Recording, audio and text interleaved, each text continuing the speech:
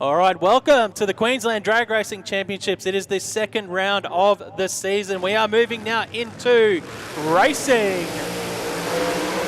And off the bat, it will be round one of the Queensland Drag Racing Championship Outlaw bracket. Up first, we've got Michael Vaughan to take on Bill Fletcher. So Bill Fletcher in the dragster, Vaughan in the funny car.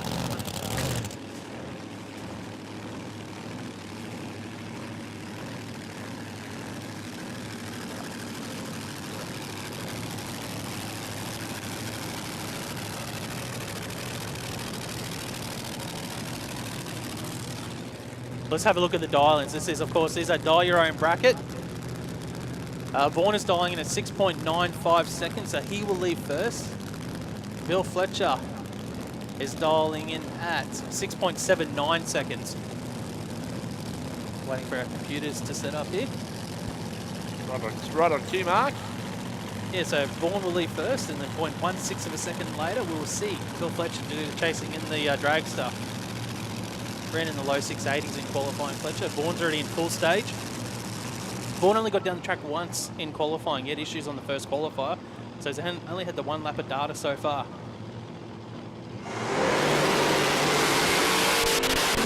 Issues instantly there for Michael Vaughan. Fletcher, 040 on the tree, just doesn't want to break out. He does it, and he goes 680 on a 679 for the win. Fletcher with a 40 light. He took that out the back door, Bill Fletcher, and I thought he was going to roll the throttle there, but it was right through to the finish line. Yeah, nice work there for Josh Fletcher. Bill Fletcher. Bill Fletcher, sorry. And we got Josh on our paperwork twice, I just noticed. that's what... yeah. So that's Bill, yeah, race a 2910, mate. So I can see why you've done that. Yep. Anyway, nice work for Bill Fletcher. And yeah, as you said, that the one qualifying run for Michael might have just hurt him there, isn't it, when the crew are trying to make the decision of what setup they're putting in the car and what they want to do. Yeah, just looking at what happened, like he hit the throttle and it just sort of, it didn't spin by the looks of it, just had nothing and sort of coughed and nothing from him, yeah.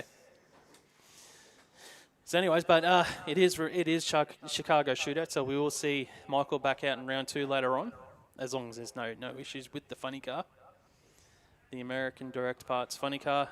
But Bill Fletcher, he starts off with a win here in round number one. As we look at the, this is actually their first round of the season for the Outlaws. This is their first event. So Fletcher currently leading the championship. He's the only one we've had down in racing.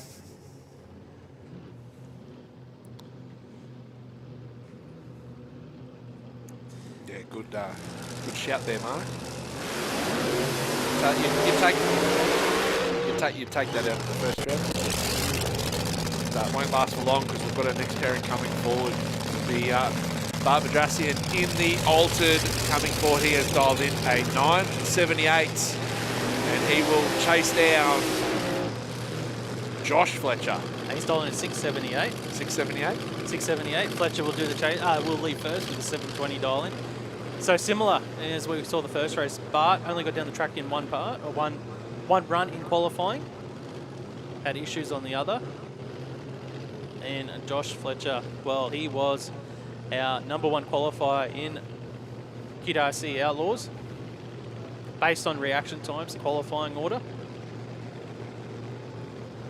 He will leave first. He's won, well, I don't have enough fingers to count how many championships he's won throughout the different vehicles that he's got.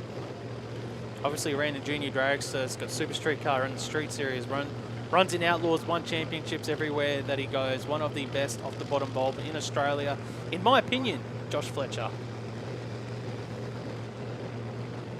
So Josh will leave first. 0.98, so matches what he did in qualifying on the reaction time, but a 0.87 to Bart. The ultimate's coming, it's strong, but it's not strong enough. How is that? Wow. A 720 with a 5 on a 720 for Josh Fletcher. Will take the win over Bart Badrassian, who goes a 756 with a 678.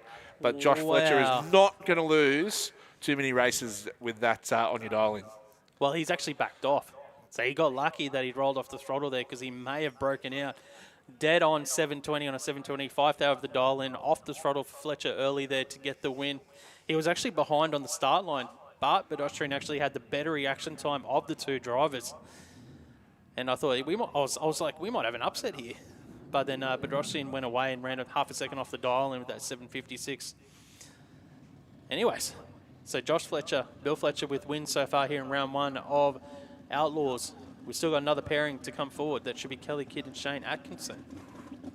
That's going to be a tough pair. This is going to be a good race. Mark, they've both been consistent today. So if Kelly can get the tree right, get the light right. Well, it might be a solo pass here. We don't see Shane Atkinson on track. No, you're right. It might be a solo run here. So no Shane Atkinson after some great qualifying runs from Shane as well. That's unfortunate to see here in round 1 of racing. Because I probably would have said that Shane was the strongest competitor based off qualifying today so far. Yep.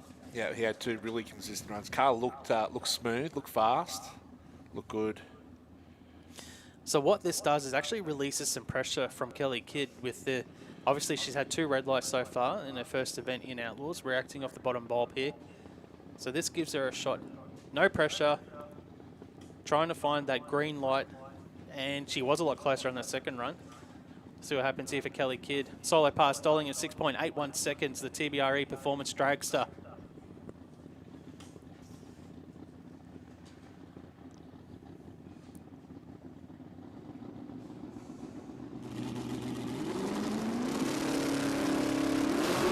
There you go, 045. It was actually a red again, 104.45 there. Just it comes up with the green on a solo pass. It threw me up. She goes 690 at 199 miles an hour there for Kelly Kidd. So a little bit off the dial in 900s over. But it was another red light there. But it's a win for Kelly Kidd. It's a win, and more importantly, it's just consistent, isn't it? Yeah. So nice work there for Kelly. Just a quick call. So QDRC Comp Bike, QDRC SuperComp, Modified Bike, Super Street, and Junior Dragster. So Comp Bike, SuperComp, Modified Bike, Super Street, and Junior Dragster to the staging lanes. So a quick recap there after round 1 of QDRC Outlaws. Winners in round 1 were Josh Fletcher, Bill Fletcher, Kelly Kidd.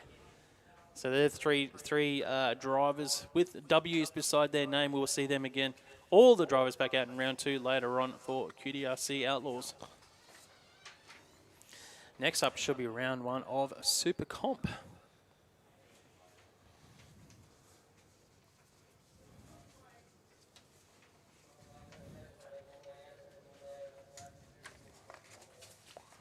Don't think I've been given that sheet just yet for SuperComp. No.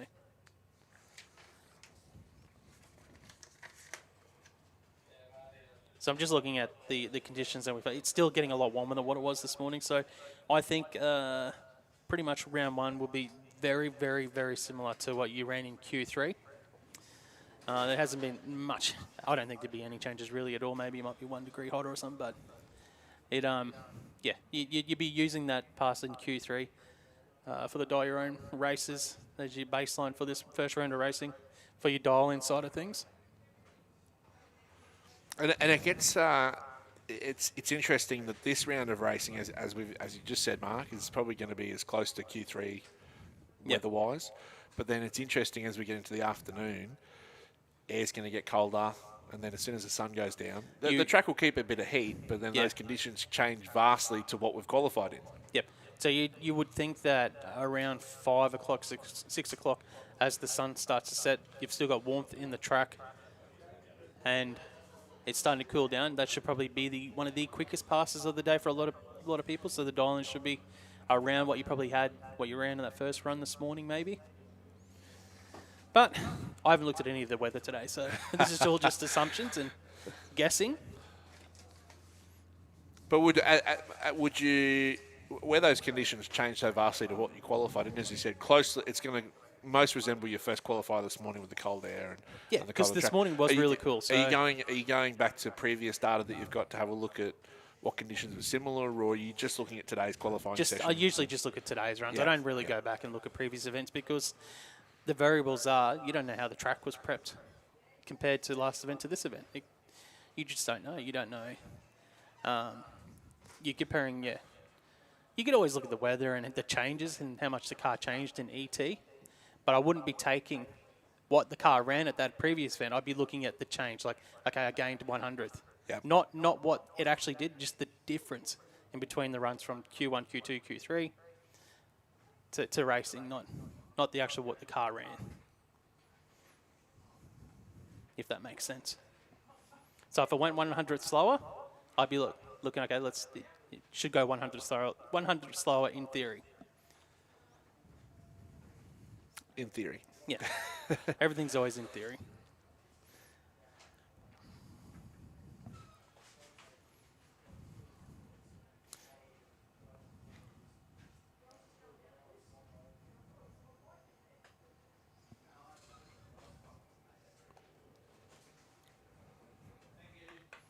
So we just finished that first round of racing in Outlaws. We should be moving into the first round of SuperComp.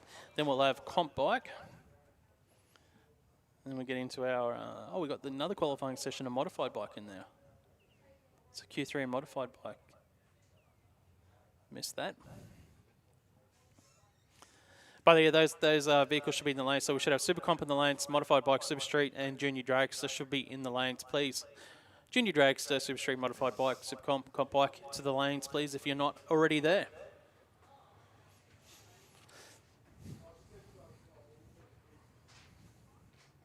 And you know, one of the things I think since Willowbank introduced the reaction time qualifying, it has actually improved the racing side of things, because all of the races now are so focused on their reaction times and qualifying, it's now sort of flowed on that effect into racing. They're a bit better in racing with their reaction times. So I think it's all been very positive in that move. So previously when we were qualifying based off ETs, we were racing the same people every single event, because everyone would run the same ETs, qualify in the same spots. You'd race the same people in rounds 1, 2, and 3. So when they changed it to the reaction time-based qualifying, it mixed it up, because anyone could be number 1 qualifier. Yeah, it's really exciting. I mean, as I said, it's not like people's ETs change from an event to an event, unless you're doing something drastic and throwing some dollars at your car. But from a reaction time perspective, it rewards consistency for a reaction time as well. Yep, it does. And it doesn't matter how quick or slow you are, because if you cut a good light, well, then you could be the number 1 qualifier and have that buy run in the first round of racing, or in round 2 or round 3, depending on where you qualify. You know, and bracket racing has never been about how quick you are. It's not about how much money you spend. It doesn't matter what you bring your car to the track in, if it's in a transporter or on an open trailer. It is what you do on the track. Reaction time, how consistent you are. And it gives everyone what the appeal is, I think. And it gives everyone an opportunity to get that buy run if there's an odd number of cars. Yep. Which means it can even up the points as well throughout the season. It's not like you're going to have the same people that are getting the number 1 qualifier or the number 2 qualifier, and getting those buy runs. It gives everyone an equal opportunity. Yep. And it comes down. Unless you're really good. Unless you're really good. But it's still an equal opportunity.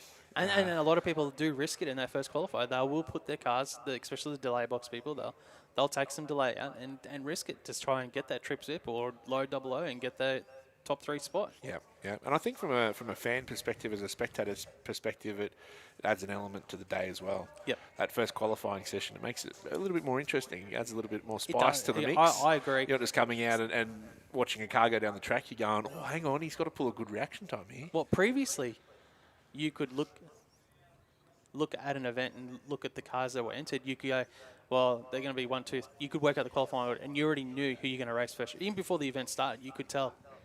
You could work out potentially who you're going to race in the first round, who you're going to race the second round, third round, and work out your plan of attack. And it just wasn't fun when you were racing the same people every event as well. So it's good. I think it's all very positive. Are there any other tracks that run?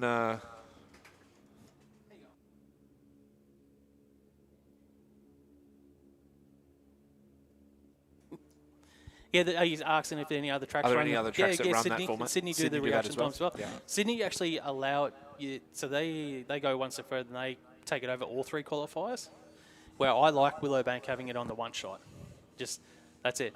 Q1, can you get it done? Pull the trigger and hope for the best. Yeah, there's no risk, because especially with the guys with the delay boxes, and they can really start tweaking, and by 3rd qualifier, they can, if they're on the money, they've got their rhythm, they're hitting the tree, you know, it tightens everything up. But I like it just off that 1 shot, put all the pressure in that 1 pass. Round 1.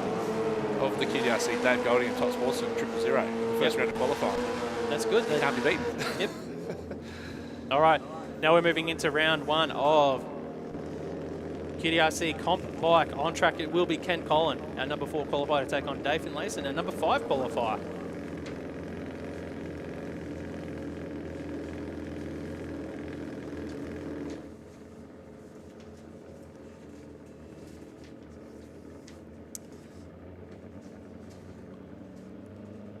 Oh, I wasn't given the sheet for Comp Bike. All right.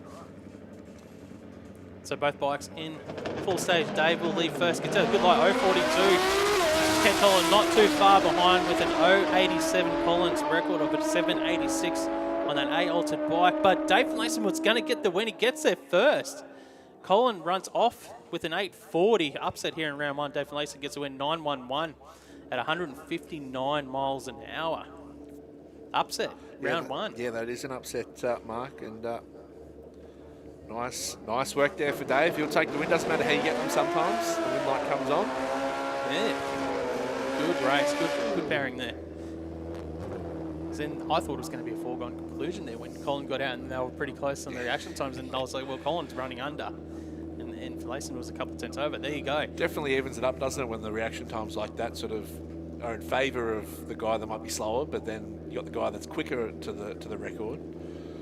That's run the slow reaction time. Number 3 qualifier now, Chris Collin, to take on Bobby Schluter. She was our number 6 qualifier.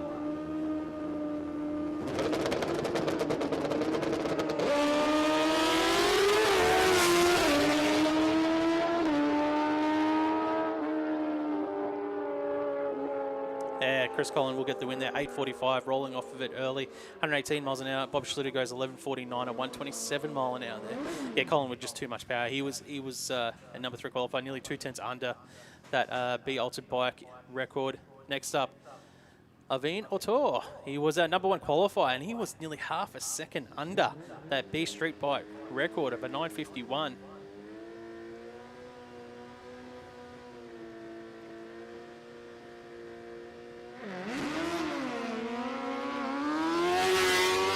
One of the quickest 60 foots I've seen him do today so far, and he's off of it already. You can see those big bright cherry brake lights. Yeah, rolls it through for an 11.81 at 65 mile an hour.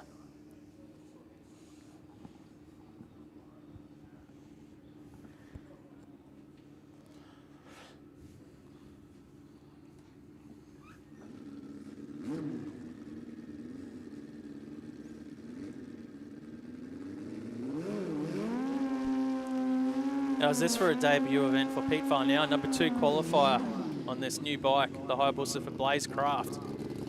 7.38, 190 plus mile an hour, knocking on the door of 200 mile an hour on this bike.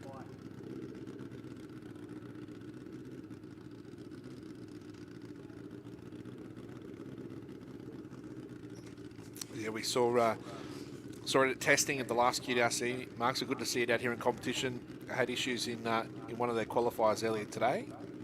Yeah, he sort of jumped through stage a little bit there. I actually just checking everything. They're making sure everything's right this time around.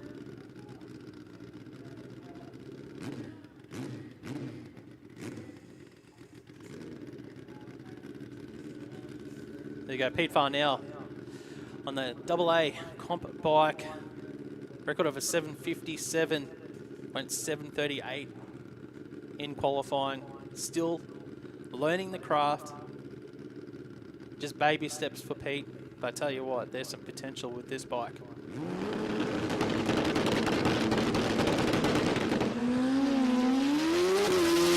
.133, the 60-foot, 0.45 reaction time. And it looks like he might have buttoned off already. 8.04, 126 mile an hour. Almost 160 mile an hour at half track there for Pete Farnell. 159.95. Oh, it's got some speed, packing some good speed. Yeah, I wonder if that was just a planned shut off for Pete there.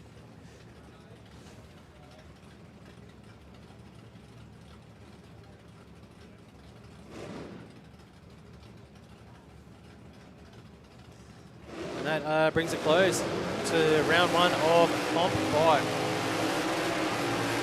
Now we're moving into round 1 SuperComp. It will be Raheem Tar to take on Jai Schluter. Jai Schluter's already gone through the burnout procedure in that Cavalier for 477 Garage. How about nearly 0.8 of a second under his record, 0.737 to be precise. Went 8.63 in qualifying. Raheem Tar is our number 3 qualifier. Normally you'd be like, oh, over 3/10 under. Yeah, that's pretty good. And then the guy on the lane beside just 0.7 of a second under. And there was only 1 spot difference in qualifying between the two.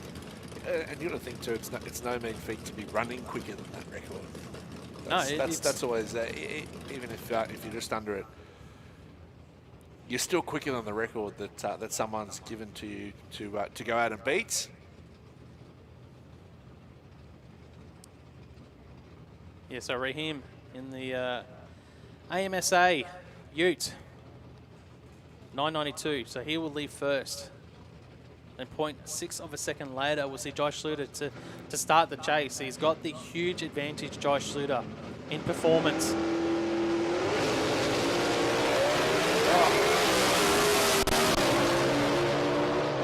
And I think Schluter might be already in front at half track. He gets the win, 8.93 at 130 miles an hour off of it early there. Well, Raheem Tar actually went 9.54, so he went actually quicker than what he went in qualifying. And, yeah, so he picked up a little bit of ET, but just not enough against Jai Schluter.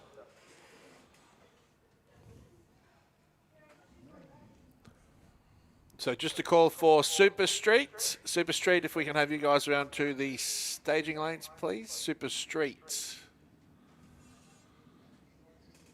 How cool, though, in that run, though, Mark, the twin wheel stands each side of the racetrack. Pretty cool.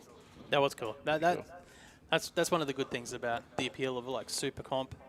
You got some of those like little, well not little, but stock car, the super stock old school sort of cars with the big wheel stands manually shifted. You know, it's good fun.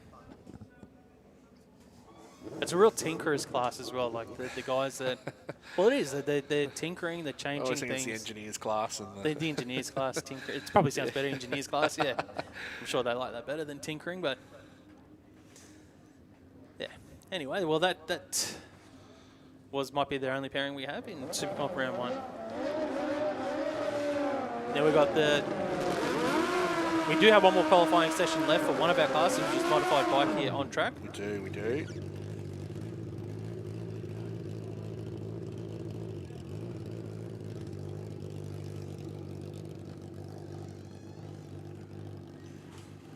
So Super Street, you guys should be making your way around. We also need Top Sportsman and Super Sedan. Top Sportsman and Super Sedan.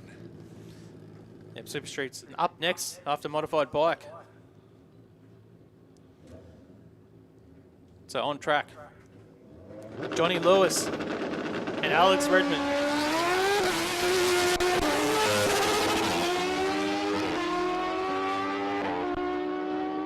Oh, Johnny Lewis goes 8.02.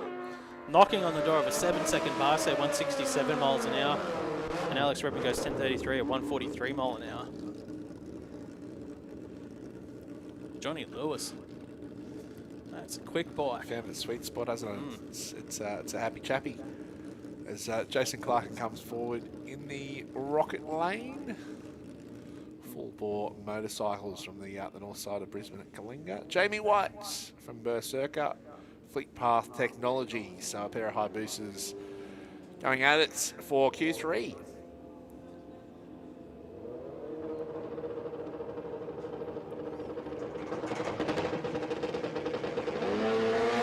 Red lights both sides here, but it is Q3.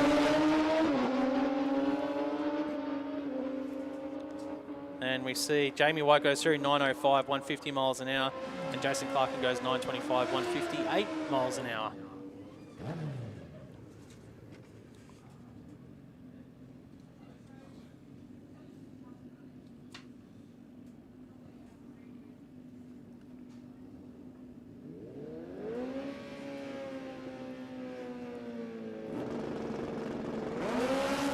Brian Alvizio, trip zip, the first of the day that I've seen.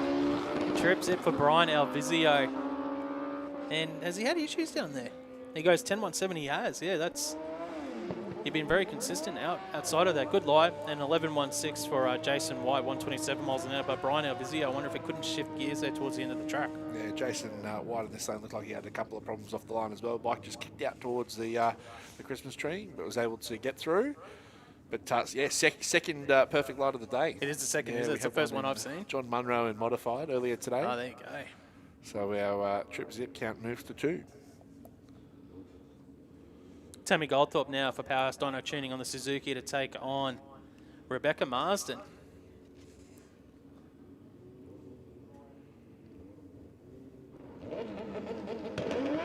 .046 for Tammy Goldthorpe, 198 for Rebecca. Sounds like Rebecca might have had some issues there in the shift as well. Tammy Goldthorpe goes through 880, 160 mile an hour. Rebecca goes 1030 at 141 mile an hour. Next up, it will be Mark Gordon on the Yamaha for Shoebox Books to take on Alan Ennis Jr. for Creative New Cabinets on the Suzuki.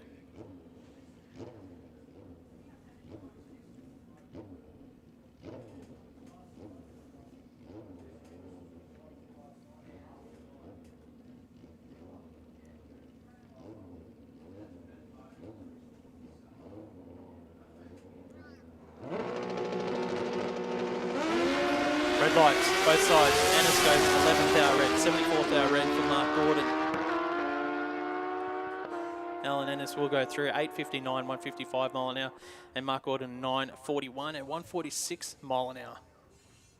Yeah, nice work there for them to close out their qualifying session. Of course, next time we see Bike, we'll be racing. Everything is racing now. Yeah. There's no other qualifying. We jumped the gun a little bit earlier saying that everything will be racing. They snuck in that extra qualifying, not extra qualifying session, they snuck in the final qualifier a little bit further down the list. Yeah, round 1 of Super Street up next. Big thank you to Prime Signs and Speed Elec. They're supporters of Super Street and have been doing it for a very, very long time. They must be one of the longest supporting sponsors we've had here at Willowbank for a long time, Speed Elec and Prime Signs. Check them out. I think they're down at Slucks Creek, their office. So. Yeah, just Randall Street, just off Moss Street. Okay, first up in Prime Signs Speed Elec Super Street, Troy Hutton dialing in at 1071 in the Ute to take on Tanisha Marshall and the Holden over there, the 1161 dial in the Sedan. Just getting...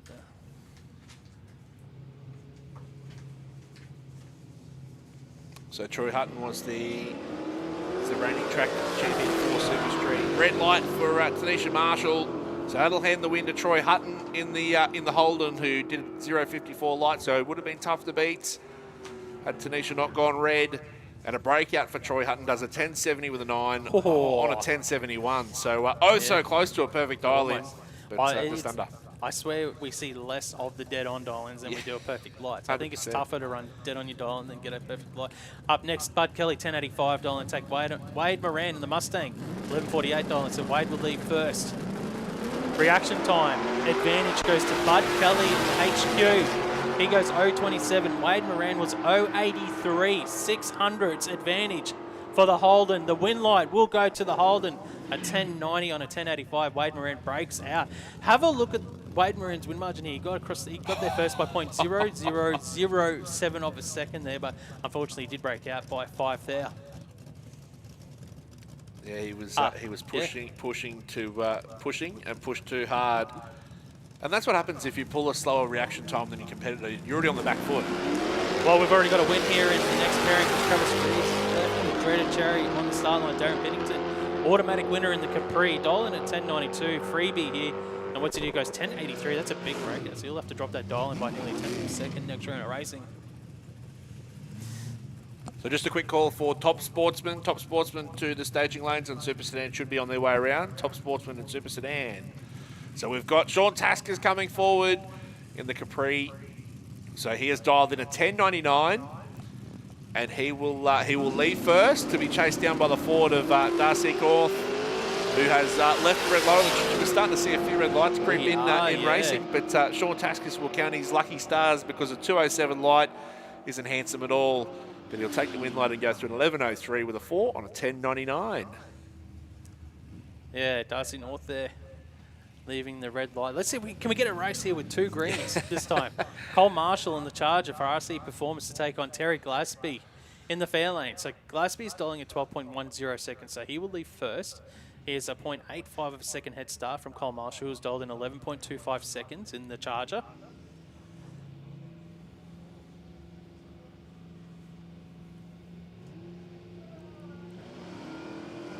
Ooh, Glasby has got a huge advantage. He's gone 0.27 to Cole Marshall's 4.00. So almost 3/10 advantage, almost 4/10, sorry, advantage for Glasby, and he gets the win, goes 12.12 on his 12.10. And Marshall breaks out with an 11.21 on his 11.25.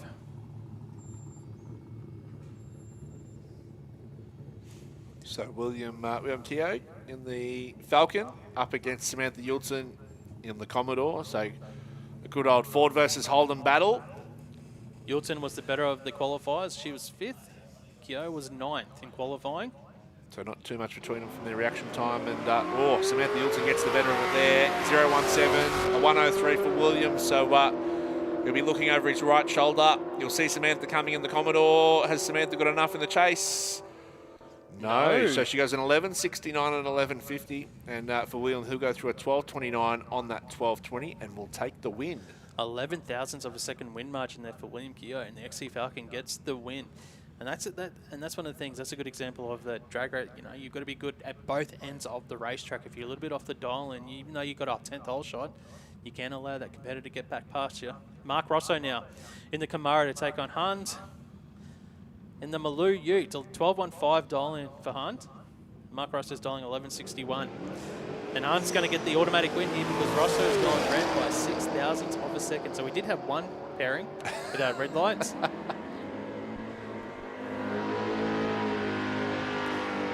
Hunt will run a 12.12. Mark Rosso, though, is kicking himself because he went 11.62 on his 11.61. Oh, so close to a really good pass there for Mark Rosso. Yeah, yep, and he was our winner from our first round. Okay. So it does put you on the back foot when you get a round 1 loss, doesn't it, Mark? It does, yeah. Ray Ross now to take on John Riley. John Riley in the 1-tonner, the Ute, dialing in 11.77. So there's a bit of a wait this time around because Ray Ross in the Charger has dialed in 10.02 seconds. So that's 1.75 seconds head start for the Ute. Tail to take here. Reaction time. Riley, red light again. So Ray Ross, automatic win. He goes 0.52 on the tree. He can test that dialing out, but I wonder if he'll back off just so he doesn't go under that 10.00. And he does. He goes 10.05. He's off of it early, 121 mile an hour there for Ray Ross. Next up, Murray Flay in the Commodore to take on the Camaro of Wayne Nippers. It's a bit of a it's the sleeper in the field, the sleeping giant, isn't it? The Commodore of Murray Flay. It is. You look at it and you go, it doesn't look quick, but it's 13 seconds quick. And then you look at Wayne Nippers' car and you go, man, that looks like something you'd see on Fast and the Furious in the Camaro. So red light for the Commodore there. So unfortunately, we won't get to see a pairing race this time by again, as we've seen in so often in our first round of Super Street. A 0.36 to Wayne Nippers was sharp on the tree, goes to a 10.74 and a 10.46. So he was about 3/10 off on the dial in there, but would have already seen the win light. And sometimes it's best to just back off and go through. But you want to test your dial in too, Mark. You do. Next up, Craig Layton. He was our #1 qualifier to take on Jenny Ashen. So Layton's dialing in 11.60. Jenny Ashen's dialing in 11.38. So that's 0.22 of a second head start for Craig Layton in the Statesman for Aussie Diffs. So now in the back of your mind, you know you've got the #1 qualifier. He's cutting good lights. He's not afraid to take a chop at the tree. Sometimes that can play into your favour if the competitor feels like they need to try and have a shot, and they can leave the dreaded red cherry on, that's the right. start line. And obviously we've seen that a fair bit in our first round. Flicker of the bottom bulb there for Layton. Oh no, this time it's going to be the #1 qualifier. He's gone too quick. Craig Layton is automatic win to Jenny Ashen. And that brings our tally of racing. I think there's about 90% of the races now with red lights. Jenny Ashen breaks out too. Talk about giving a free pass to your competitor. It's like, here you go, have a, you know what, I'm not even going to make you wait 13 seconds to get a win. I'm just going to give it to you now. I'm going to give you a win before you've even left the start line. So Georgie Wegner now in the Corolla. So Georgie's had some issues today actually in the Corolla. It doesn't matter. All that matters is what happens right now on the start line. He's done 1,000 laps. Angela Holtz in the Monaro for Mad Dog Motorsport, dialing at 10.90 seconds. So she's already in pre-stage, waiting for Georgie now to bump the Corolla in, 10.20 seconds.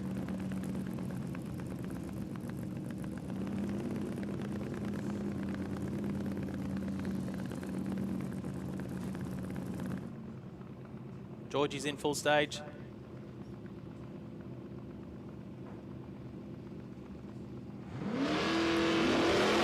Angela Holtz goes 114. Georgie goes 288.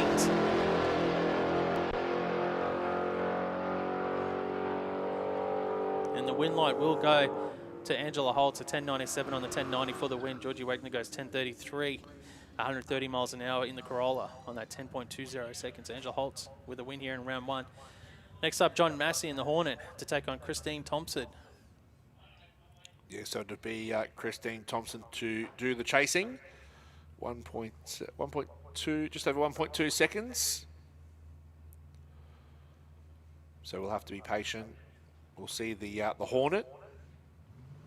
And probably by the time that Christine goes to leave the Hornet, it'll be right in our eyes. Yeah,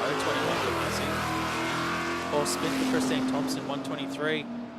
Already behind on the start line. That's one thing you didn't want was a bit of spin. Oh, how about that for John Massey? 12.00 on his 12.00 with an 0.21 reaction time. That's a 24 thousandths of a second package there for John Massey. Great run for the team. And on an 0.21 light, that's tidy. And he went across the finish line half a second front as well. Christine Thompson went 11.17, 135 mile an hour in the Ford Ute beside. Yeah, John Massey dead on 12.00 on that 12.00 for the win here. To close out Prime Science Speed Elec Super Street round 1, moving into Junior Dragster. Big thank you to SuperFloor supporting the Junior Dragster bracket this weekend.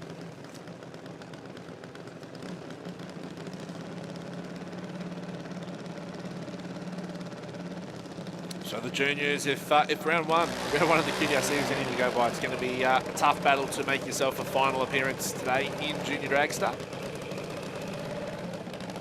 There's a handful of competitors finishing round 1 on 3 wins. You can expect with over 20 in the field here today that it could be a very similar story, but we'll get that story underway with our first pairing coming forward. Chase Carslake over in the Rocket Lane is dialed in at 8.22 in the AJD, and siblings in the first pairing. Wow, that's unlucky to get each other in round 1. We'll chase down the assistant Tamika, who's dialed in a 9.62. So 1.4 seconds will be the chase for Chase.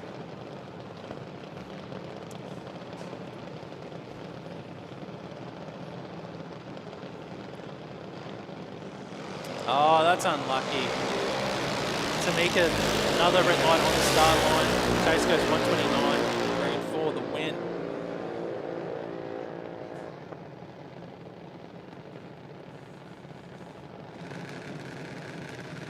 Have a look at the DTs there. 8.29 for Chase Carslake and an 8.59 for Tamika. So that was a big break for Tamika. And I wonder if they had the dialing wrong.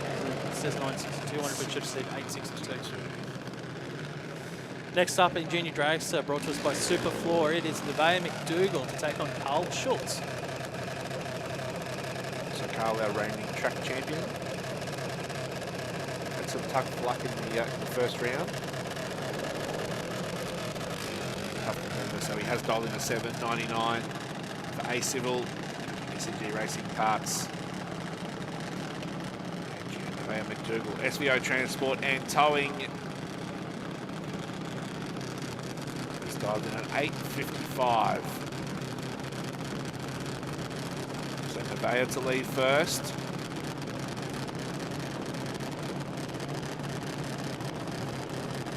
Carl will. How's Carl doing in the championship now for junior? You're saying it wasn't a great start. Oh, he got 17 points. So that's all you want. Yeah. You just want the points ticking over.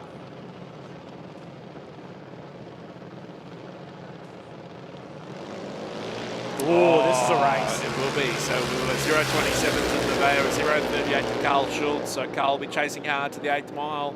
And it'll be look at that, no a 7.99 with a 1 on a 7.99 dial-in is good enough to take the win. I say good enough, it's you can't get much better than that on an 8.60 with a 9 for Nevaeh McDougall on an 8.55. Well done to Carl Schultz and the team. We're starting to see a few right on their dial-ins across our categories here in round 1 of racing. We said it was going to be tough. It's on, Mark. It is, mate. That is the closest anyone has run to the dial-in today so far. 1 thou over for Carl Schultz. Next pairing up, Dakota Bray to take on Jasmine Kidd. Girl versus girl here. Bray dialing at 7.99. Kidd dialing in at 8.58. Dakota, runner-up at the first event of the season, if I'm not mistaken, here in SuperFloor Junior Dragster. That is correct. She's second in the championship. So it's about ticking the points over in this early part of the season.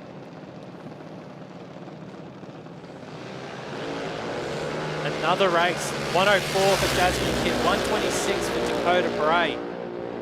It will come down to the dial-in here, and Dakota gets the win, goes 7.99 with the 1. 2 races in a row we've had our Junior Dragster competitors go 7.99 with a 1 to get the win on a 7.99 dial-in. Jasmine Kidd goes 8.61 on the 8.58, win margin of 100th of a second there for Dakota Bray.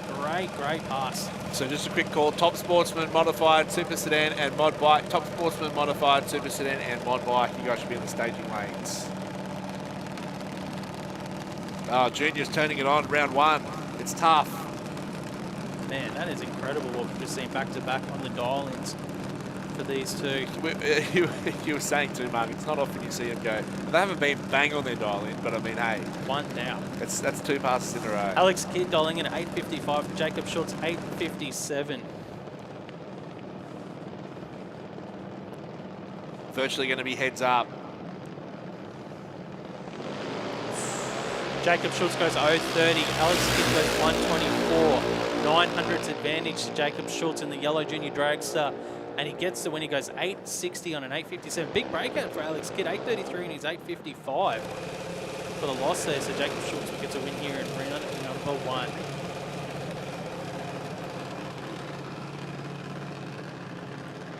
SuperFloor Junior Dragster putting on a show today. Up next, Amelia Wright for Mighty Mouse Tools to take on Carlos Harvey, URC Battery Junior Dragster.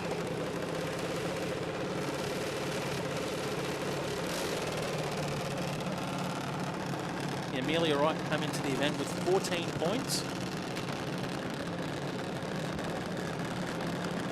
Around the 11th position number 11 in the championship at the moment. I don't think we had the Harveys in the first round. No, it doesn't look like Harvey, so this is their first shot of the points this season. But Carlos did get the win at the Internationals. He's had success here recently. He'll get the head start, 8.56 dial-in, the URC Battery Junior. Amelia to do the chase, 8.00 dial-in for Amelia. Oh, 0.005 for Carlos Harvey, a 1.18 for Amelia Wright. Harvey in the box seat and gets the win, goes 8.58 on his 8.56 with a 0.005 light. Amelia Wright goes too quick, 7.87 on the 8.00 breakout. Got there first, but unfortunately obviously broke out on that 8.00 dial in. Carlos Harvey, 0.005, 8.58. So that's a 33 thousandths of a second package there for Carlos Harvey. That's a good run.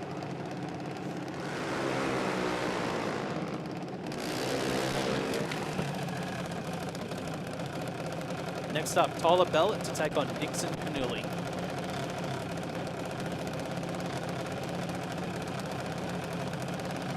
Yeah, so it will be a pair of A juniors coming forward.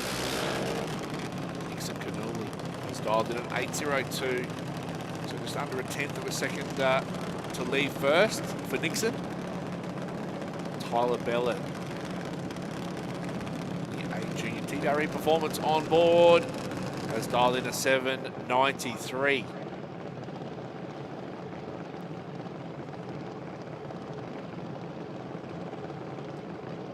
And 900's head start for Nixon Canuli.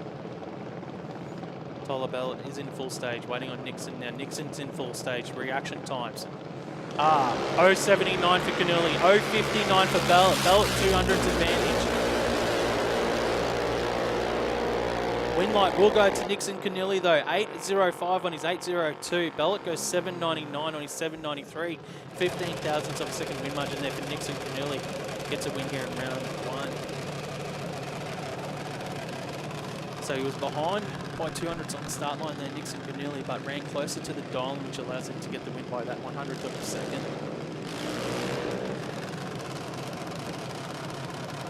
Tyler Bell probably would have won nearly every other race this round. Almost for that package as well, with an 0.50 light and running 7.99 on his 93. You win more than you lose with that sort of run. It's close. It's close, Mark. Next up, Paige King to take on Siobhan Harvey. Paige King for AEB Services. You asked the batteries on the side of Siobhan Harvey's Junior Dragster. Siobhan qualified number 5 with an 0.21 reaction time. Paige King was 11th with an 0.61.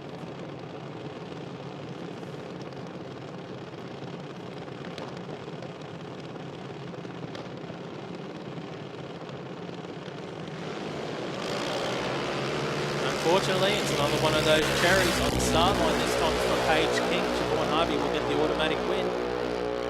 Siobhan goes through 7.93 on the 7.92. Paige King goes 8.70 at 73 miles an hour on her 8.65 dial.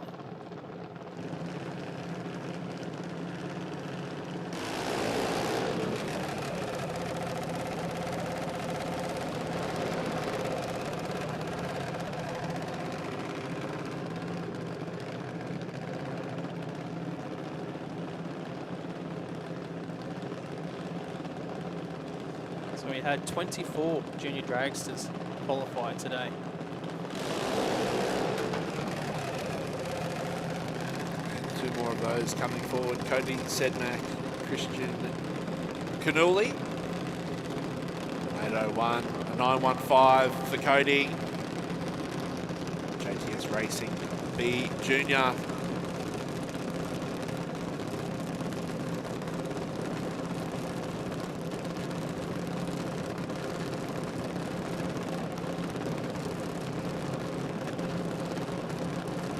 So can we get a clean start on both sides of the racetrack? The answer is yes, we can. Advantage to Cody Sedmak, 0.48, a 2.81 light for Christian Canuli, who was chasing down by over a second, and it'll be enough. A breakout for Cody Sedmak, a 9.03 on a 9.15. Christian Canuli will take the win, an 8.08 with a 3 on an 8.01. And wasn't handy on the start line, Mark, at 2.81, but it was handy at the other end of the racetrack where it counted.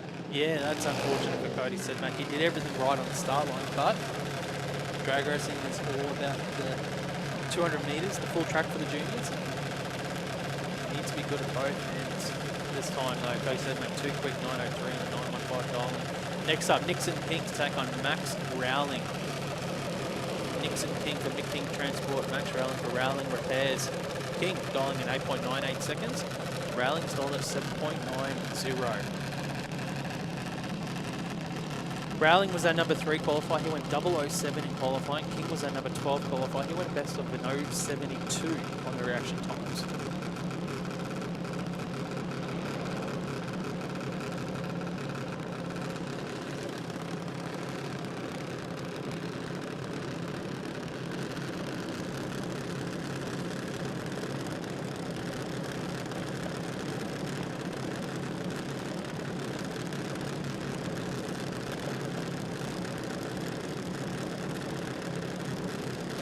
Rowling in full stage. King is in.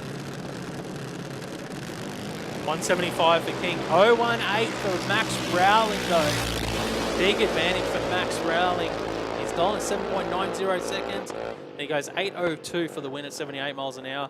Nixon King was closer to the dial-in, but his reaction time 1.75. He's undoing there. He goes 9.01 on his 8.98. Max Rowling gets the W. Yeah, nice work for Max. I think he started the day well with that 007 light too, so he's cutting some good lights on the tree. And we move through this big field of juniors, continuing to come at us in round 1 of racing.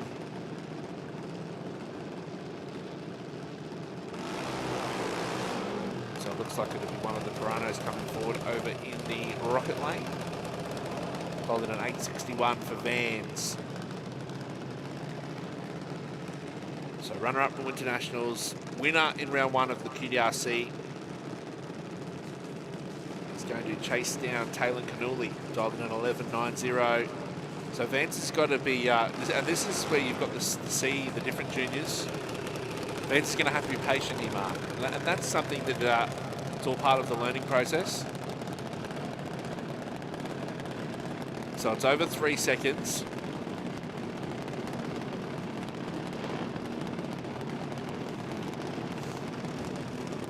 Yeah, this is a big head start that you just said. Just going to go through his normal process.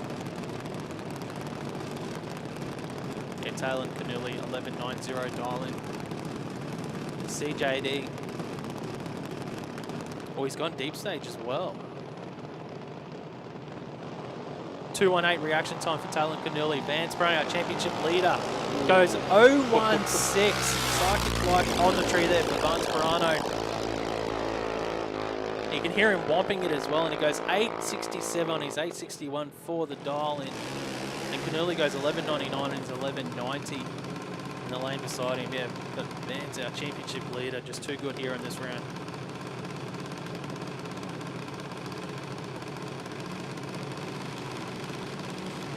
And I think this should be our last pairing. It's SuperFloor Junior Dragster, Jet Pirano take on Neilapol.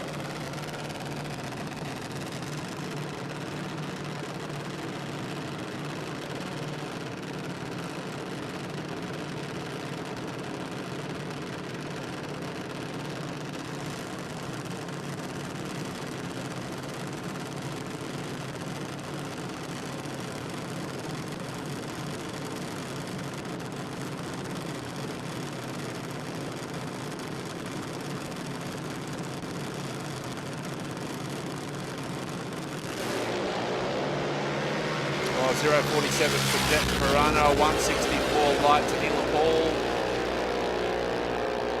We'll go to Jet Pirano, an 8.01 with a 1 on a 7.99. For Neilapol, an 8.29 with a 3 on an 8.23 dial-in. Oh, wait, what? That's some good racing in Junior Dragster that time around. Some stellar packages there, especially with how close they were running to their dial-ins. So we've got a couple of juniors still licensing here, so that's not part of the racing at the moment. That'll be Lexi Lancaster down there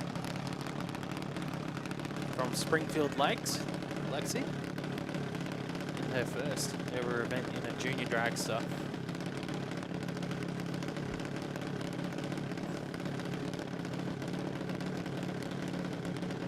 But you can see the difference in confidence already with the way she's staging compared to what we saw earlier this morning.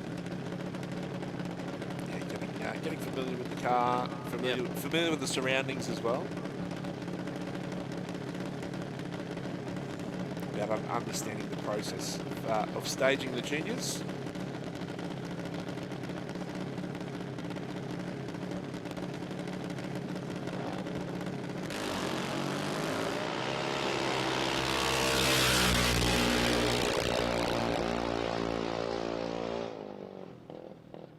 Lexi goes an 8.61 at 69 miles an hour. Great run from Lexi. Yeah, nice work.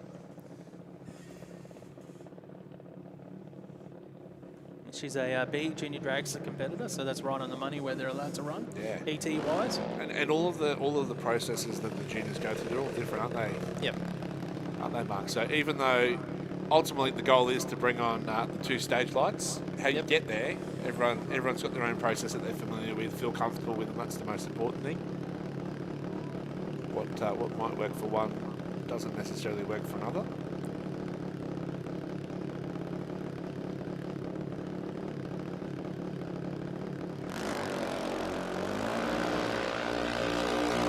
Yeah, Isabella Hunter here, also going through the process.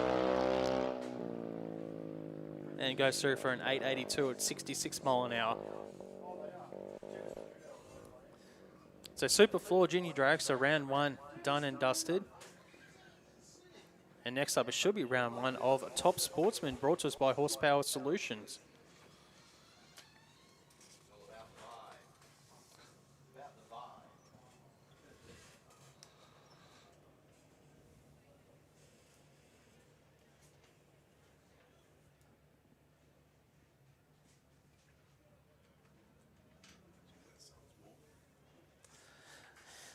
Yeah, that sun is just beating on the track here today. It's good. I was saying that earlier. Like these are the conditions that perfect conditions for drag racing. No wind. It's not hot. It's just nice, cool, warm conditions. And I'm up here in a box talking. Should have a race car out there on track. And it's, but more importantly is too, yes, the track's going to get warmer, but the conditions throughout the whole day are pretty consistent. It is. It's very consistent. There's not a lot of wind out there. It's very little to worry about.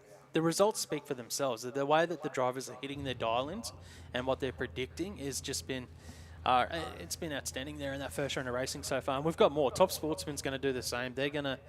You're going to need packages of 40,000s or better, I think, to get the wins in Top Sportsman. So, and when I talk about package, I want to say that the package was 30,000. So that's the combined reaction time with how far off the dial-in they were. So say you cut a 0.100 reaction time and you went 200s over your dial-in. So that would be a 0.120 package.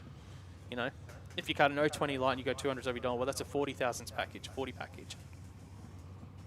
So when you do hear me say that, I say, oh, that was a 23,000s package, well, that's good. Anything under 30, a package of 30,000s of a second and under, where your combined reaction time and how far off your dial-in where it was under 30,000s of a second, that is a good run. That's going to win you 8 out of 10 races, 9 out of 10 races.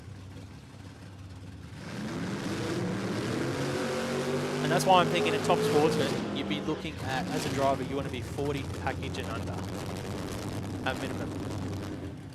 Whether that happens, that's another story. But, you know, before you go out there, you're like, well, my goal is to be 40 package here, which means a no 20 light or a 200 over dial or a no 3 light and 100th over dial. It doesn't matter how you do it. Yeah. But I want my package to be 40,000s and under. It's the driver and the car coming together for that one package. Yeah. So first of all, you want to cut that good light. So it's over to you, Dave Goldie and Carl Davies, to do exactly that. An 819 for Davies, a 737 for Dave Goldie, who's been chocked on the tree, a 038, so advantage to Carl Davies. But here comes the cutlass of Goldie, and it'll be enough, a 747 with an 8 on a 737. Carl Davies breaks out an 818 on a 6 on an 819. Had the advantage on the tree, but couldn't convert across the finish line. That was probably, sometimes we talk about that you need a round of luck on your day. Sometimes you just need a round of luck where you missed it as a driver, but you get lucky because your driver breaks up by 4th out. And in this instance, Dave Goldie with a no 58 light, and he runs a 10th off his dial-in. You wouldn't expect to win with that. I think Goldie's probably gotten lucky there that Davies has broken out by 4th out. But you take him any way you can.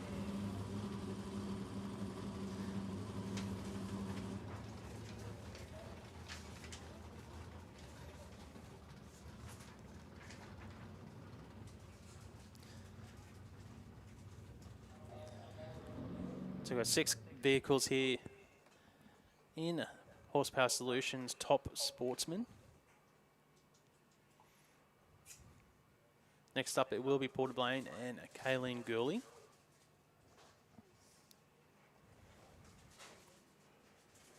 I believe we have a car lost its door skin and just past the finish line, so we're just picking up the remnants of it. Okay, so we've just been told that one of the vehicles, its door has blown open, and it's come off on just across the finish line. So they've just got to clean up in the braking area quickly. It'll take probably 5 minutes, and we'll be back underway with some racing here at the Queensland Drag Racing Championships.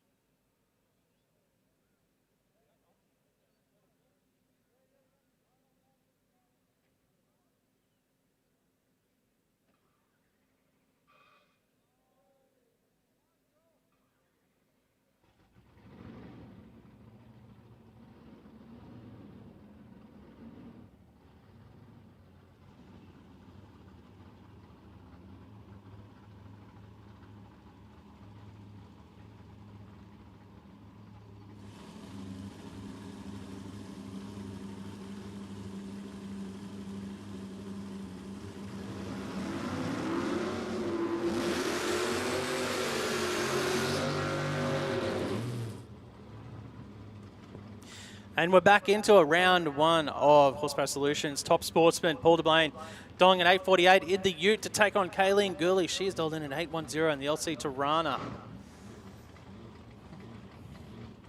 So it's almost 4 o'clock, so I think might start to cool down from this point forward for our races, and things will get interesting as the sun goes down as we get into rounds 2 and 3 later on. But on track, Paul won the opening round of the championship in Top Sportsman. Kayleen wasn't here for round 1, but has been a picture of consistency across the qualifying sessions today. We'll chase down the Cobra of Doblain. 0.36 to Paul, 2.43 to Kayleen, so she's made it hard for herself, and it'll be too hard. So an 8.51 on an 8.48 for Paul, and Kayleen goes to an 8.22 on an 8.10.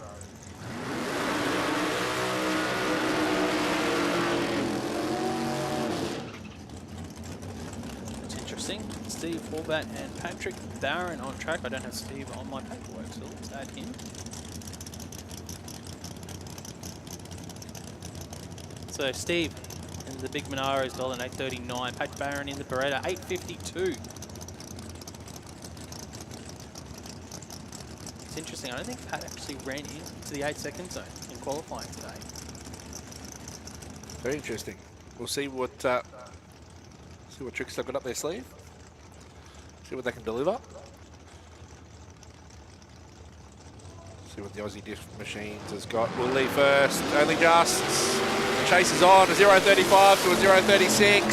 So don't be fooled by where they're on the racetrack. Beretta of Barron will be coming hard, but not hard enough. A 9.21 on an 8.52 dial in for Steve Horvat. Goes an 8.43 on an 8.39 and gets the win. I think Patrick Barron might have some issues there. It sounded like it might have been coughing a little bit on the start line. Wasn't clean for Pat Barron. So early on today, I thought they would just had the throttle stop on, but it wasn't the case. Next up, Denny Lake for Pine Mountain performance on the solo pass here. Well, he gets the freebie. No pressure. Our number 2 qualifier. Going by that. So, anyways.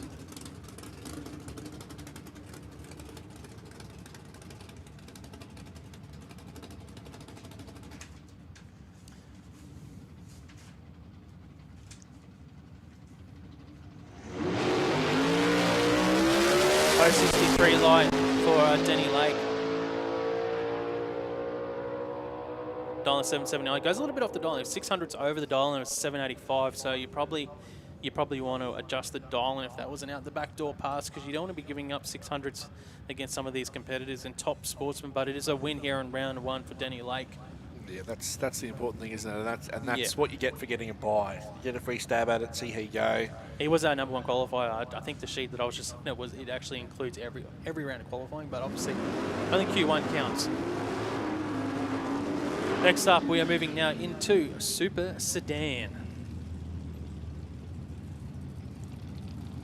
Round 1 of Super Sedan. First pairing, Damien Morris to take on Daniel Harms. Harms will be in the Chevelle. He's dialed in 952, 540 cubes on board. Big block for Daniel Harms. Damien Morris is dialing in a 994 in that Monaro for horsepower developments. And Morris was very consistent in the low 990s today in qualifying.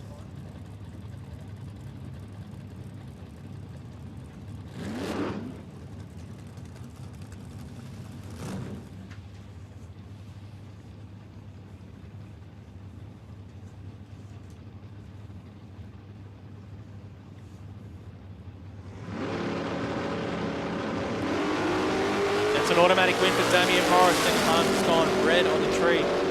Morris was going to be hard to beat with an 0.22 light. Let's see how close he goes to that 994 dial, and he goes 993.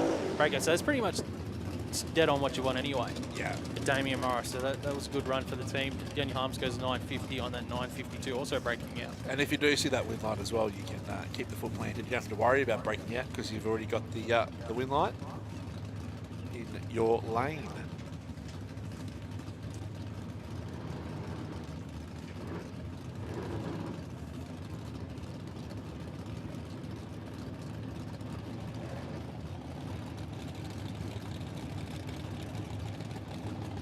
Next pairing up, it will be Judy Pukas. Now Judy just had some issues with her staging today. She's dialing a 980. Rob Price in the Tirana, already in pre-stage that LH Tirana. He's dialing at a 942. Don't think Judy went through a burnout either, so she's come straight into stage.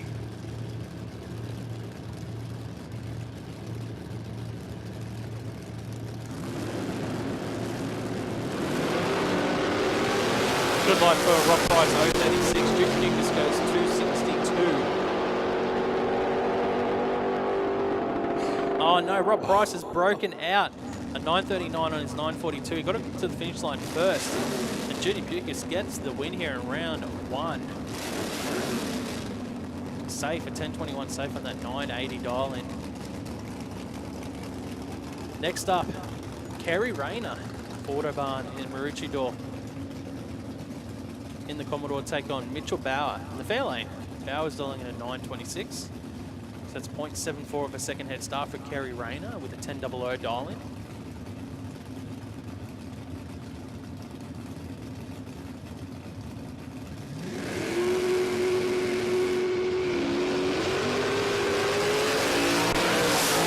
It's not the sharpest lights we've seen from our Super Set. It is today 123 for Bauer, 187 for Rayner.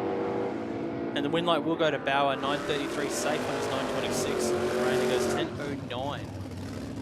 And the Commodore at 135 miles an hour. It's almost the opposite to what we saw in the other categories, Mark, with all the red lights. They've gone, whoa, we just need to back off a little bit. Maybe the little break that we just had, you know, they're just all sort of relaxed now because the lights seem to have slowed down a little bit from what we've seen earlier.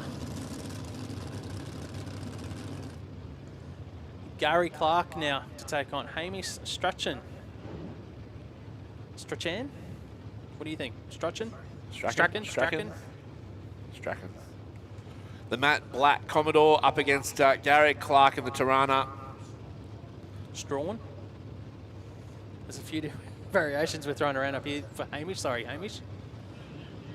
I like Strachan. I think it might be Strachan. 966 for Hamish anyway. A 1015 for Gary Clark, who gets the lot better of the tree. So Hamish is going to have his work cut out for him chasing down that Tirana. And Gary will go through, collect a win light at 1022 on a 1015. For Hamish, he was bang on the dial in a 966 with a 2 on a 966. But you can't give any competitor 4/10 of a start on a 403 light. Yeah, you're right there. Next up in Super Sedan, it will be Wayne Hyde to take on Adam White.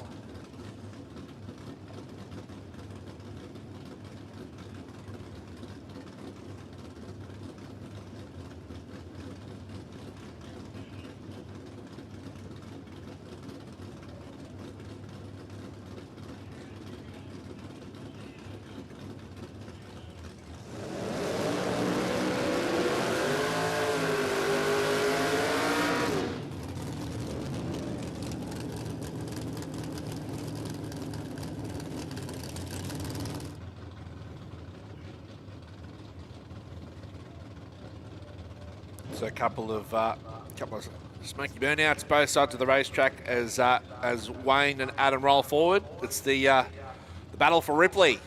Well, both of these drivers went double O's in qualifying, so reaction time-wise, they've been sharp. Yeah, I wonder if they're mates as well. Both of them from Ripley. Oh, not much between them on the reaction time. Adam White goes 015. Wayne Hyde was a little slower than 032. 17th hour advantage for Adam White.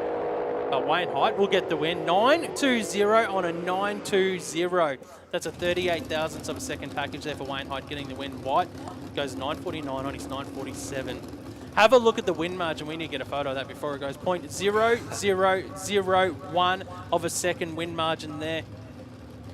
That's in. Oh, no, we've missed it. The computer got. No way. 0.0001 of a second. Incredible. Rudy White, yeah, 003 like killer. It's a solo pass for Rudy. I'm still looking back at that run we just had. We need to get a photo of that time card. Oh, look at that. He's got on a 947 with a 9 on a 948. Fourth hour off a perfect pass there for Rudy White. 947 with a 9, yeah. That is stout. It just, it all got exciting here at the end of Super Sedan in round number 1. We need to get a photo of that time card for the commentary page between Wayne Hyde and Adam White. Yeah, on 13:20 go, yeah.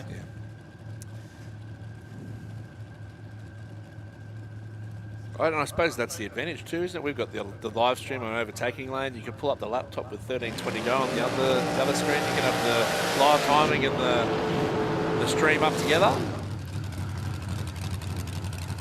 But we're moving on from Super Sedan into Knijff Earthmoving Modified, round number 1. It'll be Phil Bellett, the rear-engine dragster, up against... That'll be Jason Vanderlyn. Yeah, in qualifying, Vanderlyn was our number 4 qualifier. Phil was our number 10 qualifier. What more could you want from the first pairing of Modified than a 768 versus a 771? Virtually nothing on the line, Mark. Yeah, Phil is actually equal second in the championship as well, so he's 8 points behind Lucas Holtz in that number 1 spot. It's Vanderlyn's first event of the year in the altered. So Vanderlyn, quicker of the two, 68 dial and 768 dialing. Bell at 771 in the dragster. Both of them did have double O's in qualifying as well.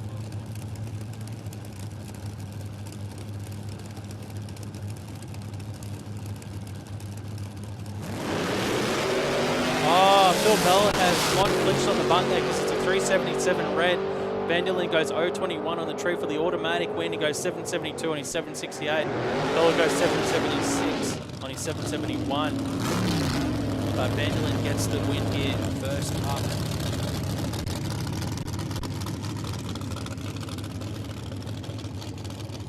Now Stefan Gauss, I didn't see him in Q1 and Q2, but he came out in Q3 and laid down like a 730 or something in the dragster. Yeah, I can't remember what the time was, but he was he had a 019 on the tree.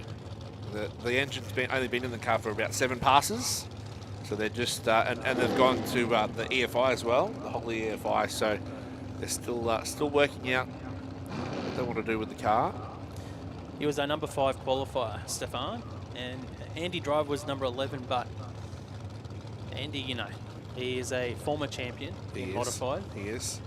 National champion in Modified as well. Yep. Both of them have been national. Both of them have been track and national champions in Modified. What am I talking about here? You take it away. Andy Driver's dialed in a 715. He ran a 716 in the last qualifying session, so he's thinking he's going to run his quickest pass of the weekend right here, right now. Red light for Stefan Gauss. Andy Driver will take the win at 0.43, so he can test that 715, see where he sits, and he has a 724, so about a tenth off that dial in. That's weird, yeah. So Stefan goes to 736 on a 725, so he's about a tenth off as well. Yeah, that's interesting. You wouldn't expect Andy to be a tenth off the dial in. I'm guessing Stefan might have been thinking he could go quicker after that last run, qualifying. Yeah. Because they're still learning that setup, the combo. So that's understandable if they think the 725, they might drop a few hundreds more than what they expect, you know. But Andy Driver, though, a tenth off his dial-in after going 716. That's something you go, okay, why has it lost a 10? Yeah, and your spin? There's spin, did something happen? I'd be, because the cars are so consistent, losing a tenth of a second, they don't just lose a tenth of a second for no reason. No, and based on the dial-in, he thought he was going to run his quickest pass of the weekend, but he ran his slowest. He could have been safe on the dial-in as well, but possibly you don't lose a tenth, though, or 800s without a reason. Anyways, next pairing here, a modified eliminator brought to us by Knijff Earthmoving. Liesl Gowles in the SCG Racing Parts Dragster take on Andrew Pinkstone. Dial-ins, Wade, what do we got? We've got an 854 for Liesl, still landing the ropes in this modified dragster. Andrew Pinkstone coming off 2 runner-ups in modified, the Winter Nationals, round 1 at the QDRC. So he's in form. He's looking to make a 3rd consecutive final, and he has dialed in a 747. So just over a 1 second chase will it be for Andrew Pinkstone in the Pinky's toy.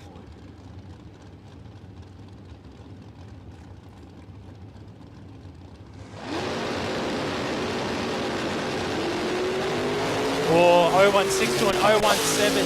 Pinkstone, 1,000th of a second advantage. Win light will be to Liesl Gow's 856 on an 854, 749 on a 747, 004 win margin for Liesl Gow's. Gets a win here in Knijff Earthmoving Modified Eliminator. takes out Entry Pinkstone, who's been on a bit of a tear lately. Yeah, it has been indeed. So that's just modified. If you can sum up modified in a race, that'd be a pretty good example. Yeah. Yeah, well, that Liesl was 17.22, so that's 39 thousandths of a second package there for Liesl Gauss. So that's under the 40 time, like 40 and under, that's the goal. So that was a 39 thousandths package there for Liesl Gauss. Next up here in Knijff Earthmoving Modified Eliminator, we've got Dave Porter to take on Peter Ilse. Ilse there has dialed in an 846 in the T-bucket. Dave Porter, the dragster, 755 dial in. Yeah, should be a good one. And we've just got a quick call for QDRC Comp Bike. So Comp Bike and testing. If you want to have a test in the next test session, make your way around to the staging lanes for our testing vehicles or bikes. Vehicles or bikes. But on the racetrack, it's the rear engine dragster up against the T-bucket. T-bucket will leave first of Ilsley. What's he got? In the bag, a 0.41. Better of the tree, a 1.46 for Dave Porter. So Dave and the dragster, they're going to want to hustle towards the finish line. The T-bucket out in front though, an 8.50 on an 8.46. And for Dave Porter, it was too much and he broke out, chasing hard a 7.52 with an 8 on a 7.55. So Peter gets the win there. Next pairing out, it will be the Roadster of Chris Reed to take on the front engine dragster of Abby McDonald for Mick Newport Contracting. Tail of the tape dial-ins, 8.48 for Reed, 7.58 for Abby McDonald, 0.9 of a second head start for the Roadster.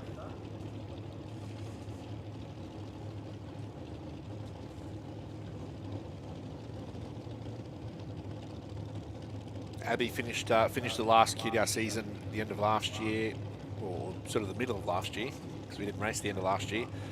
But the last couple of events found some good form. 3 wins from 3 rounds of racing. Made a final. Got through a number of rounds of the Winter Nationals. Wasn't here for the first round. Good to have her back. Chris Reed has been up the pointy end of the QDRC season recently as well. Yeah, Reed with a big hole shot, 0.69 to Abby McDonald's 1.82. And Reed breaks out with a big breakout at an 8.32 on his 8.48. Hands the win to Abby McDonald. She was 7.58 on his 7.58. Gets the win. Chris Reed, though, that picked up a bunch of VT from qualifying. Usually, Chris Reed from that position would normally win the race. So no 69, he got over a 10th hole shot. But can't predict it picking up 10th and a half, yeah. SA cars, some cars doing funny things. The first round of modified. Well, it's been a very consistent 840 roadster for a very long time. That's a big jump in ET from what he did in qualifying. Next up, it is Mr. Modified Lucas Holtz in the Altered for Mad Dog Motorsport, dialing in a 913, taking on the Black Altered of Jonathan Munro in the Bantam Altered with an 809 dial in. Just another quick call for testing. Anyone wanting to participate in this testing session, please make your way around to the staging lanes, please.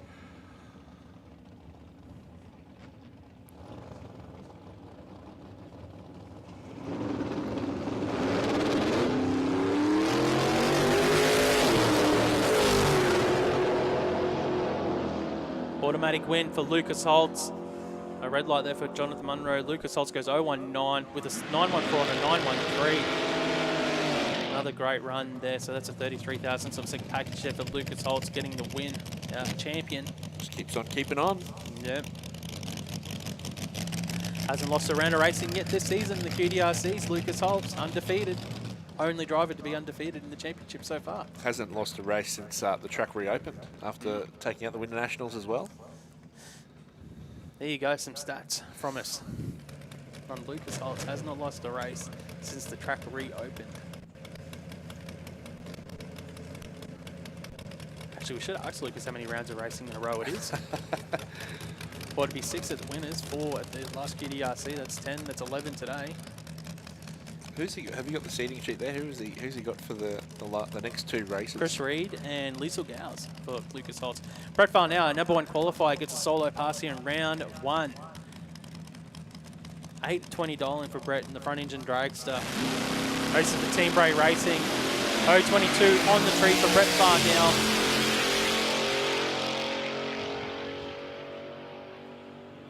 And he goes 8.22 on his 8.20 dial-in. So that's a good all-round run there for Brett Farnell. And that brings a close to Knijff Earthmoving Modified, eliminating round 1.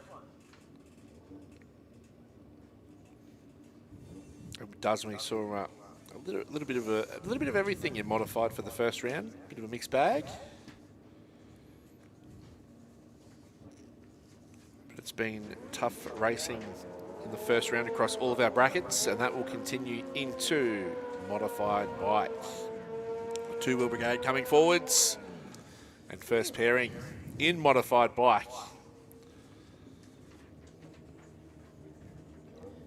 Yeah, Modified Bike first pairing will be Jason White to take on Rebecca Marsden. Just a quick call for Comp Bike. Comp Bike to the staging lanes, and just a final call for testing. So Comp Bike and final call for testing.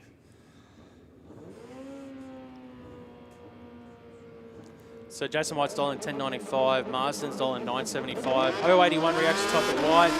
Marsden goes red on the start line, so Jason White will get the win here.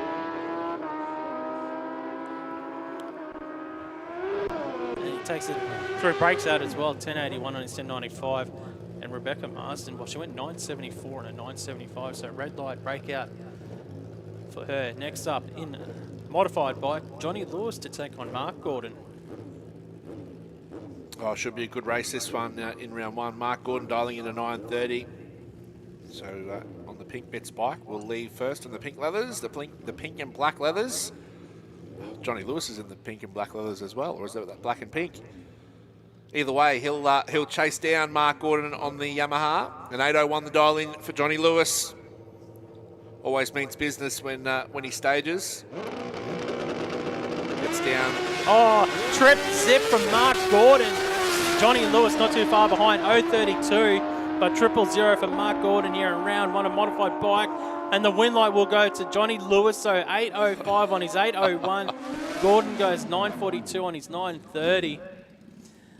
Well, Mark Gordon goes 0.00 and loses here in round 1 of Mod Bike. As a driver, you can't do any better than that on the tree. No, that's you right. set yourself up as best you can.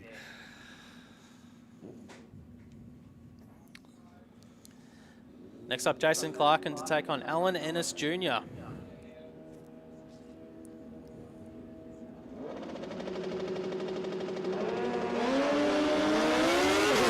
Ennis is $8.50 and he gets out with an 0.86. Clarkin goes 1.12. He's on 9.25. Looks like Ennis might be in front already. He is. He gets a win, goes 8.59 on the 8.58.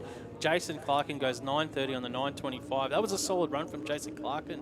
But when you got Alan Ennis going 0.80 on the tree and running 8.59, 8.58, it's going to be tough to beat. Yeah, tough indeed. And it gets tougher as we move into our pairings. Tammy Goldthorpe coming forward on the Rocket Lane.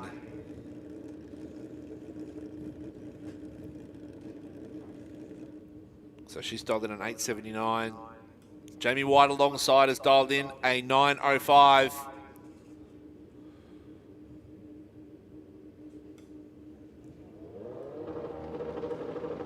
So just waiting for Jamie to come forward, both in full stage. Oh, sharp light for Jamie, a 0.21, 0.76 for Tammy Goldthorpe, but we'll be chasing him the Suzuki. Tammy will be coming hard. Jamie will steer over a right shoulder, and it won't be enough. A 9.11 with a 9 on a 9.05 for Jamie will take the win. Tammy Goldthorpe, an 8.84 with a 2 on an 8.79.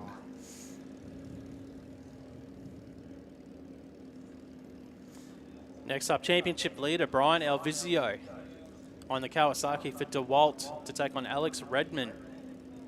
Redmond stalling an 8.60. He will do the chasing here.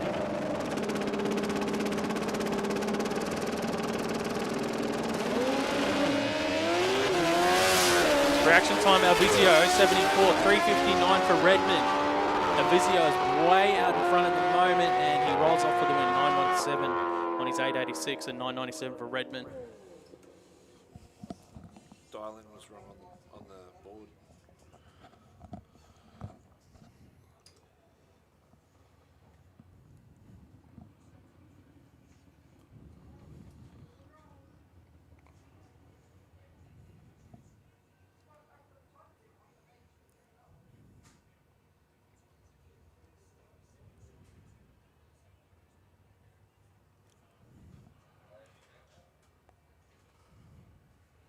So just a quick call for Top Sportsman and Super Street. Top Sportsman and Super Street, QDRC Comp Bike, and testing. You should already be in the lanes.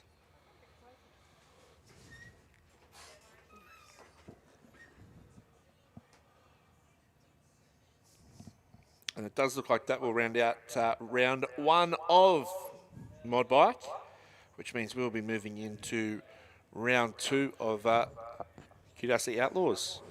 And I might jump off, and I will let Terry, who's waiting patiently in the wings, tag team, and we'll get back to the on-track action with QDRC Outlaws.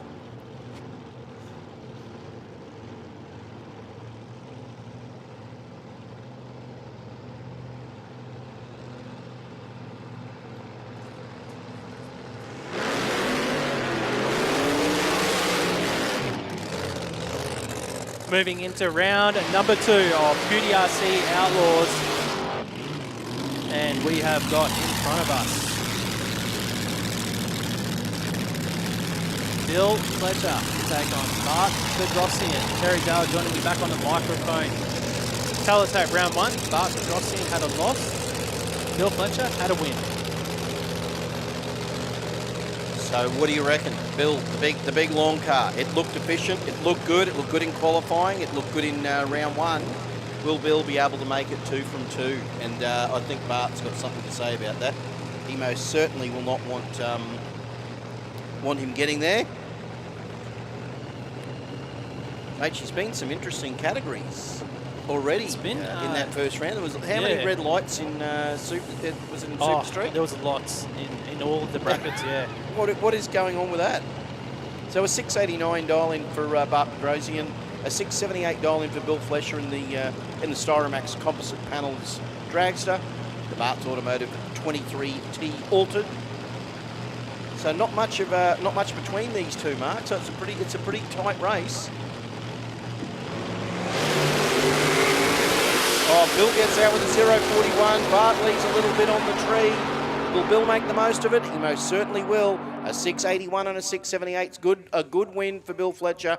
A 691 and a 689's tidy, but a 371 light. That'll hurt, Mark. Yeah, Bedrosian was actually closer to the dial-in that you just mentioned there, but yeah, the reaction time. 371. It was his undoing here because Fletcher 0.41, sharp on the tree. He was 300s over the dial-in. Good top end in that altered 2 out of Bart's. Yeah, 196. That's nice great. work. So look, the light. Bart really had the package there, but he just couldn't do it with the light. Whereas Bill said, "Well, you can't give that to me, mate, because I will punish you every time." So that was our second round. Of course, as I said, we are moving through them pretty quickly, which is good, because been an absolutely stunning day here at the track. If you are tuning in on the overtaking lane live stream on a device somewhere, I hope you're enjoying it. Now we get to see this awesome Tirana of Shane Atkinson. Well, he didn't actually front in round 1, Shane. Something must have been a miss, Mark, because that's unusual for Shane. Because in qualifying, that car was just dead straight, awesome. It was really looking sharp. So whatever happened, obviously they couldn't get it round here in time. Obviously having the 2 qualifiers in Supercharged, well, in QDRC Outlaws rather. But yeah, sadly. So makes it difficult, but I suppose, look, you know what? The best that Shane can do, obviously, is get 2 from 2, get 1 air, win the second round, and then hopefully he can go close enough and maybe get himself in with a good chance with that. It's just all about the wins and the dial-in for him now. Yeah.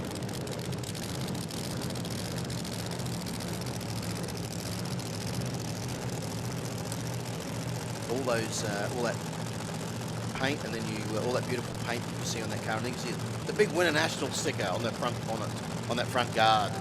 Like it's 740 dial-in for Shane Atkinson.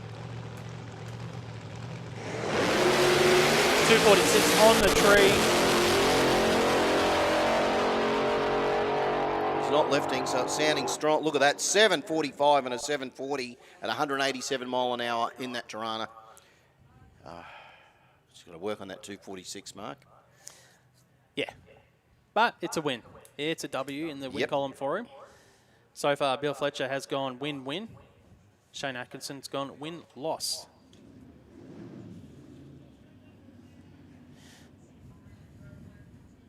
We still have Josh Fletcher, Kelly Kidd, both got a win in round 1 for Outlaws as well. I don't have the seating sheet. Kelly had a bye, didn't she? She went red again, so it's none from 3. even on a bye. Yeah. I suppose, look, you can go red on a bye, but you don't want to if you're trying to get used to this style of racing. So this will be the test. It is. When she It's getting comes closer, through. yeah.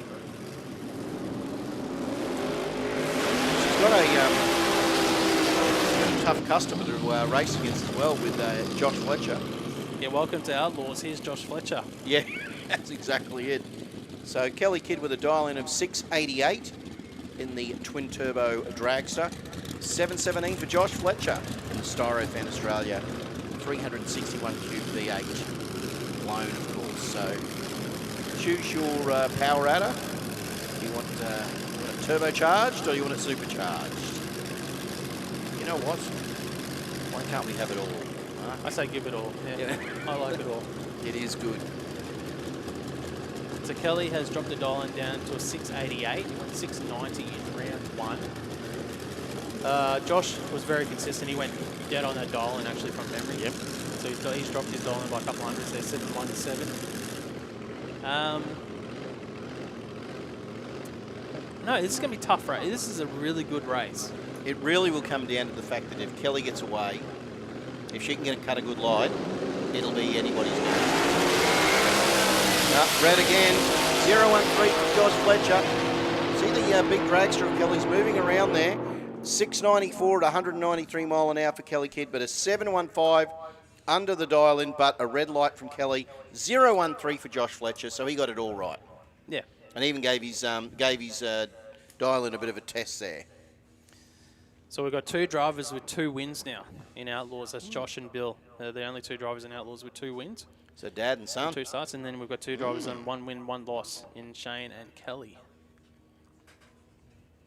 So that means it looks like we are moving into, we should be moving into our, probably our comp, maybe comp bike? SuperComp or Comp Bike? Well, it looks like a bike to me. Yeah, so they may be split, missing. yeah, the schedule does say SuperComp, but they did actually swap in the first round as well. Ah, righto. Yeah. So this will be QDRC Comp Bike. Round 2. Who were the winners and grinners, Mark? I can see you're watching. That's what I was watching when we're all watching one of the rugby league games, of course, on the side, not keeping informed. I didn't actually have a sheet for the comp bike, so I didn't get to write it down in that first round. So Aveen Otar with that off that looks like it's off a 9. What do they got there? Let's have a little look when they come through. So Chris Collin off that 807. Not too sure what's going on with the B Street bike, whether Aveen has got a 951, but it's got an It's out, 951, so what's on the screen, that's the QDRC. That's the QDRC, so that's what he's going on. 951. But he has run, obviously, well, half a second underneath it. And, well, Chris Collins gone, he's gone under the BAB bike record as well for the QDRC record. So, on paper, we don't race on paper, but on paper, we don't race on paper. We don't. If there was odds on it, you would say Arvine would be the favourite of the 2, even though Chris Collin obviously has won a lot of races in comp bike. But just at the moment, Arvine's got that advantage because he's about 2 tenths up his sleeve on Chris. So you can't get it wrong. Aveen has to. If he's within 2 tenths of Collin on the reaction time, he's got the power to go around him. Yeah, but if not, if young Chris is on the money on the tree, he could give Mr. Otar a whole lot to think about. Well, first thing Chris says, he probably wants to get at least 2 tenths whole shot. Yep. That's tough. That is tough. Especially when Arvine goes 107 and Chris has gone 184. Oh, that's tough.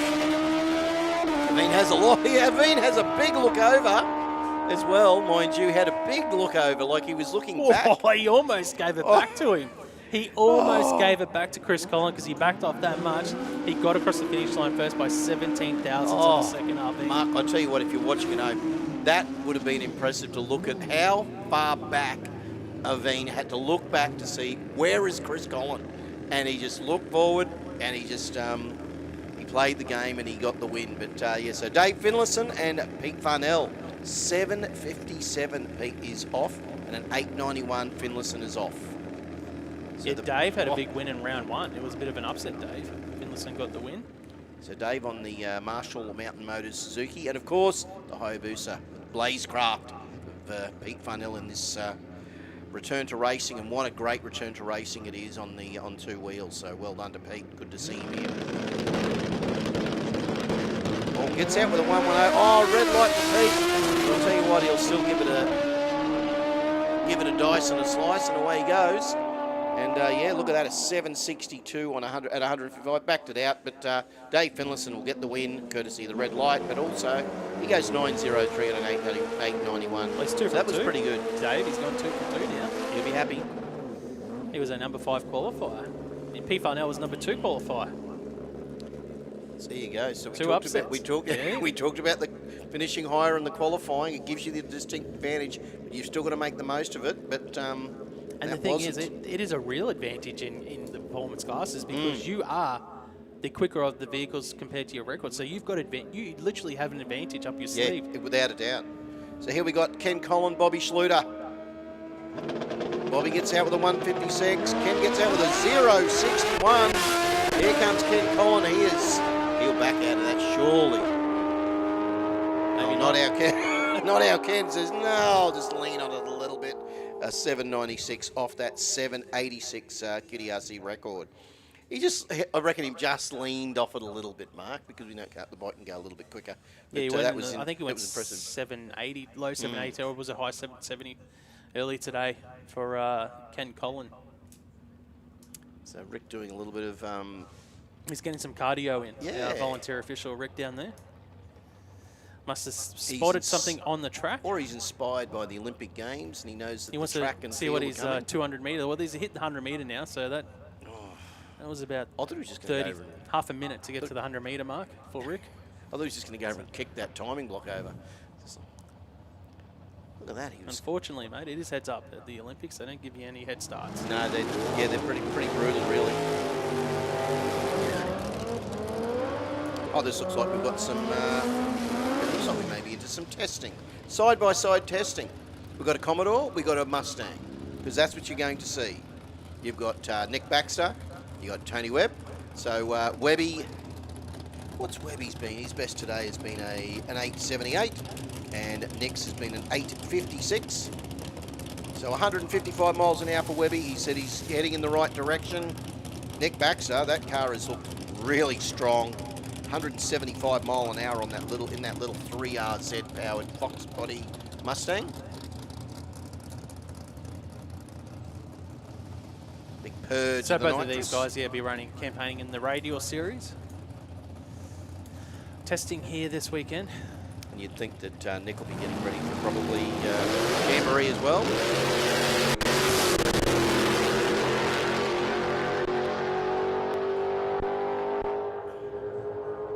Whoop, car's gone. The issues Yeah, for no, Nick Baxter. Yeah, he's gone. I'm wondering whether he's... So, Super Street and Junior Dragster to the lanes, please. Super Street and Junior Dragster to the lanes, please. That means our Super Streeters and our Juniors will be going into round 2. Well, that's when it starts to get tricky. So sadly, we didn't get to see Nick run the thing. We didn't get to see the Mustang run, but Webby ran a 9.39 at 154.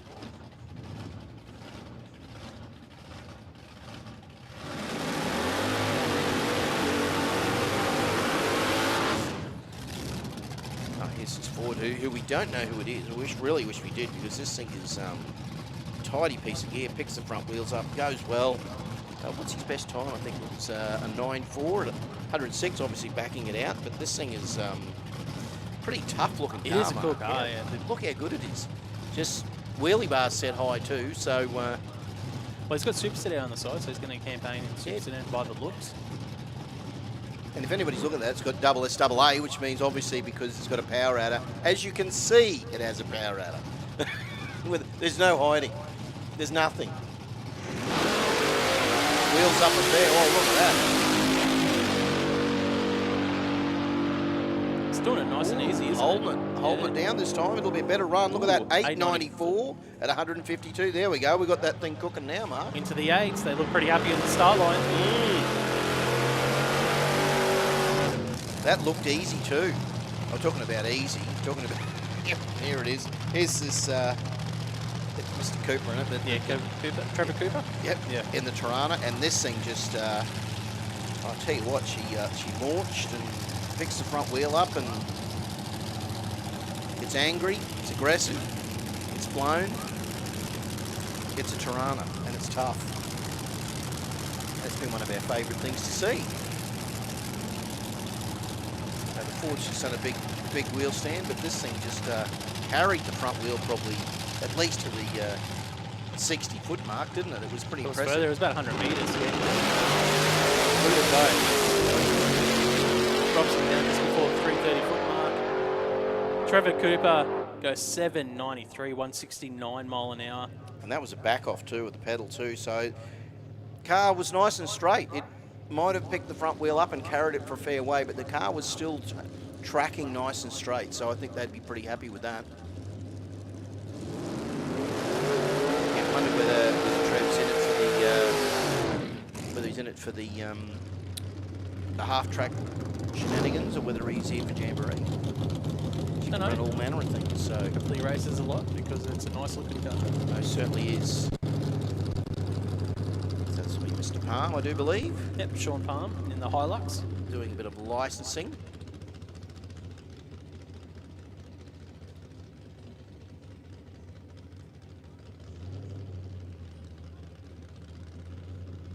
This is a good looking car.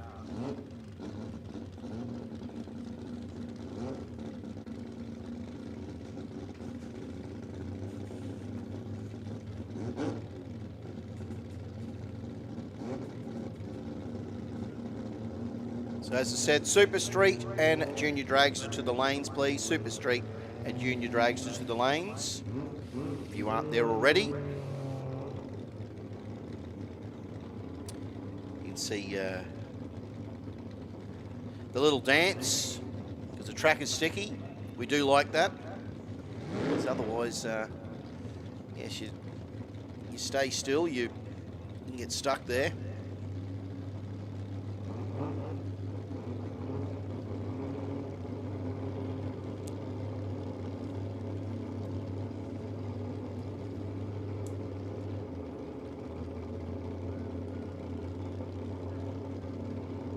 So the nitrous-assisted Hilux here. In testing, Sean Palm. Wonder if he'll be able to do a full run or whether it'll still be a, with your licensing. You don't know what the officials are asking him to do. Whether it's a full pass, whether it's a half, whether it's a launch.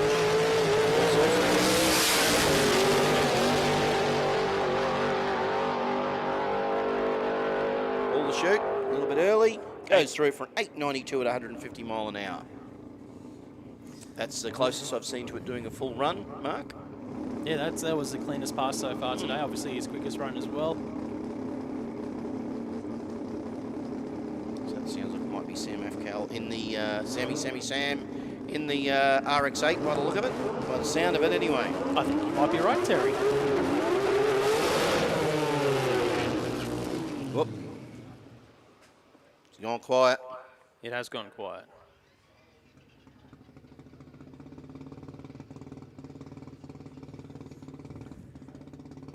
No, I think it might be still running.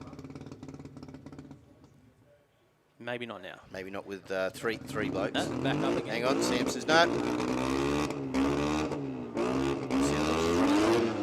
One, not three, but we'll find out in a moment. Yep, the boys are all happy. The little thumbs up there and said I'm walking away. Sam's all good.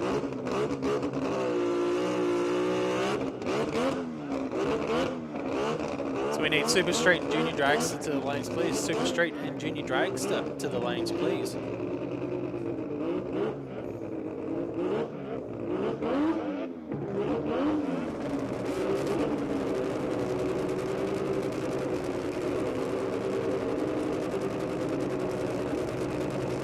Like this sort of racing, don't forget to come along to, you're sitting at home and you're within a nice driving distance to Willowbank Raceway. Make sure you head out and come along to Jamboree. 2 days, what a festival it is. 4s and 6s, rotors, mod cars, it's all sorts of stuff. We've got the sound off, we have the car show, we have the babes, it's all on, it's a carnival, so come along if you like this sort of racing, and who doesn't like this sort of racing? Oh, Sam, she's rolled forward. It's not good, so that means you won't get a reset.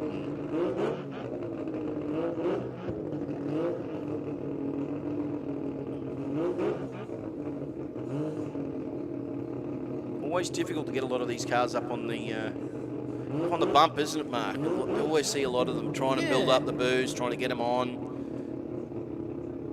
It's a problem, I think. Sure, you'd like to have at some point in time. Just have a go at it, you know what I mean? It'd be good to have a spin. Yeah. See? I knew you'd want it. You just go, yeah, look, you know what? I wouldn't say no if somebody gave me the opportunity. It's always exciting at night seeing the guys come in, trying to calculate the bump in on the full stage.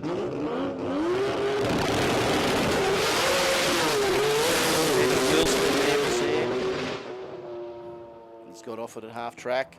It sounded really strong though. Even though it was wheel spinning, it sounded stronger than what it did earlier today. So 4.6 to the 8, but yeah. He did run a 7.2 earlier at 194 mile an hour, so the RX-8 has definitely got some huge potential. Got a little bit of a drag over there with our tractor. So that might be the end of our testing, I think, Mark, maybe. So that means we should... That's the end of the testing. We should be going into Top Sportsman, I think, then. Round number 2.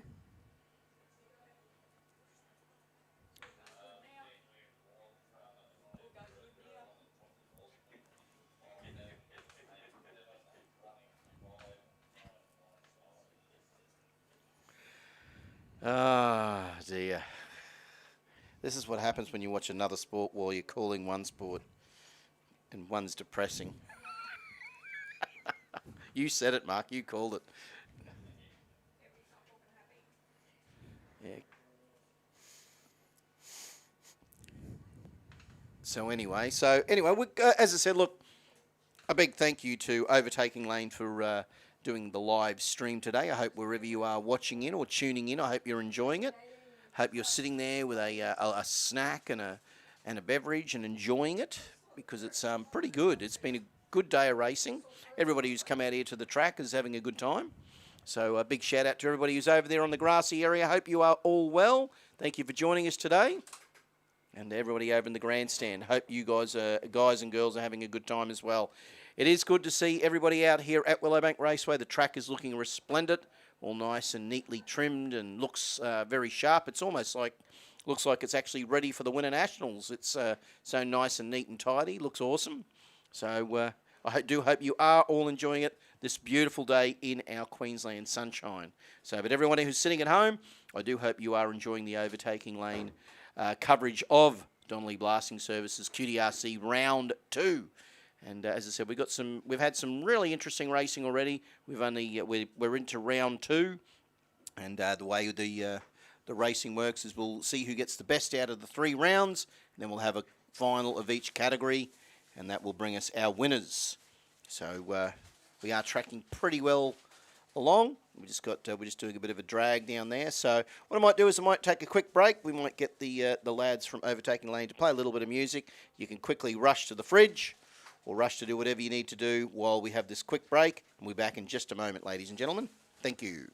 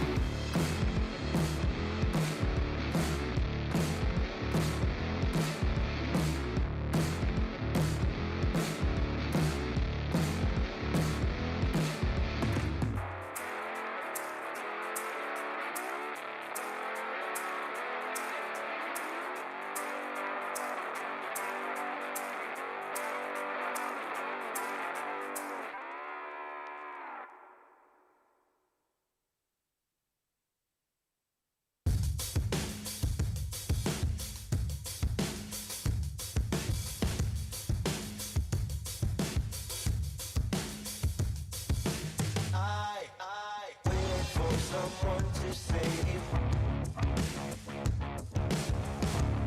I wanna tell you something new. You drove us both into a wall. I drive away into the night, and I contemplate for a while. Don't you think for the people that pass me by, back my stuff and leave sooner than this? Don't you think for the people that pass me by, back my stuff and leave sooner than this? Don't you wish I would have been someone else? I wanna feel your gap without making a mess at you. Oh, won't you tell me something new? I wanna tell you something new.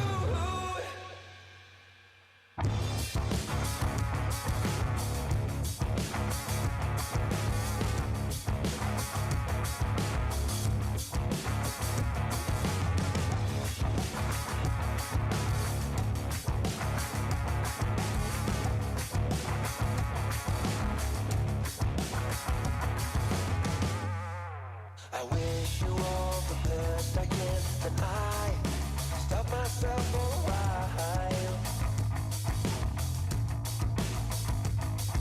I'm saying things I don't believe. The panic's rising up in you. Oh, won't you tell me something new? Don't you think for the people that pass me by, back my stuff and leave sooner than this? Don't you think for the people that pass me by, back my stuff and leave sooner than this? Don't you wish I would have been someone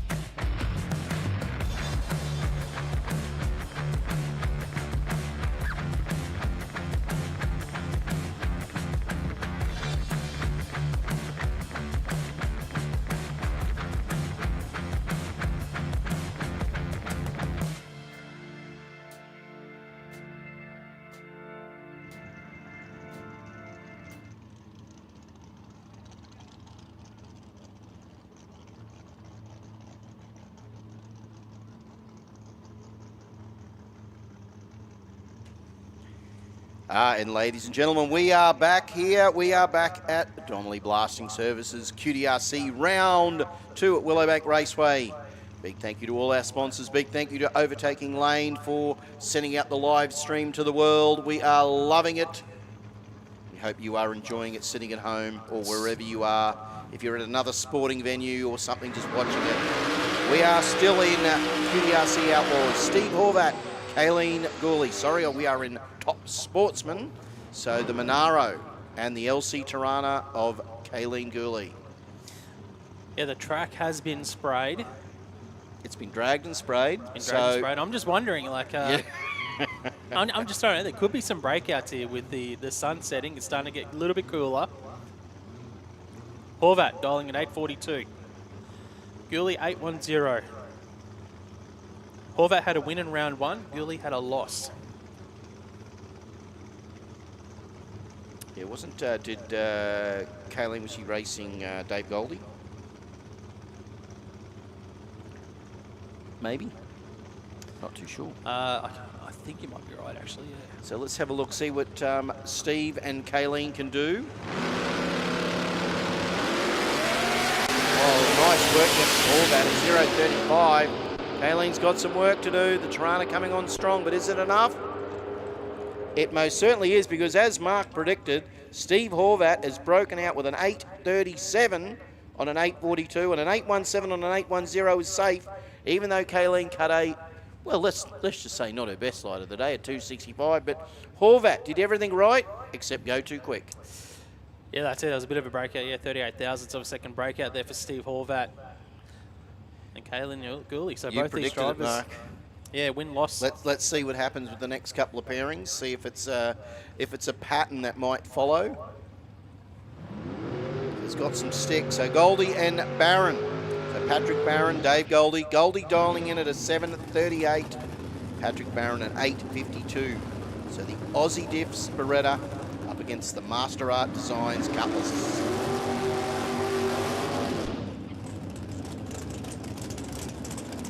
Yeah, so Patrick Barron dialing at 8.52. He still only went 9 something in that first round, so I thought they might drop the dialing back, but maybe they think they've got it sorted now for Patrick Barron in that Beretta for Aussie Diffs. Dave Goldie, he did go as quick as a 7.32 in qualifying from memory, so he's still at 7.38. Yeah. That was early this morning in the cold session. Now we got some some fresh glue on the track, so let's see what it does. Let's see what racers make of this. Goldie had a win round 1. Barron had a loss.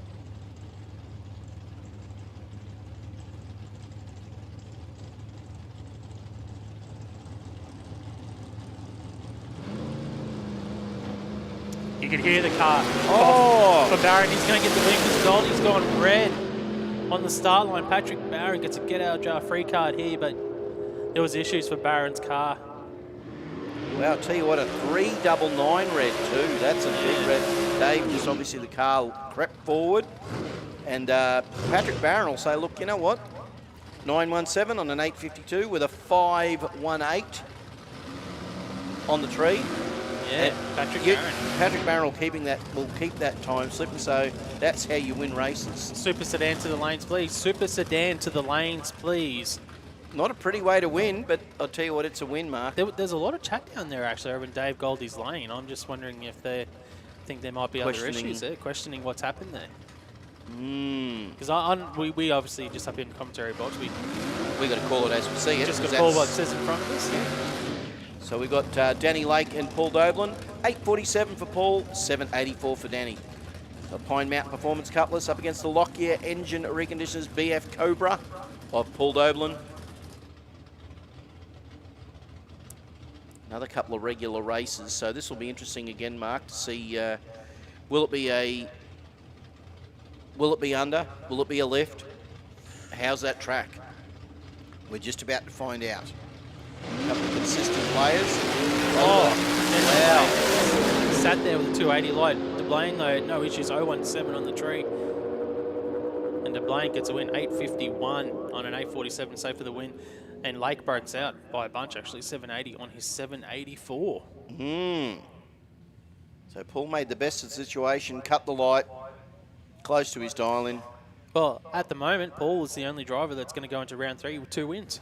No other driver's got 2 wins.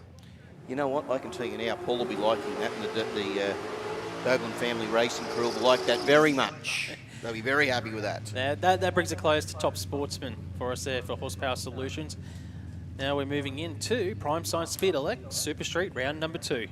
Well done, Mark. So that means we've got, let's have a look. Who we got coming up? We've got William Keogh, Troy Hutton, 10.70 for Troy, a 12.20 for William. William to lead first. Oh, Will's cut a red light. 009 for Troy Hutton. He says, okay, he might have cut a red. It was red as well, so. Oh, it was. It shows Sorry, up, mate. Just it shows didn't see up the, green didn't when see they the do minus. anything, yeah. Just couldn't see the minus. We've got the sun in our eyes here in the thing here. But yeah, no, so well done there to Troy. 10.73 on a 10.70, even though he went red, 009 red. But Will was the first of the worst. Wade was looking after the Super Street results. I don't have them for us, mate. Oh, what? For the win-losses in Super Street. Next up, Wade Moran in the Mustang to take on Cole Marshall. It's in his clipboard. $11.20 for Marshall, $11.46 for Wade. Marshall's already in full stage, waiting on Wade Moran now in the Mustang for SWC Automotive.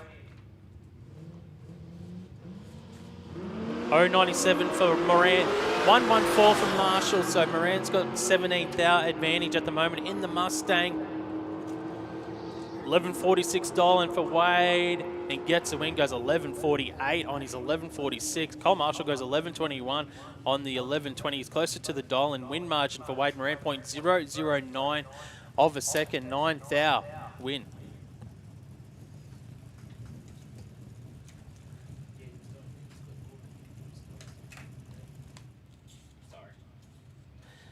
Next up here in Super Street for Prime Science Speed Elec, it will be Darcy North in the XW Ford. Take on Wayne Nipperis, almost heads up. 007 for Wayne Nipperis to a 170 for Darcy. Nipperis in the Camaro for Custom Build Kitchens. Huge advantage, gets the win. Oh, nice. Yeah, 10.51 on a 10.46. Darcy with a huge breakout, 10.01 on a 10.50. Got there first by nearly 0.4 of a second, but broke out by half a second. Darcy. All right, next up, Samantha Yulton to take on Travis Greaves.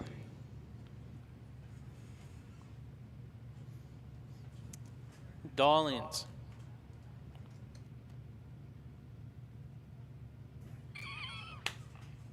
So yes, so as we move on, let's see what Sam's just putting the car back, and Travis, 10.56 for Travis, 11.60 for Sam.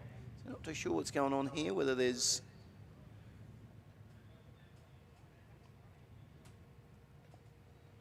I'm just waiting to find out what the word is on the street. We're looking for our sheets. We're looking for our sheets, and so it's the sun. Got a sun break happening right now. Yeah, so the sun is, and it is actually just blazing into here with the into us as well. So we'll have a little bit of a break, ladies and gentlemen, because the sun is reflecting pretty well hard off that track. So we'll have a little bit of a break, put on a little bit of music. We'll get you, as I said, once again, if you are tuning in at home on the Overtaking Lane live stream, go get yourself something to, go get yourself a snack, grab yourself something from the fridge, put the jug on, whatever you got to do, and we'll be back very shortly, ladies and gentlemen.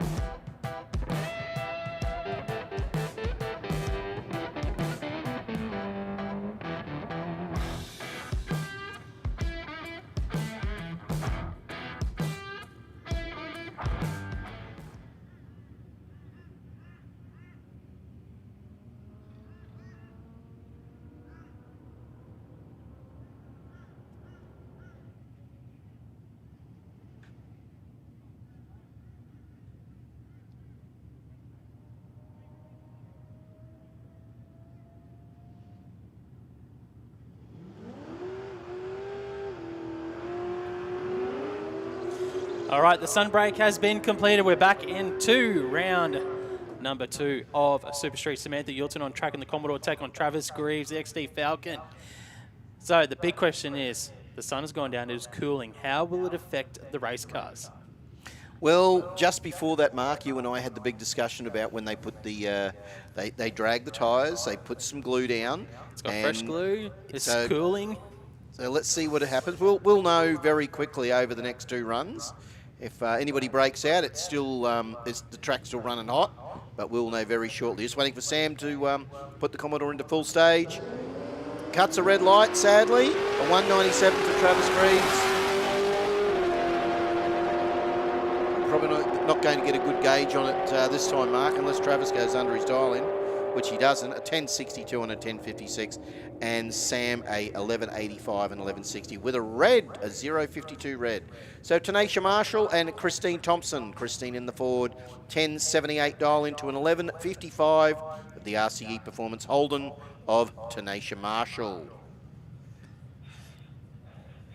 So here we go. Whoop, hang on, hold them up. Not too sure what's happened. We might be on a moon break. I don't know. It's, who knows? Hear something through the... There's something going on, so the maybe... communication in the background, because we've got the walkie-talkies in behind us. You hear them going off about something.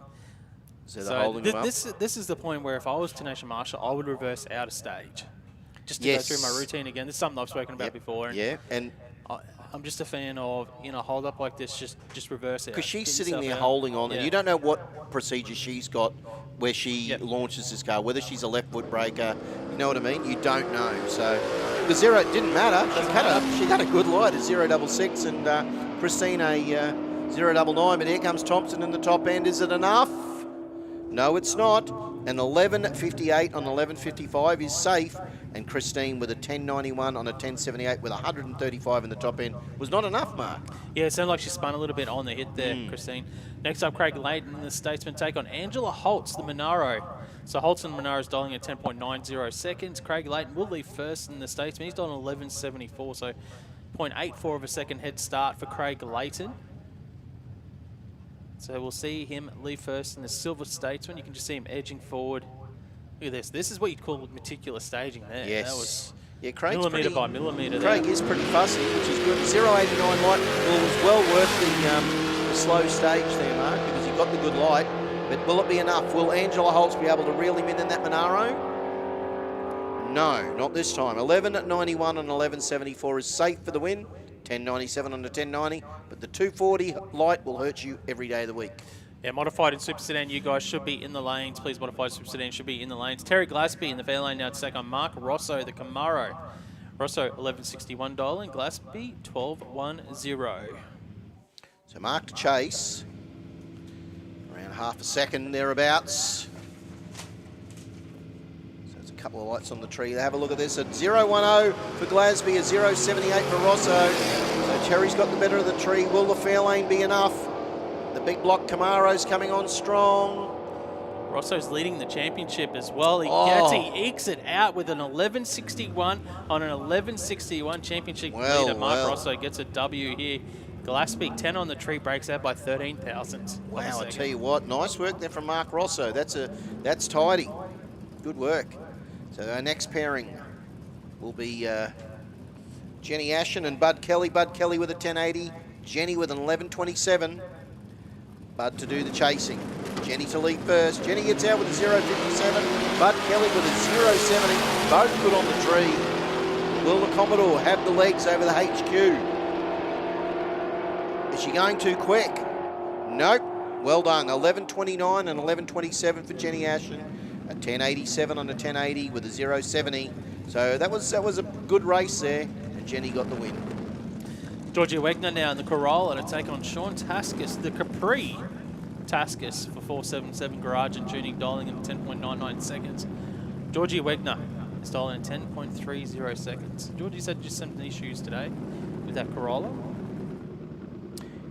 Doesn't get to take it out as much as it used to. Actually, did campaign in the Winter Nationals though.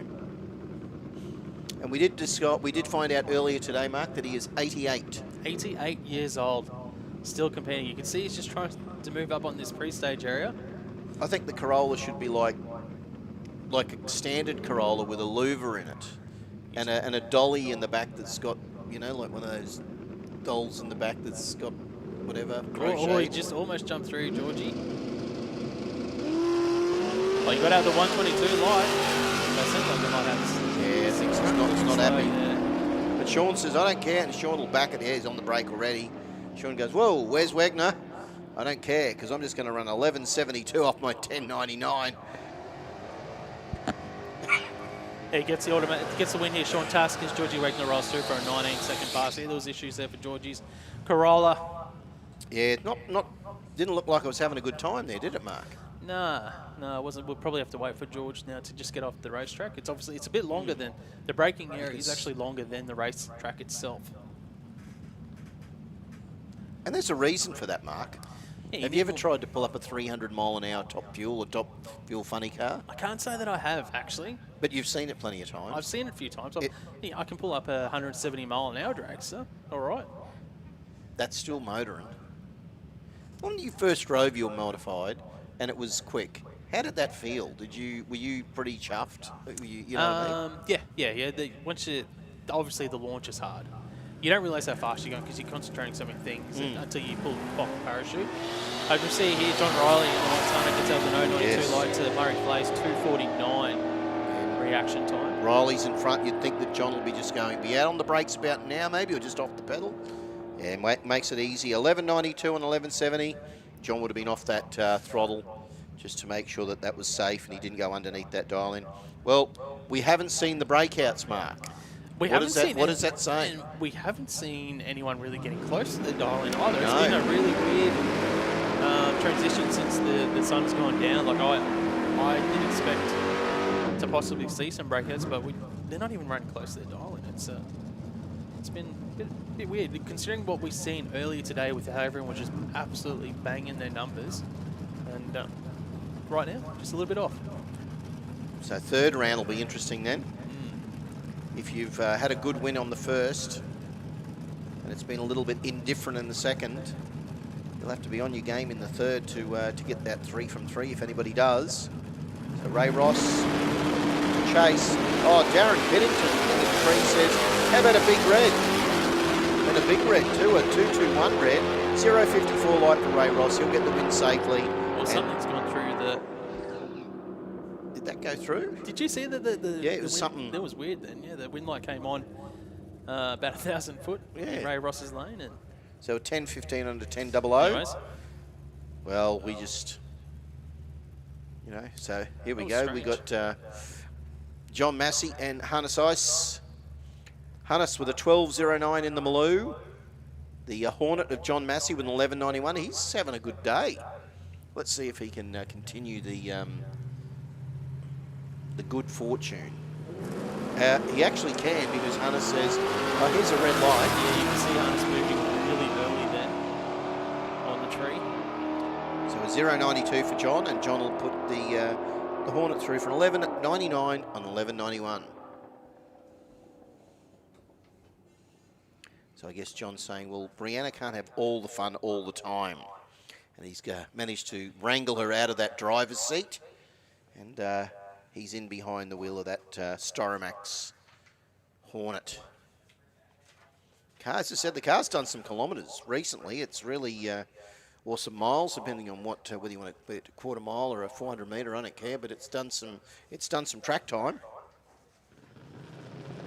So here we go. We are moving into a junior dragster, round 2. That will bring me into our Super Street, round 2.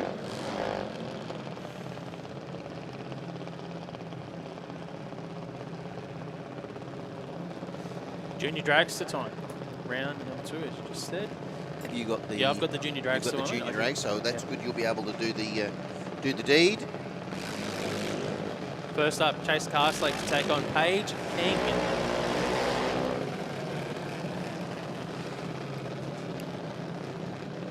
So Paige King and Chase Carslake, 8.25 to an 8.90. So Paige, obviously in the B Junior, will head off first. Chase to Chase. Yeah, $8.25 for Chase.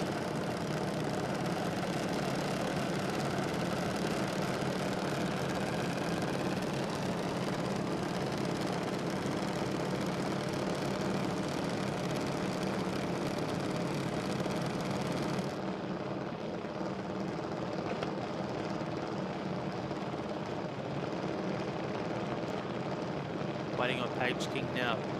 Full stage for both the junior drivers. 050 for Paige King. 113 for Chase Carslake. King with the advantage by 600ths of a second. 890 for Paige King, and the win light will go to Chase Carslake because Paige is broken out with an 883 on the 890. Carslake goes 838 on his 825. That'll hurt. Seriously, Mark. That's well under the dial-in too. That's not even... So Alex Kidd and Max Rowling. Max with a 790 and 830 for Alex. Can we please have modified bike to the lanes, please? Modified bike to the lanes, please. So in round one, Max Rowling had a win and Alex Kidd had a loss. Oh, so Alex will be hoping to atone and Max will be hoping to advance. It's the tale of two juniors. Tale of two A juniors. So this will be interesting, Mark, because Alex no slouch at this game, but Max says I want to go 2 from 2, and Alex says, well, I'm here to stop you.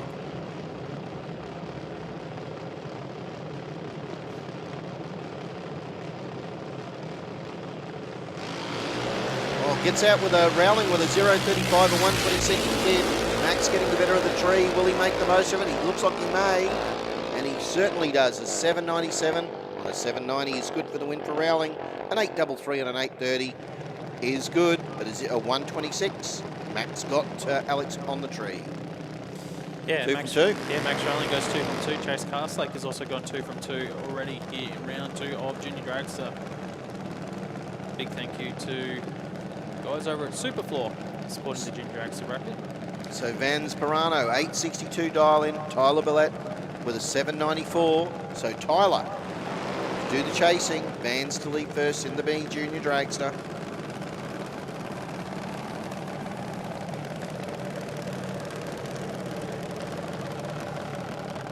So Vans, is it Vans that, yeah. Yeah, Vans. Hasn't lost a round racing yet this season in Junior Dragster Championship leader. Really? Yeah. You know what? That's...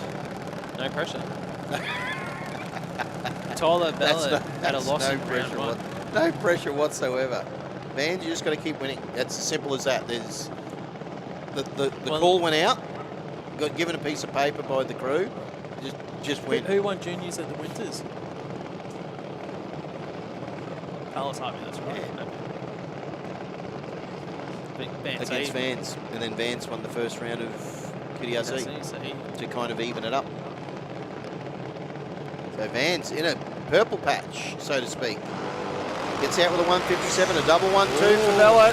Could be on here. Yeah, Bella's the advantage over championship leader. Oh, Breaks underneath. out by 1,000th of a second. Tyler Bella breaks out by 0.001 of a second, handing the win back to Vance Pirano there. Vans just keeps trucking along. How? There you go. Oh, It's well, your day, well. It's your day. That is just full on, Mark. 3 junior drivers now with 2 wins.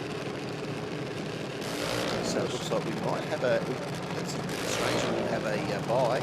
Yeah, usually the bye happens at the end of the round racing. Yeah. Just in That looks case like- someone doesn't turn up. It looks like Siobhan is going to get the bye with a 790 in the Yuasa Batteries Junior, the A Junior. W to Siobhan now. So she makes 4 drivers with 2 wins. Because that's what you need. You need it. We don't want to mix it up. We just want dominance and make it difficult for our people and to have to work out in that final round who goes close enough, who goes closest to the dialing. And you can't red light either in that 3rd No, round. there's lots of stuff going on, isn't there, Mark? Yep. There's a red light, but it doesn't matter, I guess. Will that matter? Nope. It will in the last round. It matters in the last round. Even in a bye, it still does. Yep. So even if you have the solo pass and you go red, well, that's going to take you out of contention if you get 3 from 3, which is that's tough. Drag isn't it? racing is Yeah. brutal. Drag racing is tough. So Cody Sedmak up against Jasmine Kidd. Jasmine with an 8.59. Cody with an 8.95.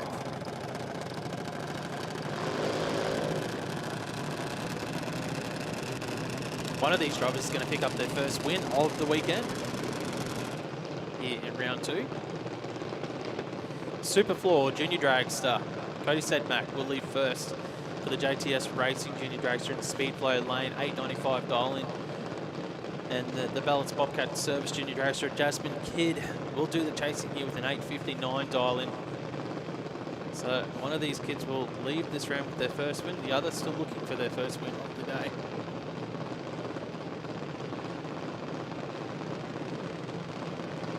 So the nerves will be high. The pressure is on. 0.48 for Sedmak, a 1.44 for Kidd. So Cody got the better of the tree. Will it be enough? Here comes Kidd, coming strong, and does do the deed because Cody Sedmak goes underneath the dial-in with an 8.86 on a. That's a big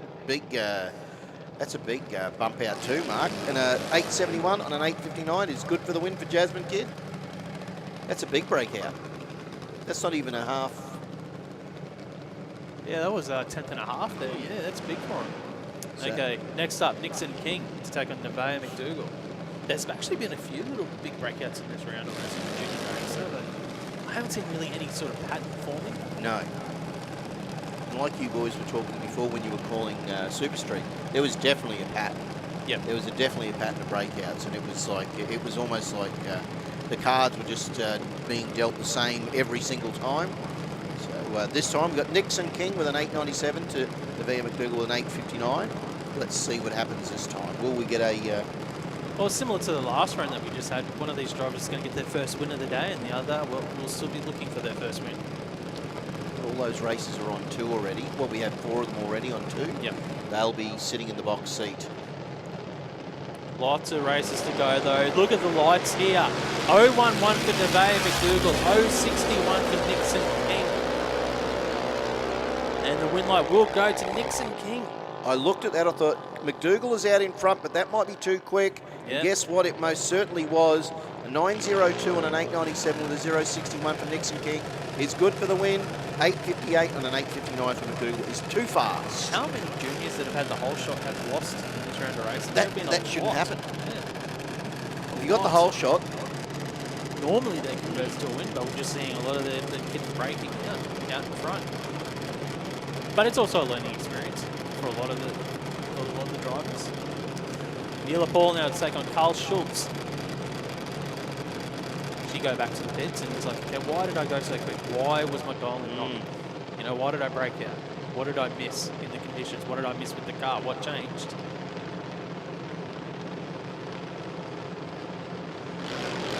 Oh, 1 thou difference on the start line between the two drivers. 67 for Schultz, 66 for Neela Paul.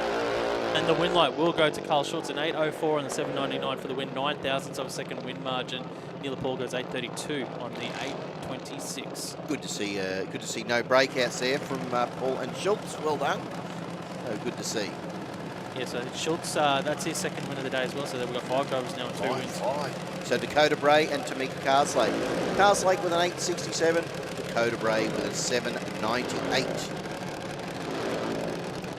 So Dakota in the A Junior, Tamika in the B Junior Dragster to be chased down.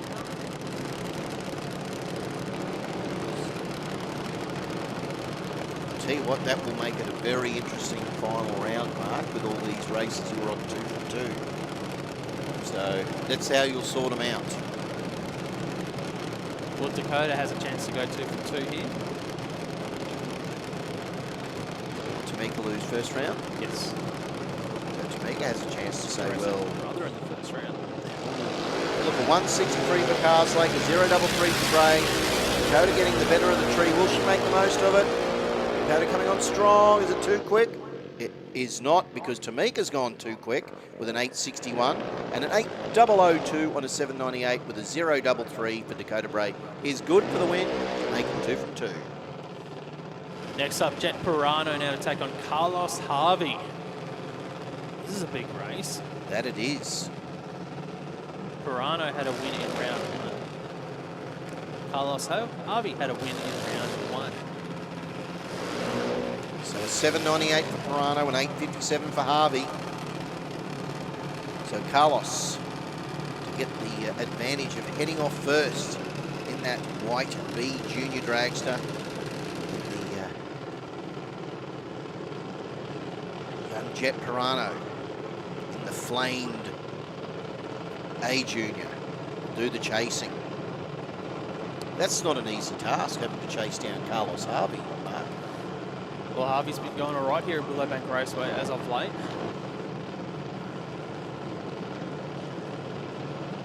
Both drivers with wins in round one. Harvey in pre-stage. Pirano in full. Both drivers in. Harvey goes 0.28, 0.28. Oh. Both sides of the tree here. 28 both sides. It comes down to who knows their dial-in the best, who knows their car. This time it is Jet Pirano who goes 8.01 on his 798 dial-in. Harvey goes 8.61 on their 8.57.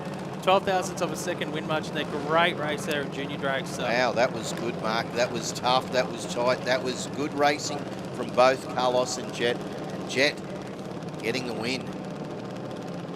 Incredible. 28 both sides on the track. Reaction times. Jacob Schultz now to take on Nixon Knijff. Jacob had a win in round one. Nixon also had a win in round one.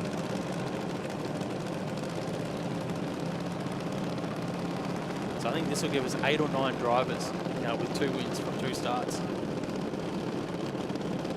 How tight is round 3 going to be? We could end up with like 5 or 6 drivers with 3 wins. Well, at the first round of the championship, I think we had 5. Of course you can, Yeah. because there's enough races that we can have that happen. Yeah, we had 5 drivers with 3 wins at the first round of the QDRCs. 8.04 dial in for Nixon Knijff gets the automatic win because Jacob Schultz has red lighted. Jacob says, there you go. Nixon, you can have the win.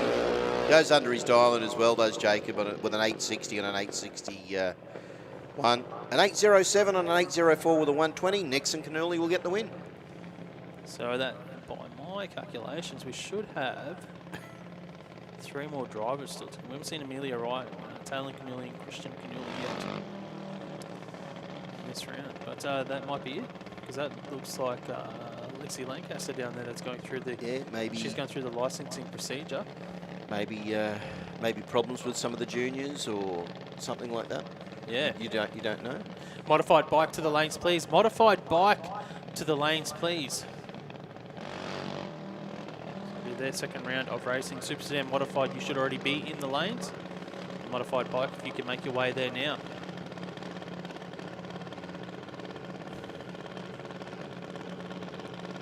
So Lexi Lancaster going through the licensing procedure here in Junior Dragster.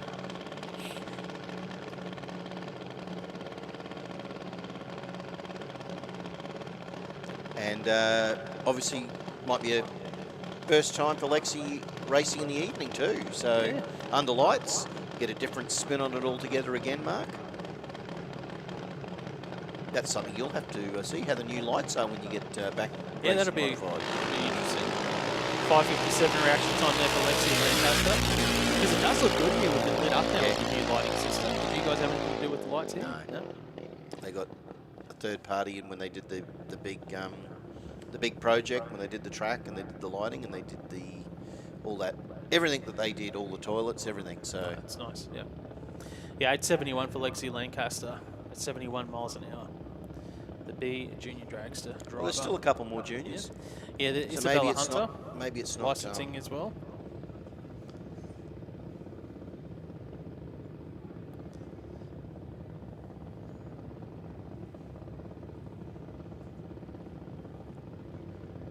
and you can see Mr. Hunter there. So what's the relation here? Is it granddaughter maybe? I don't know. We should.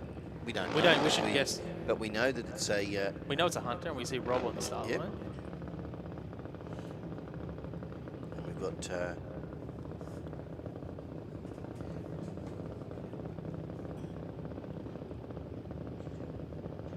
And Daryl. That is Daryl, isn't it? Down there on the start line. Yeah, that's Daryl. So.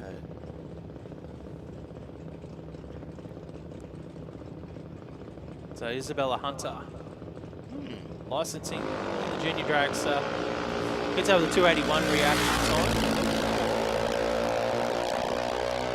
Sounds strong. Yeah, goes through for an 878 at 67 mile an hour. Not too shabby at all. Well done to Isabella. Good work.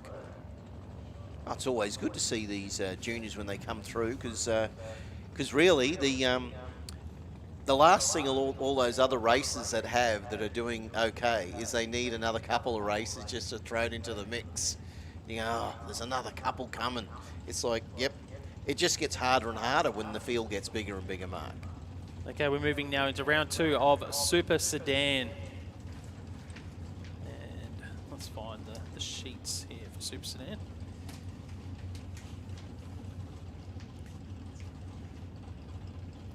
You can see young Rickster down there on the start lines, put his jacket on. It must be a little bit cool.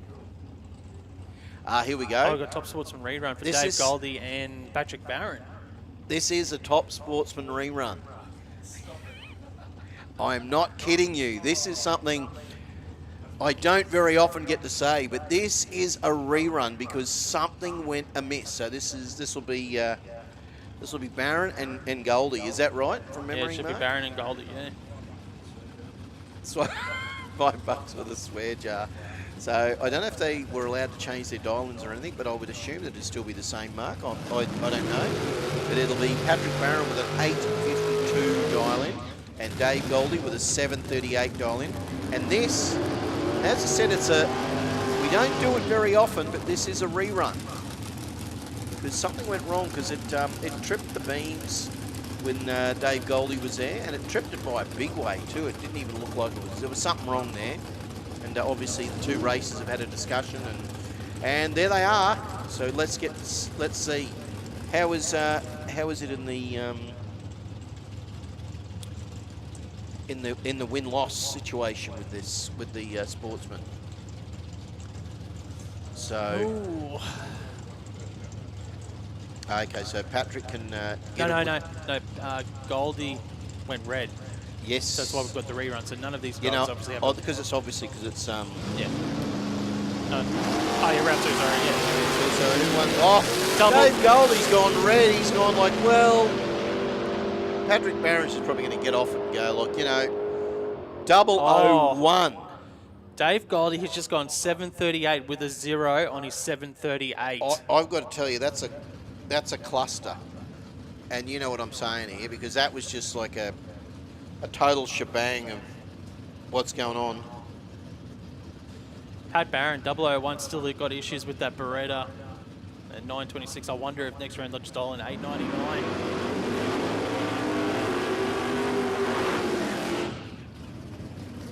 Now we move into Super Sedan, round number 2. On track, Damien Morris to take on Rob Price.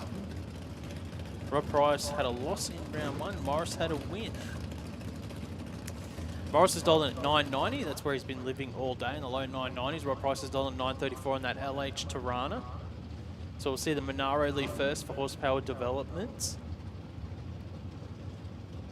Tell you what, the new lights, those two cars out there look pretty slick out there under those lights, don't they? Oh, Damien, what were you thinking with a 002 red? Bryce, he goes, I'm out of here. I don't care. I'm just going to put my Tirana down there, and I'm going to test my dial in and go 933 on a 934. Starting to see those breakouts. Here it comes already. Red lights, breakouts. What else can happen? Well, that's got 3 there, right there. 2 breakouts and a red light. Only 1 clean green. Next up, Rudy White now, number 1 qualifier to take on Wayne Height. Both these drivers had a win in round 1 of racing of Super Sedan. White is dialed at 946, Height 918. So who's got the red and who's got the breakout? I think we'll see 2 greens here, mate. Breakouts. It could be on the cards. Rudy White has been pushing that 3 all day, and he's gone red. A 059 for Hyatt, and Wayne will get the win with a 915 and a 918. So he's gone under his dial in anyway, but he got the win courtesy of Rudy putting up a 008 red. Ouch. He has been, the lights he's been cutting all day have been exceptional. Yeah. And then you go 008 red in round 2. Oh, Mark. Yeah, Wayne Height's the first of our Super Sedan drivers to get 2 from 2 here in rounds 1 and 2. Next up, Hamish Strachan to take on Mitchell Bauer. So Mitch with a 926, Hamish with a 966. Complete Property Commodore and the Fernwood Landscape Fairlane.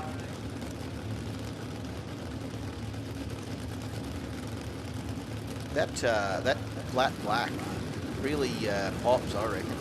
As our old friend Kerry would say, one light on the tree difference here. Oh, Mitchell Bauer's red lead. Mitch Bauer, what was that about? I have no idea, but Hamish says, I don't care either. 019, a 969 and a 966 is good for the win for Hamish Strachan, and a 926 on a 926, but with a red. Look at that, right on the dial in too, Mark. He'll be kicking himself back This in the is- pits there. this Oh, is heads up. brutal. 948, both sides of the track here. Adam White, Daniel Harms. Harms in the Chevelle, White in the VL Commodore. I do like the way Adam's Commodore launches. It does pick that front lift up just enough. He coasts out a little bit to the right-hand side, but then he pulls the car back into the hole, and it looks good. But the Chevelle gets out. Oh! Chevelle's spun the wheels, gone forward, and Adam White says, I'll cut a 090 and I'm out of here. And he'll go under his dialing with a 945 and a 948. He'll be keeping that in the memory bank for the next round. Gets the win. Wow, Kerry Rayner. Gary Clark, a 10.15 for Clark, a 10.00 for Rayner. The Autobahn Maroochydore car up against the Downs Automotive Service Tirana. So if testing wants to head to the lanes, please. Testing to the lanes, please. Dial-ins this time around the Autobahn Maroochydore Commodore of Rain has dialed in at 10.00. Gary Clark in the Tirana has dialed in at 10.15. The same lane that Clark was in today when he had that big moment with the coolant That under was the tyres. Yeah, I'll tell you what, lucky Gary's knows what he's doing, because he held onto it really well. Clark had a win in round 1. Rayner had a loss in round 1. So Gary, good racer. He'll be wanting to put the 2 on the board. Kerry will be like, no, you don't. Gets out with a 013. That's a good light from Gary Clark. A 381 from Kerry Rayner might not be enough, because Gary is gone. Will he back out of it? Yes, he did. 10.28 on a 10.15 with a 013 for Clark. He will get the win over Rayner. That was clinical. That was run, good, Mark. yeah, Clark. That was clinical by Clark. That was good work. So Gary Clark and Wayne Hyde are the only 2 drivers at the moment in Super Sedan, unofficially with 2 wins from 2 starts, because obviously us in the commentary box, we don't know. Sometimes there's been drivers disqualified that we don't know about. And we are riding it manually. So that means that we are now moving into Knijff Earthmoving Modified, Mark. Yep. That's the category for your own heart there, my man. So we've got Jonathan Monroe up against Dave Porter. Porter with a 7.51 dial-in in the DK Equipment Hire Dragster. And the Monroe race cars dialing in at an 8.09 for Jonathan. Yeah, if I was racing in Modified right now, I'd probably dialing it about 100th quicker than what I ran on that first round After of what racing. you've seen, Yeah. because it has been, it's gotten sharper. A lot of breakouts. Well, do you reckon we've had a lot of red lights too? Do you think even maybe the launch is probably bringing some of these drivers undone a little bit as well, mate? It just depends on where I have been on the day. Yeah, okay. Yeah, so my reaction time, so if I was 10 or 20 in the previous round, I'm not touching my delay box, it'd stay where it Okay. is. But if I'd gone 00, I might put 2 or 3 down. So the boys in the sedans, you reckon that was bringing them undone? I don't know what they're setting to it, so you don't know if they're Okay. in red light zone. Just or, seen quite a few, Mark. yeah, so there it's were. what you're thinking. 100%, mate. Yeah, I agree. So an 8.09 to a 7.51, Porter, Monroe. That's a good launch from Jonathan, a 0.46 to a 1.02 from Porter. Will Porter have enough, or will it be too quick? It is too quick. Thought it might be. An 8.05 is too quick for Jonathan Monroe. And a 7.51 on a 7.51 for Porter to get the win. Yeah, another race where the guy with the hole shot lost. And it was a big one too, 600s. Usually you can convert that to a win in Modified. Next up, Phil Bellett to take on Andrew Pinkstone. Bellett in the white dragster, being backed up by daughter Kelly there out front of the dragster. Andrew Pinkstone in Pinky's toy backing up. He's dialed in at 7.48. Bellett's dialed in at 7.72. This is the time of year when you want to be in a full race suit. being the backup girl because you're all warm and toasty in the suit. It's Andrew Pinkstone. We know Pinkstone ran to the 740s today, so he's got a 48 dial on the side of the car. In the back of my mind, I'm thinking maybe he could go as quick as like a 47 right now. So it's probably on the money. The dial on 48 for Andrew Pinkstone. Bellet, 772. He's been in the 770s today. I don't think he's been as quick as the 772, so I think he's definitely dropped it. Got a little digging there. I think he's dropped a little bit. So these guys are using their modified brain. Oh, 004 for Phil. 029 for Pinkstone. Phil has got the best opportunity here. Pinkstone looks quick. They both have gone under. I thought it looked quick. Both have gone under their dial-in. But Pinkstone will get the win with a 746 on a 748. Phil Bellett, 770 on a 772. They might have had their modified brain when they put the dial in, but they didn't have it on enough, mate. So Phil Bellett broke out by 16 thou. Pinkstone broke out by 15 thou. Oh, 1 thou. Pinkstone gets the win by there because he broke out by 1 thou less. And you honestly, you would think Phil Bellett got out and it looked quick. Again, Pinkstone looked quick, and I thought that's going to be under the dial-in. Well, that's what I not was thinking enough about Phil. Yeah, that's why I was like Pinkstone. I thought maybe around that 47 mark. He's gone 46 with a 5. Bellett, yeah. I'll tell you what, it's just a good race. It's thrown up a whole lot of lot of thinking, hasn't it? But Jason Vanderlyn and Andy Driver, 773 for the Sanford Valley Realty Altered. The A&K Site Services, 720 of Andy Driver. We'll have our first driver with 2 wins from this pairing. Knijff Earthmoving Modified Eliminator. Now, Driver's on the 720. He did run off a bit in the first round racing, but he's definitely run the 7-1s today. How good does that rear engine dragster and that front engine car, how good do they look on the line? Yeah, I wonder if the driver actually spun earlier today. So I'm just, if he gets off the line quick, he could break out the 7-1s. Oh, 005 for Vanderlyn, 031 for Andy Driver with the big top end. Don't know if he's going to be able to catch Van. He will. Once again, Mark, double breakout, 717 on a 720. Andy Driver will get the win, 768 on a 773. How far under do you want to go, Mark? That's what I was just saying, man. I was like, I think Andy can go on 7-1s, but Vanderlyn, big jump there, 768. And that makes it 3 from 3 for drivers with the whole shots getting the losing here at Modified. Mark, you wanted a pattern in Modified. You've got a pattern. It's yeah. How unbelievable is that? There's been now Lucas is the one. I'm looking at Lucas and I'm like, oh, I think you're going to go quicker than a 912. Oh, Chris Reed. yes. I think Chris might be okay with the 831 on the side. Holtz. I think Holtz is holding here. I think he could be going like a 909 or a 910. So Luke will have to get back out of it. He might break the trend.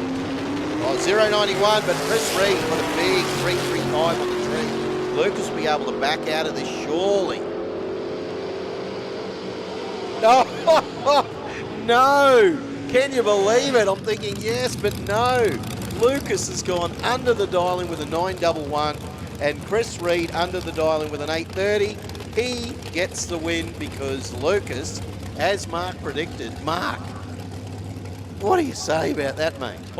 I said that Chris was safe, but he was 7th thou under, where Lucas was 8th thou under. Oh. I tell you what, how many double breakouts? This is just absolutely Does full Lucas on. usually run 150 mile an hour though?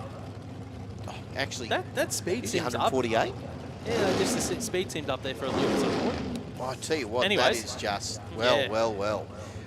Stefan Gowes, 731. Well, who knows? He may as well have dialed in at a 728. Who knows? Peter Ilsley, 849 in the T-bucket. We have Top Sportsman to the lanes, please. Top Sportsman testing. You should be in there as well.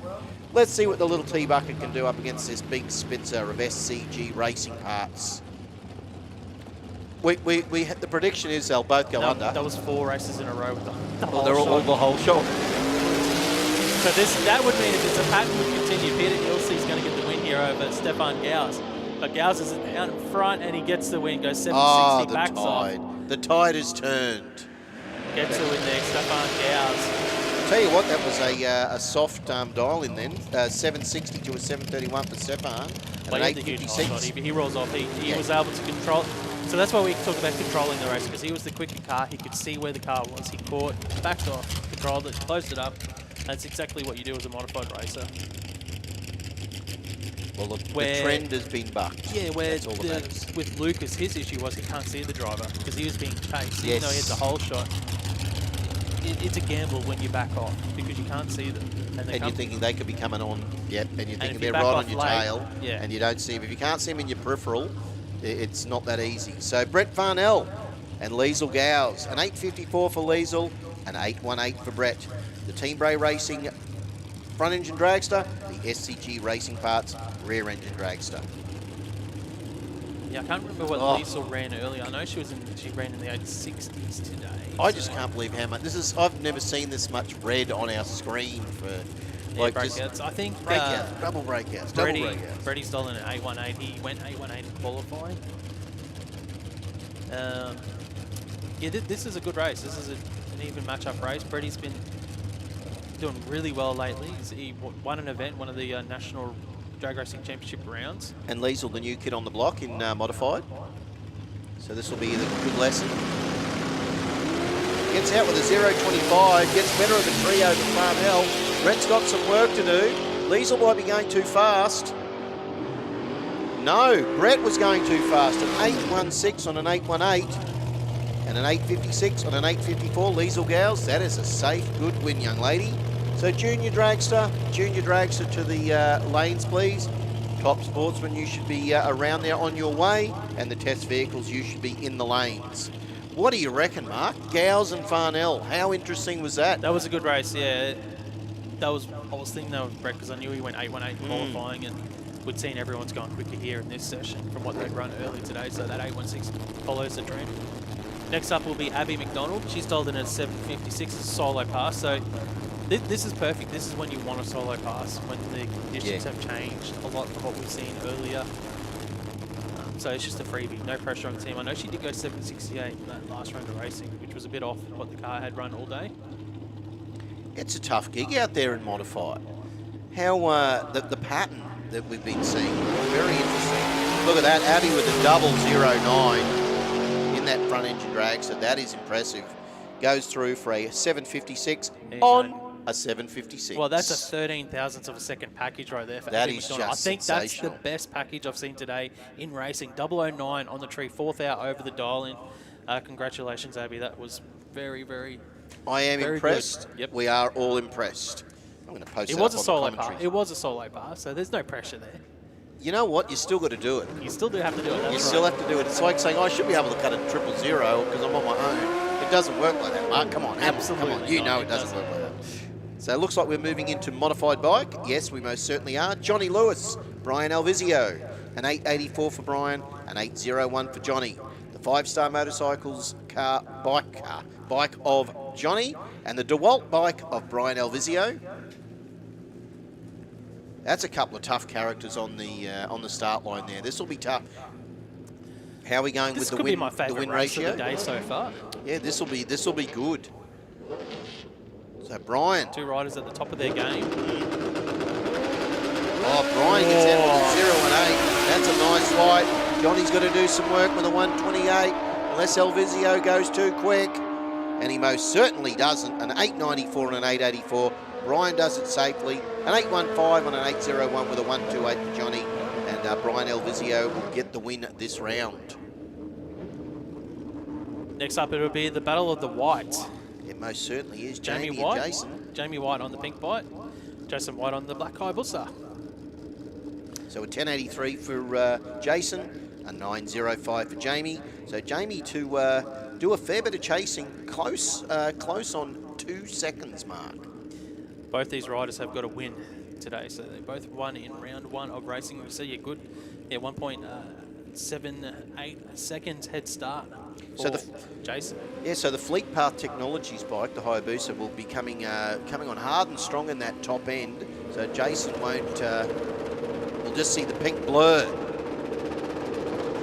Jason gets out with a 142, a 0.38 for Jamie. Here comes the pink bike. Jamie up the side, but is it enough? They look side by side, and it most certainly is enough. A 927 on a 905 is good for the win for Jamie White. Next up, Alex Redman to take on Jason Clarkin. Redmond on the Suzuki will be dialing in at 9.60 seconds. He's from New South Wales. Clark and Clangra here in Queensland. He's dialing in at 9:31 on that Hayabusa for full bore motorcycles. And Jason actually does work for 5-Star Motorcycle Movers. So I see him around at the TT Diner. Catch up with him. Redmond Motorsport, of course, with Alex Redmond. Well, gets out with a 172, does Jason. A 508 for Alex. I don't think you can give that to Jason Clark. Will Jason Clark back out of it? That he does. 962 on a 931 is easy for Jason Clark to get the win over Alex Redmond. Now, did I see before that, did I see Lucky cut a 000? Was that what I saw? Oh, I can't remember now. He did, yeah. I thought I saw that. Mark Lucky Gordon and on the with a 935 in the shoebox books. Rebecca Marsden with a 968. So not much in the difference in the dial-ins. Gordon to chase. Oh, red light for Marsden, red light for Gordon. But because Mark got the lead second, he gets a convenient win. And Rebecca says, I'm going under my dial-in as well anyway with a 967 on a 968 with a red light. And Mark goes 953 with a red, but safe for the win. Oh, this will be tough. Ooh. This will be tough. Alan Ennis and Tammy Goldthorpe. Whoa. This is a good Liz, race. call centre bet. Get on the bet. Here it comes. 878 for Goldthorpe, 858 for Alan Ennis Jr. The powerhouse Dyno Tuning Suzuki and the creative new cabinet Suzuki. What do you reckon, Mark? Temi had a loss in round 1. Ooh. How often do you see Temi lose 2 races in a row? Not very often. Tell you what, Alan's up the side, Tam, but I'll tell you what, is it too quick?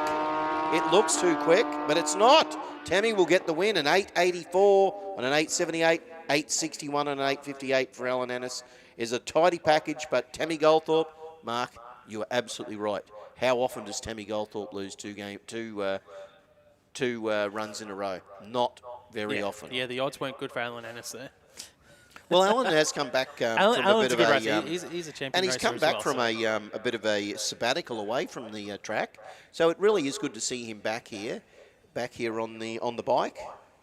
But the riders, like a lot of races, they seem to find other things that they have to do in their life, and they move away from it and come back, as we all do, I guess, in some ways, Mark. But it's always good to see when the riders or the drivers come back and they hit the ground running, or they got their passion stirred again coming back. And I guess that's how you're going to be next season, mate. Yeah, whenever I do it, eh? Whenever I do it. All right, I might jump off the mic and hand you back with Wade for the third round. Mr. Wade Benson. I thought he was going to nod off over there. He's like, he was thinking, hang on. So we're going to get Wade woken up very well, because we're going to bang some QDRC Outlaws on for him. So that we'll get you in the hot seat, the loud seat. That's what we're going to do, Wade. Josh Fletcher, 713 in the rear engine dragster. Shane Atkinson in the LJ Tirana, a 740 dial in.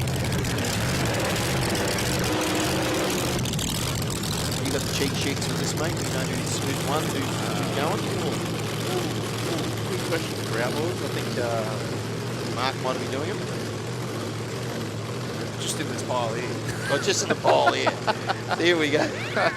So we're just keeping tabs on who's got 2 wins, 3 wins. That's the way we're working it. But Josh Fletcher will do the chasing in the Styrofan Australia Dragster. He will chase down Shane Atkinson by a 740, so hardly anything in it. It's just about a light on the tree. So Round 3. Is this round 3? Excellent. it most certainly is. Tail of the tape, Josh Fletcher heading in with 2 wins, along with Bill Fletcher. So Josh with 2 from 2. How about Shane Atkinson? Shane Atkinson has 1 win and 1 loss. Ooh. So can even we'll go ahead of the even ledger here. He can mess with Josh's plans here. Yeah, and it would put him on the same amount of wins as the Fletchers. So it could get interesting. Could come down to the dial, which is a 740 for Shane Atkinson. It's Outlaws. It's loud. Well, he got him on the tree. Fletcher did with a 060, and it will be enough. And that's 3 from 3 for Fletcher. 721 on a 713. Shane Atkinson a 740 on a 740, but a 177 light. So the dialing was good. The tree wasn't so much. Yeah, not so much there for Shane Atkinson, but Josh Fletcher just keeps on keeping on. Nice top end there from Atkinson too in that Tirana. 184 mile an hour with a 740. So nice work there from Shane. The little Tirana tried, but the rear engine dragster got the win. Look, if you're going to drive a supercharged Tirana, Shane Atkinson is the one you Oh, want to drive. that is tough, it just looks clean, smooth, it's fast. And I'll tell you what, it just Looks that, it is. it stays straight. It's beautiful. Whoever they've got to set that car up is impressive because it really does get down the track very nicely. And you got to think about this though. Even that, it's a supercharged 7-second, 180 mile an hour bracket car. So it's like, yeah, okay, and a short wheelbase, and it's a solid little unit. Still So goes from A to B very nicely. whereas we know it's different with Josh Fletcher and the big car and the long car because they're a little bit more trackable. And but he gets the win. Josh, well done. We know how good he is, and he's proved again that I am here to race, and I quite possibly will go through to that night. Absolutely. Well, here's the battle for the ages. How often do you come along to a QDRC to see a supercharged V8 versus a twin turbocharged V8? I feel like this is the Top Sportsman, small block versus big block. Yeah. Battle Royale. It's, Oh. choose your weapon of choice. We know it's a drag. We Oh, might have a problem here with Kel. So Kelly Kidd, $689 in. It looks like the car might have some problems. Bill Fletcher won't mind. What's Bill got? 1 from 2? he has got 2 wins. 2 from 2? 2. Oh, imagine that. Yeah, unfortunately, problems there though for Kelly Kidd. Oh, we that's so won't get to disappointing. see the turbo. We won't get to see the mighty Spoolie boys wound up. So can we have Top Sportsman, Super Sedan, and Junior Dragster, please? Modified to the lanes. Modified to the lanes, please. Your round 3. So Bill Fletcher, I'll tell you what, Bill will be happy with that though. He'll test this out. He'll have a crack with this 677 dial in and in the Styromax composite panels dragster. Bill gets out with a 183 and he says, no, I'm just going to take it to half track and I'll just coast on through like a Saturday evening drive down to the shops. I don't know. Down to Martin Place in Ipswich. Yeah, Martin Place. So well done there. So pity we didn't get to see the turbo run, but that means Bill and Josh 3 from 3. Is that right? Yeah, definitely. So the Fletcher's going undefeated in the 3 rounds of racing. Well done. Dad and son, that's a tough combination. So that means we must be moving into our round. It will probably into a bit of testing. Hopefully, we've got a few test vehicles still left. I wonder if we'll see the RX-8 because now's the time to see the RX-8 with the 2 metre flames. It's prime time. It is prime time. It's you want flames. This is how you get flames. If you're watching on the overtaking lane stream, just turn the soundbar up a couple of notches. I think If the neighbours are having date night, they'll be. they'll be, what is going on next door? What are they doing? They don't own a race car. Yeah. It's been going on all day. Yeah, that's right. If you've got the big screen and got the big sound bar with a couple of woofers, you just be cranking it up and everyone will be going, those guys next door are so annoying. And in summer they'd be sitting in a pool. But you know what? If your neighbours haven't been to the drags before, they're not at it. Invite them over. Yeah, that's They right. should- Come they over should and love watch it. this. And they'll go, I don't get it. They'll be hooked. That all sounds too confusing to me. Look, just enjoy it, mate. Just have a beer and just enjoy Just need to loosen up a notch. So as I said, a big welcome to everybody who's sitting at home on watching on the Overtaking Lane. Awesome live feed. Thank you to David Tyler. What a great thing that it is that they're doing. As I said, all different camera angles today as well. It is actually looking $1 million.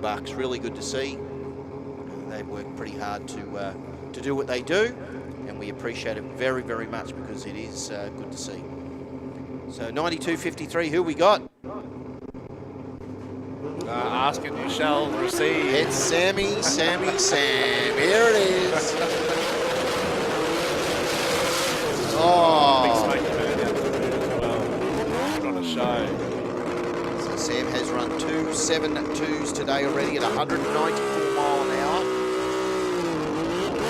And if I could bottle up a burn out smoke, You reckon? I'd be a rich man, I reckon. Yeah, I'm sure it's been tried. You know what? You just go out there, just wave the little jar around and put it on eBay and see how you go. You'll probably still go all right. Ode to rubber.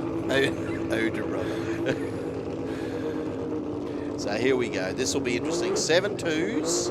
As I said, this is testing. If you like this sort of racing, if you like the 4s, the 6s, the rotors, get your bum to Jamboree later this month. 2 days of awesomeness. The carnival that is Jamboree. It'll be full on. You get everything. You get car shows, you get sound offs, you get the babes, you get just the most spectacular sport compact racing. Absolutely. And it's not just the racing, it's just, as you said, Terry, all the off-track stuff as well. It's a real festival vibe, great event to come and be a part of. And if Sam hooks this thing up, we know it's fast, but most importantly, the flames. The poor people over there, look over on the other side on the grass, they're over there, sitting over there. They're going to get singed eyebrows if Sam gets on, this. Oh, wasn't happy, but I'll tell you what, it was still a crack of flame there. They might be kind enough to go back. And Yeah, well, we'll get to see it not once, but twice. Well, it is testing. So, Top Sportsman Modified, Super Sedan and Junior Dragster. Look at that flame. How good is that? Is that, that's like low and slow, like you've got a big cooker. You know what I mean? That's not low and slow, Terry. That'd be fast. Fast. Oh, it's just Charred on the outside, raw on the inside.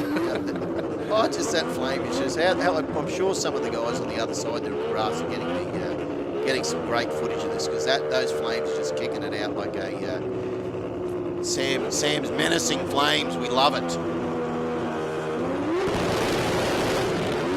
Car's not happy on the launch, which is a shame because we did see it run nearly 200.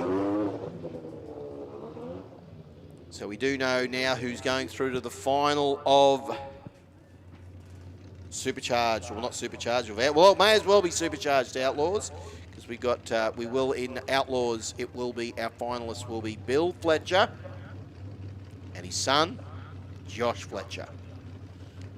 I've called that race quite a few times out in the city. It's something we're seeing quite a bit of. Just having. So I reckon that that race that's coming up, I reckon, well, it'll be interesting to see how it goes,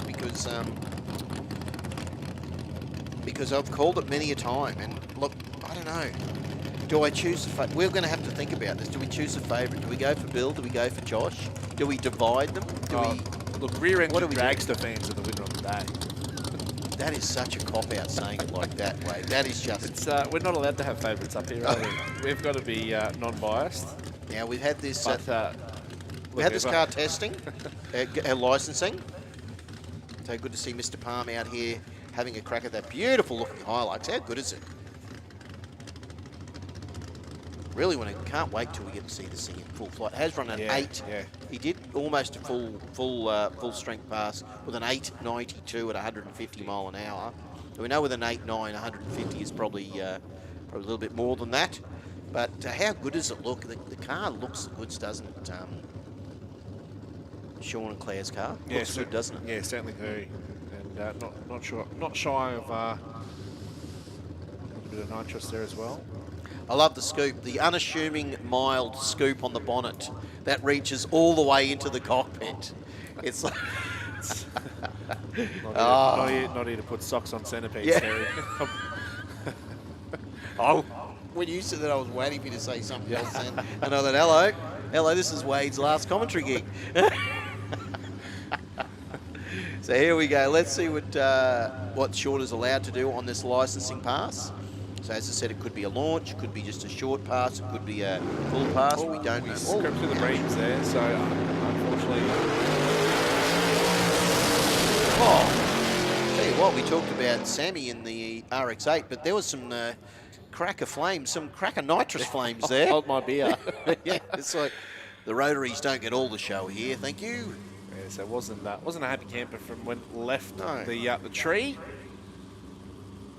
So really non-representative pass there, but again, it's licensing. It's part of going through that procedure. Most certainly. Learning about the vehicle. So that means we are going to go into Top Sportsman round 3, Wade.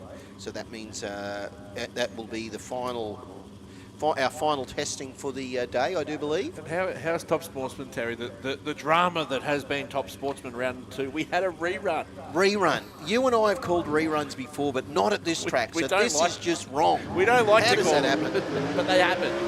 What is that about? You and I just looked at each other. When I said we're having a rerun, the look on your face is exactly the same look I would have had if you said it to me. I would have gone, what? The wrong It's a venue. It's a rerun? What are you talking about? Modified Super Sedan, Modified Bike Super Street, and Junior Dragster to the lanes, please. This is round 3. This looks like Danny Lake and Kayleen Gooley. Is that right? It does indeed. Let's have a look. Tail of the tape heading into the final round of Top Sportsman. So one driver on 2 wins is Paul Doblain, the only driver on 2 wins. So Yeah, we Paul's looked sharp, hasn't he? We're looking for our finalist. Danny Lake puts himself in a good position up against Kayleen Gooley. They're both coming in with 1 win each, looking to go on to 2 wins from 3 rounds of racing. So if you're going to win, don't win by a red light. Correct? Go as close as you can to your dial-in, and the world should take care of itself. So win clean, win close. Have the package. Don't win on a red light, like the closest red light to someone else. Don't go off your dial-in and win it. You've got to race. It's got to be a tough, got to be a good win. Oh, 0-1-2 for Gooley. Kayleen's got out nice. 0-52 for Danny Lake. Little Tirana's out in front. Will Danny be able to hold it out? No. Kayleen Gooley, that's a good package. An 8-1-6 on an 8-1-0 with a 0-1T for Kayleen. That's a good race with the Repco West Ipswich LC Tirana. Danny Lake in the Pine Mountain Performance, 7-79 on a 7-74 with a 0-52 is not enough. That's how tough Top Sportsman is, Terry. When you're cutting, 0-52 is not a bad light, but it's just been done by a 0-1. It's just been a 0, and Kayleen, she's been holding on to that until the final round, so good on her. Kayleen will have the wait to see how the rest of the 3rd and final round of Top Sportsman will play out, because there is some tough competitors to come that are looking to put their name into the final. 2 of those on track now, Steve Horvat and Dave Goldie. It's like we're at the dinner party.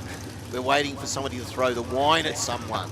That's how it feels. Steve Horvat, 8.34. Dave Goldie, 7.36. Just coming in fresh from a rerun where he red lit. Can you believe it? The Master Art Design 632 cube Cutlass up against the 572 cube Monaro of Steve Horvat.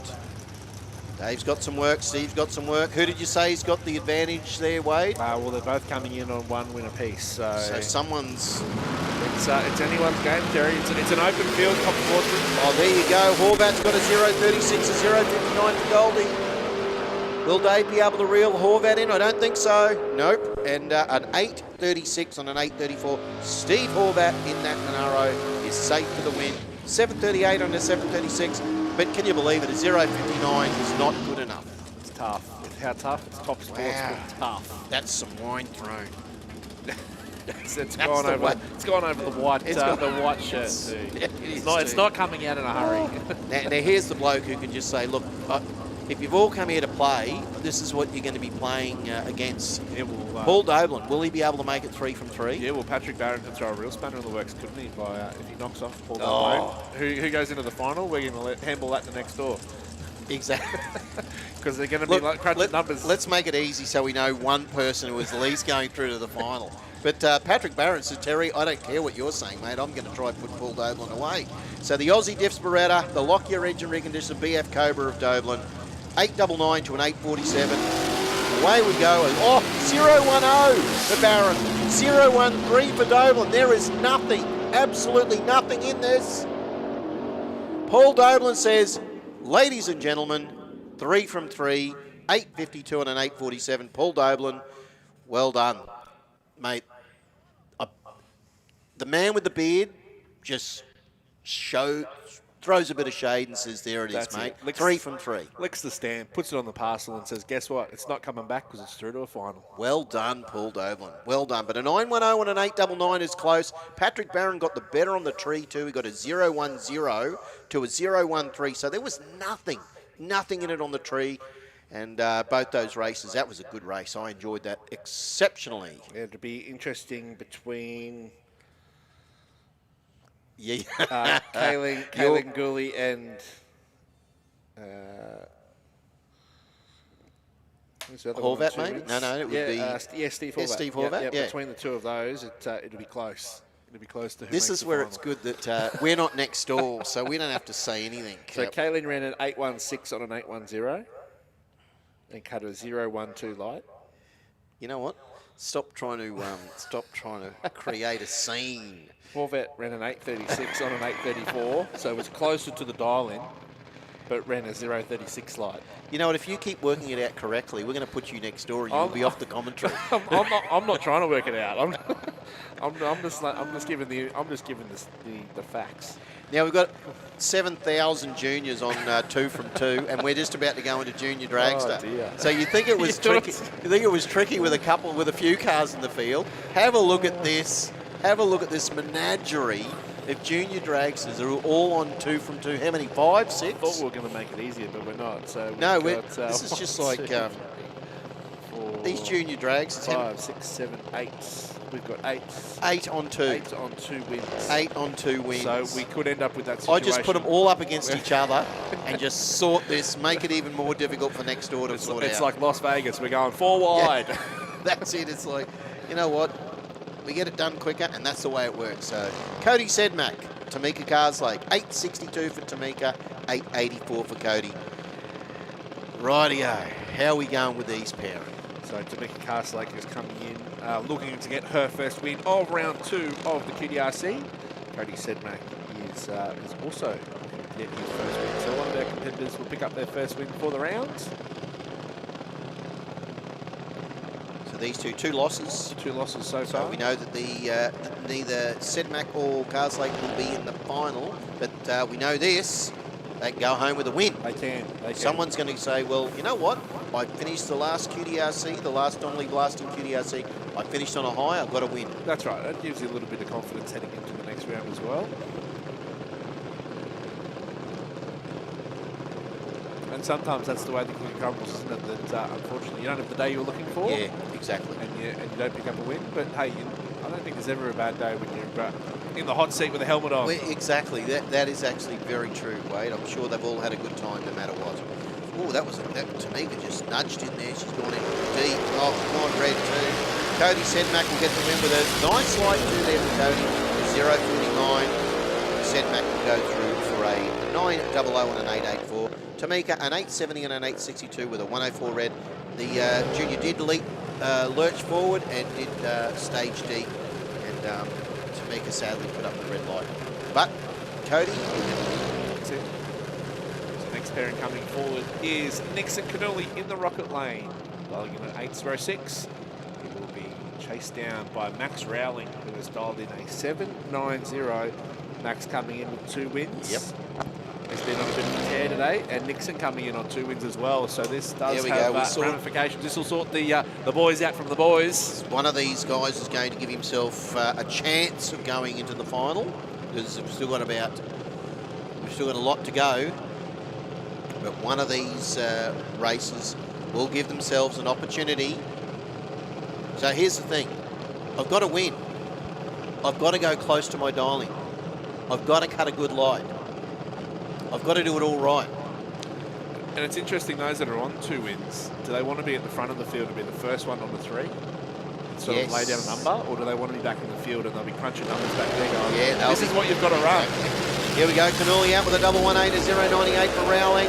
Side by side as they go through the stripe, and the win will go to Nixon Canooly with an 807 and an 806, and Max Rowling needed a win, but he didn't get one, so there was 794 and a 790, and Nixon Canooly 807 on an 806.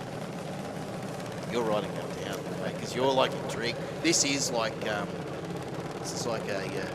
Netflix series. Just getting towards the end, and you know that there's going to be a twist and a turn at the end with Junior Dragster. So Tyler Bellett, 793 to an 858 for Novak McDougall. It's like, the best part is we know that because it's a 6 or 7 round season, we know there's a next episode. Yeah, there is. That's next exactly time. right. We don't have to wait 2 years for the actors to get older. So we do have Nevaeh McDougall at 858s. They're not mucking around. Just waiting for Tyler Bellett to come into stage. A 793 the dial in for Tyler Bellett for DVRE Performance. Oh, red light there for Tyler. 076 for Nevaeh McDougall. Let's see what McDougall can do with that 858 anyway. An 861 on an 858. How was McDougall? First win for the day. First win for the day. Yeah, nice so work there. Nice work there for the SVO Transport and Towing Junior Dragster. Well done. So we have got our outlaw final will be Bill Fletcher and Josh Fletcher. Our top sportsmen will be Paul Doblin and Steve Horvat.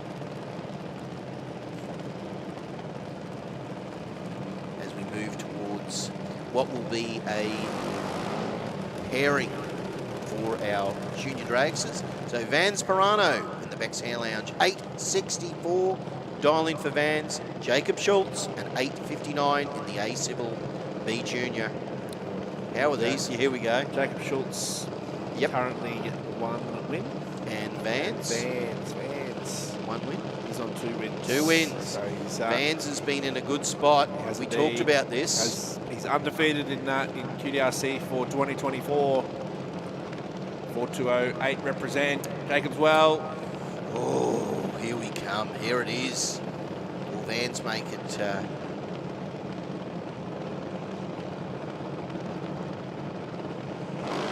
Make it easy. A 127 for Pirano, 166 for Schultz. Schultz has got some work. Pirano out in front. Pirano will get the win. An 867 on an 864. So that's nice and tidy. An 862 and an 859 with a 166 for Jacob Schultz, but the win will go to Pirano. So that's 3 from 3. It is. Dakota Bray with a 798 dial in the Smith Transport A Junior. Paige King in the AB services with an 893 dial in. So a full second, pretty well. Chase for Dakota to chase down Paige. How's the win-loss ratio? It's a tale of 2 tapes, Terry. You've got Dakota Bray, 2 from 2. Paige King looking to be the giant killer. So Paige has got how many wins? Looking for a first win. Oh, I tell you what. This is where Dakota needs to do everything right to make sure that she doesn't upset that win-loss record, whereas Paige King has everything to win. Doesn't matter. That's right. There is not one bit of pressure on Paige. Paige can just go, you know what? I'm just going to go out and have a go. Cuts a 0. Oh, there it is. 0.48 for Paige King. She cut a light. She's put the pressure on Dakota, and Dakota has gone 107 red. That is a turn-up. And even Paige has gone under a dial. She's done it all. She's cut a good light, gone under the dial. So the excitement's happened. I've seen the win light. Paige We're King. going hell for leather. You know what? If I'm going to win once tonight, I'm going to be damn spectacular. And well done to Paige. I'm going to be fast doing it. Dakota. Oh, that is a rare thing. That is a rare thing for Dakota Ray. But you know what? Sometimes these things happen. Cool nights. What happens? Yeah, and still not. As far as championship goes, you've still got 2 wins from 3 rounds of racing. So well, you know what don't Mark make a final, would say. but within the long haul. You know what Mark would say? It's a long season, and you just got to be consistent all season. And we know Dakota, she is very consistent in her racing. So there's no worries about that. But yeah, but wow, Paige King, giant killer. Well done. Carlos Harvey, Carl Schultz, the Ginger Ninja. 804 for Carl, 861 for Carlos in the Yuasa battery car, the the A-Civil car of Schultz. And Carl coming off current track champion, coming off a really good season. That's how you become track champion. Carlos Harvey, though, is coming off a Winter Nationals win a couple of months ago. Carlos, 2 wins. Well, looking for 2 wins, sorry. Carl looking to go and join the 3 wins. 0.94 for Schultz and 140 for Carlos Harvey. Side by side. And the win will, because Carl Schultz has gone too quick.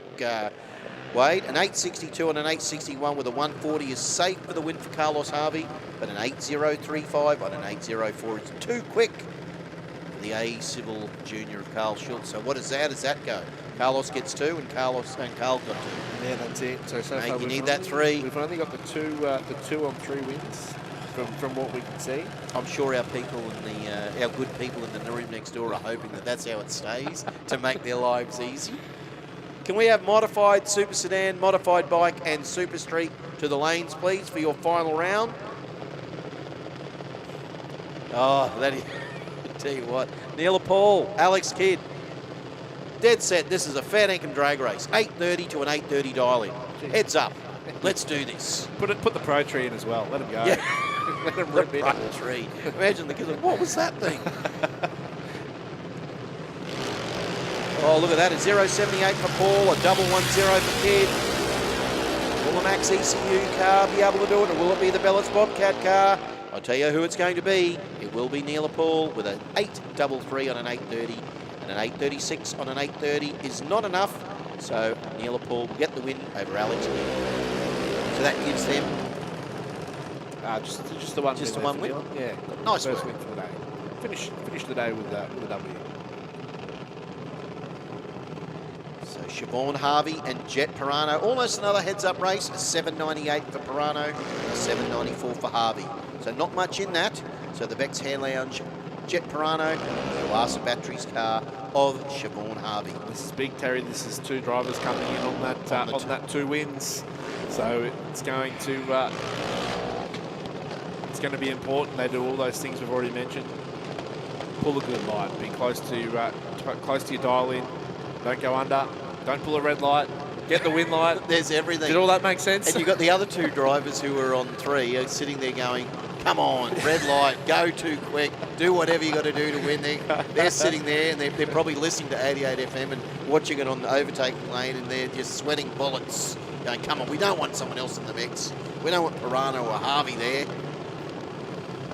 Now here it comes. Could be three juniors walking to a party with 3 wins each. Only That's 2 of it. them can go to the final. How do we sort that out? Scissor paper roll. Oh, that's how you sort it out. Siobhan Harvey still cut a good white with a 0.66. So Siobhan will get the win, but how close to the dial-in? 7.98 on a 7.94 for Siobhan. That is good. So an 8.055 on a 7.98 with a red light for Jet Pirano. So Siobhan, they'll be thinking about how close to that dial-in. How far off am I from that dial-in? Have I done good enough? Will our beautiful people in the tower do the right thing? Or will they just go on the fingers? I can guarantee they're going on the fingers. So Nixon King and Jasmine King, an 8.59 to Kidd, an 8.99 for King. So the Mick King Transport, B Junior, the Bellett's Bobcat Service, B Junior of Jasmine Kidd, the Little Raptor, so the 8.59 to an 8.99. Got a little bit in it, there'll be a chase, but that'll be fine. Oh, hang on, we're just waiting, we can't see Jazz. Looks like might be a solo for Mick. For the Mick King Transport car for a Nixon. Yep. Cuts are red. So how's Nixon sitting? It might be first or second win. His second win. Second win for Nixon. Yeah, well nice done. work, nice work. On a solo, a 9.00 on an 8.99. That's tidy too. Well done to Nixon. That's a good way to finish the night. The red light, not so much, but the dial-in was good. This is looks like it could be another solo as well coming forward. Can't see anyone else in the other lane. So Chase Carslake gets the solo in the final round for Junior Dragster. How's Chase? Chase has 2 wins, so he's going to move straight away to 3, and it's going to be 4 4 drivers on 3 wins in Junior Dragster, trying to squeeze into our two finalists. I don't feel like doing an opera saying, you can all have a go, because no, it's not happening. We're only taking 2 of you. We'll have an A and a B final. Is that No, it? we're not going to do that. We're just going to pick out. Not everyone wins a prize in the commentary box. That might, yes, that's exactly right. Not everyone will get a participation penalty. So 0.76 for Chase Carslake, an 8.41 on an 8.38. Oh, and you know what? It's interesting. Chase. They were all there or thereabouts to their dial-in. Yeah. The reaction times were all there or thereabouts. Not far off. So, you know what? You've got to be as good as you can possibly be on that final. That's it. On that final run. So that'll be intriguing You've got to see who goes through. Nixon Canuli, Siobhan Harvey, Chase Carslake, and Vance Pirano, who's looking to go 3 finals in a row, all on 3 wins from our 3 rounds of racing. And now Lexi will be looking at this, just looking back at all this going on with her licensing going, well, I want to be part of that that menagerie of juniors doing all that toing and froing and jostling. It seems like hard work. Maybe I should have got a junior drag. Maybe I should have got a junior drag bike, Dad. I should have got a junior drag bike. But look, just my life would have been so much easier. There you go, $4.95 for Lexi. Let's see what Lexi can run on this one. An 8.56 at 74 miles an hour. Nice work. So that will bring the final to our round 3 of Junior Drag. So that means that we will, at some point in time, we will be able to tell you who has made the top 2. So we'll know who is going through the final. As I said, Outlaws will be a battle of the Fletchers, dad and son. And in the top sportsman, it'll be Paul Doblin in the Ford and Steve Horvat in the Holden. So dad and son, Ford and Holden. The juniors, I don't even want to even attempt even to think who it's going to be, Wade. Usually doesn't take long to get the finalists from next door, but I can tell you they'll be like Santa Claus next door. They'll be checking it twice. They will. You are spot on. So here we go. Wayne Hyatt with a 9.13 dial in to chase down Mitchell Bauer with a 9.26. This is your final round of Super Sedan. So the Snakes Transport Toyota Celica and the Fernwood Landscape and Garden Supplies Fairlane of Mitch Bauer. So Lowood Ripley, a couple of locals in some ways. Just waiting for them to come to, just making sure that it's all clear.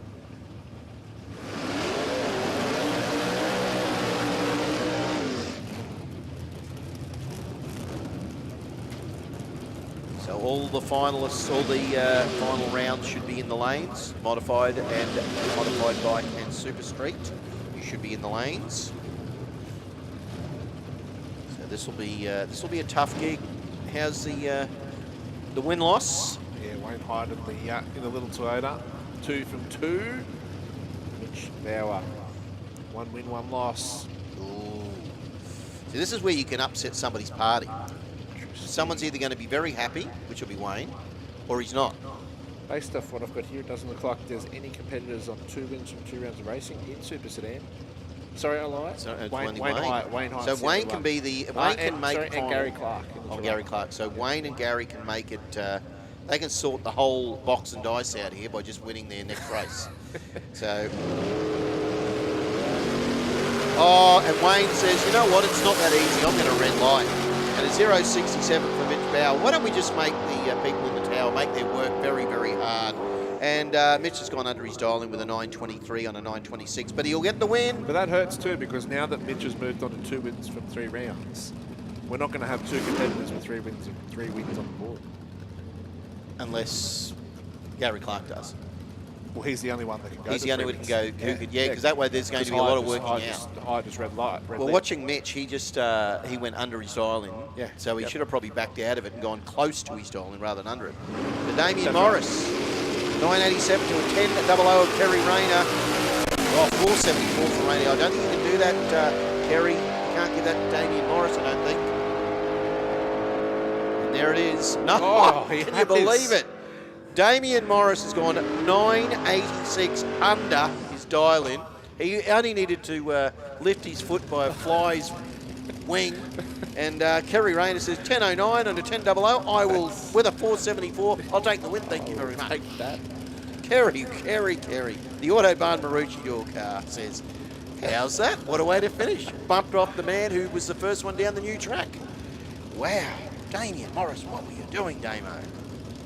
Anyway, here's the battle of the Tiranas. Rob Price, Gary Clark. Gary Clark at 10.17 to a Pricey's 9.31. So Rob to do the chasing in the Pine Mountain Performance Tirana. The Downs Automotive Service Tirana will head off first. So this is the one. This is the one. Started his day in spectacular fashion, did Gary Clark. It was anything but straight. He's looking to go 0.32. He puts himself in the box seat. Rob Price will be charging hard though in the LH Tirana. Up at the top end. It doesn't look like he's got enough. But he does. A double breakout, a 9.30 with a 2 and a 9.31. Rob Price will take the win. Gary Clark a 10.12 on a 10.17. Pick your finalists in Super Sam because I've got no clue. We have had 2 races with the opportunity to go 3 from 3. None of them have. But what that means for those 2 competitors as well, because they lost their final round, it means they've got a disadvantage. It means that they wouldn't be in calculation for the final. Oh, how would you feel? I just got 2 from 2, but I got... Oh, this Gary is Clark just broke out too. What is it on? Daniel Harms, Rudy White. White cut to 0.29 on a 9.47, a 9.48 for Daniel Harms, a 6.15. Daniel had a sleep in the Mackenzie Motorsports car in the Chevelle, and the win will go to Rudy White in the Commodore with a 9.57 on a 9.47 with a 0.29 light. How did Rudy? That would be 2 from... Yeah, 2 from 2. Because that's all we're going to have now. He's got 2 wins, but he's winning the final round without breaking out, without a red light. Puts him in the box seat. We'll have 6 vehicles all vying for, or more. We'll have 12 vehicles all vying for the last pairing. What a well, I don't know. It's like a zoo. If none of them had a clean pass, do you go a red light or do you pick one that broke out? I don't know. It's like a zoo. I don't know how far the rule book goes. I don't know. It's like a zoo and everyone's let all the animals out of the cage. It's like, what's going on? Natural selection. Sort it out for yourselves. My money's on the elephants because they don't muck around. Or the hippo. Anyway, look how wild was that? Turns into QDRC event. That was. I cannot believe that. But we're not Hyatt and Clark had the opportunity. They did. Right there to go 3 from 3. They both could have gone through to the final. Instead, we've got 5,000 people on 2 points. And next door, our officials are going to have to sit down there. They're going to have to get the abacus out. They're going to have to get the theodolite out. They're going to have to get every instrument known to man to try and work it out. Here we go. We've got our Junior Dragster finalists. All right, the Super Sedan plot thickens. We've got Hamish Strachan coming forward, a 9.69. Pair of Commodores do battle. So Hamish, he is looking to join the 2 wins from 3 rounds of racing club. Adam White. It's not a prestigious club because they let White anyone in. Is also looking. You reckon? Because they let anyone in. Access all areas. You're all coming through. But I've got a yellow wristband. Yeah, everybody's got a yellow wristband, mate. Just everybody go. Hamish and Adam. As we stand right here, right now, both of them can make the final. Oh, Hamish goes red, but a nice 0.47 for Adam White. Now, Adam needs to go as close as he possibly can to that 9.43. And he does, a 9.45 and a 9.43. Adam White in the J.R. Stevens VL Commodore. That was good. Well done. But Hamish Strachan, the car was not happy. Pity, because the car's been, the complete property cars looked really good all day of Hamish's. But Adam White, 9.43, runs a 9.45 with a 0.47. That has given him a good chance in the party to end all parties. I cannot believe that. It's like none of these guys want to win the trophy at the end of the night. It's like no, they want everybody to have a crack. It's like, you know what? Why don't we let everybody have a go at this? And it's someone's going to come through and do the Bradbury. Mate, I can tell you now, every racer I talk to next meeting, they'll say, nearly made the final of Super Sedan. I go, mate, the whole field nearly made the final of Super Sedan. Calm yourself. They'll be drawing straws back in there. It would probably be easier for our meeting director to go down and draw straws. It will be. I've never seen it like. Anyway, here we go. We're moving into Knijff Earthmoving Modified. This is the final round, of course. This will bring our finalists. Phil Bellett with a 770. Brett Varnell in the front engine dragster with an 816 dial-in the Team Bray Racing Dragster. The TBRE Performance Dragster of Phil Bellett. So he will do the chasing. Brett Varnell will get the advantage to lead first. So how are we going in the 4 and the 2 and the Pro and all the stuff? Like, I'm still getting over that Super Sedan. I just cannot believe how many races are going to be on 2 wins. You thought there was drama in Top Sportsman, and then they just go, hang on, no. Yeah, hold my beer. We've got the sedan cars covered. Yep. So let's have a look at this. Phil Bellett to do the chasing. Brett Varnell to leave first in that front engine dragster.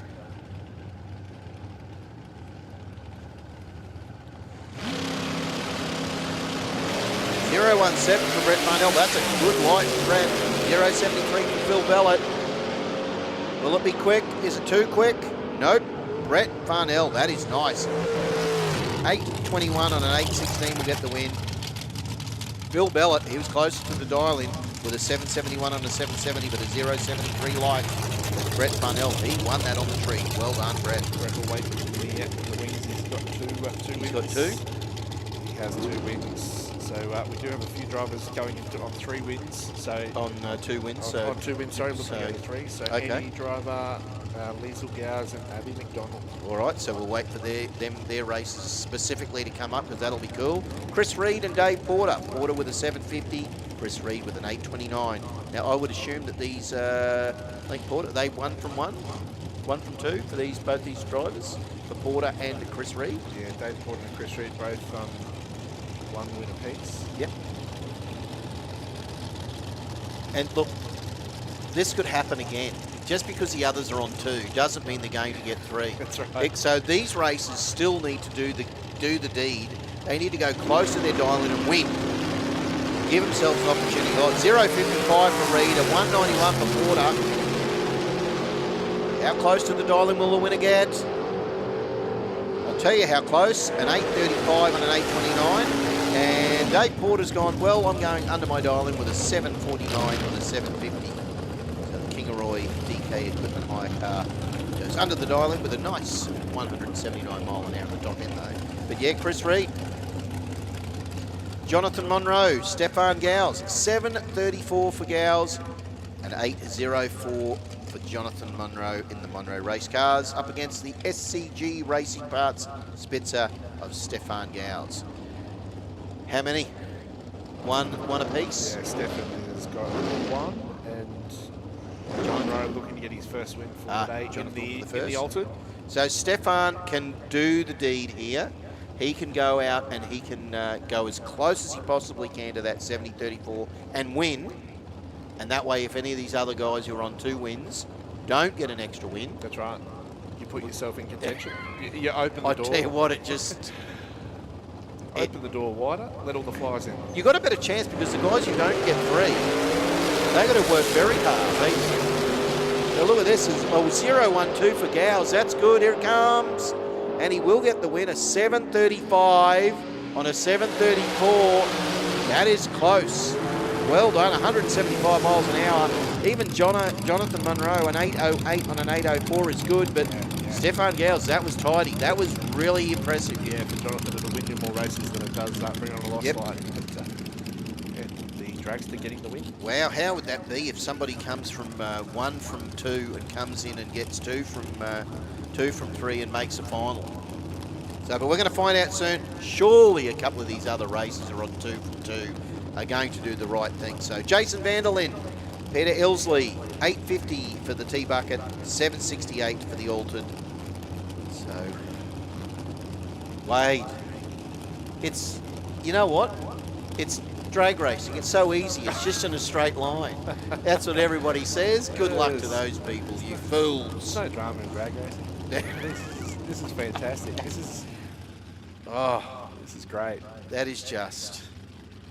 But this is replicating what we had in round 1. Like, if this is what our whole season is going to be like.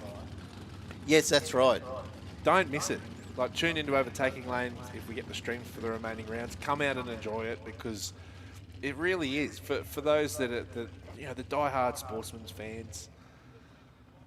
Oh, and it's obviously we've got something down the deep end there. Maybe one of the cars is This is what drag racing's all about.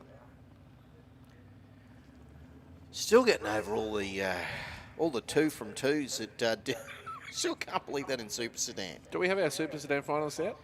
Look, We- they're working hard next They door. are. They, as I said, oh, look at it.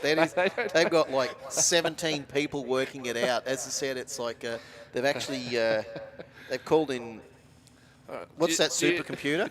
They've called. What's the supercomputer called that plays the chess? They said, yes, we can work. Oh, look at there is a lot. There is a lot of work going on in Do you there. reckon they printed out the list and they said, well, let's cross out the ones that aren't in contention? Oh. And it's like oh, we can't cross any of them out. We're back to where we started. Exactly. So have a listen to this, though, folks. Junior Dragster finalists will be Nixon Cannuli and Chase Carslake. So we have our Junior Dragster finalists. Paul Doblin, Steve Horvat, of course, in Top Sportsman. Outlaws will be the battle of Bill and Josh Fletcher. So here we go. Vanderlyn, Ilsley. 768 for Vanderlyn, 850 for Ilsley. How is it? We need one. Both of them? They're both on one win. They're both on one win. So one of them's got to win. Do exactly what Gals just did. Oh! Vanderlyn, he's going to have a good chance. If he goes right on this 768, he's in with a chance. Well, not if you run a 775, though, for Vanderlyn. 126, but Peter Ilsley gave him the opportunity. But Jason in the Sanford Valley Realty just a little bit off there. Here we go. I've got the Super Sedan finalists here. This has taken 5 days to work this out, but it's okay.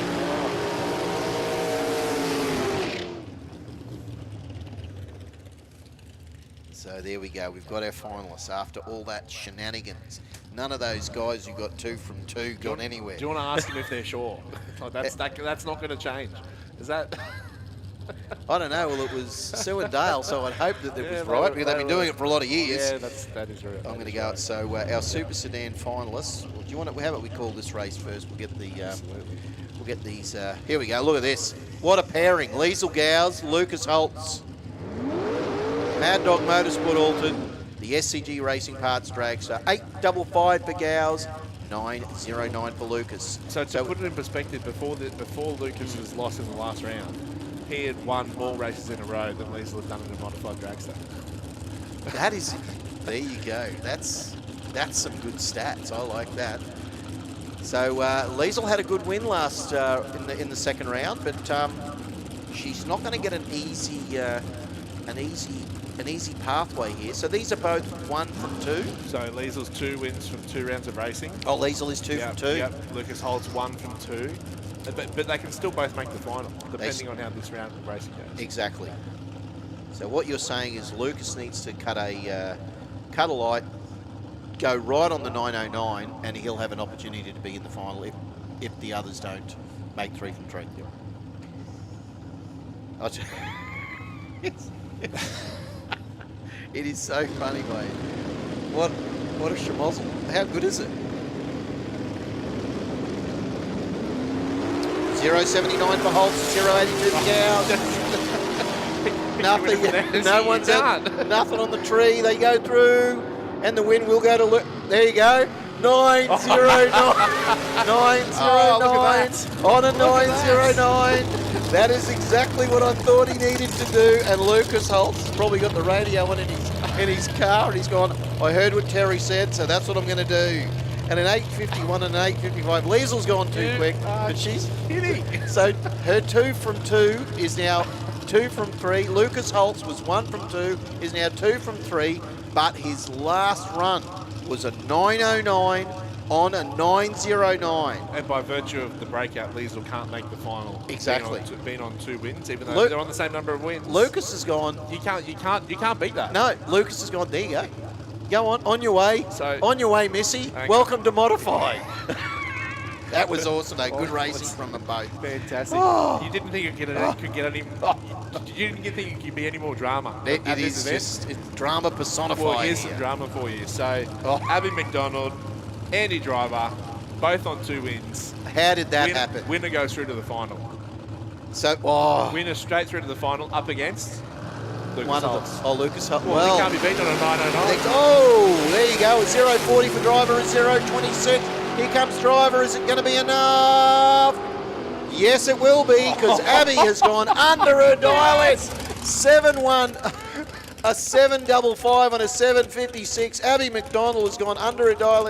Andy Driver says a 7.37 on a 7.16 with 182 miles an hour in the top end. I'm going through. This is the way it happened.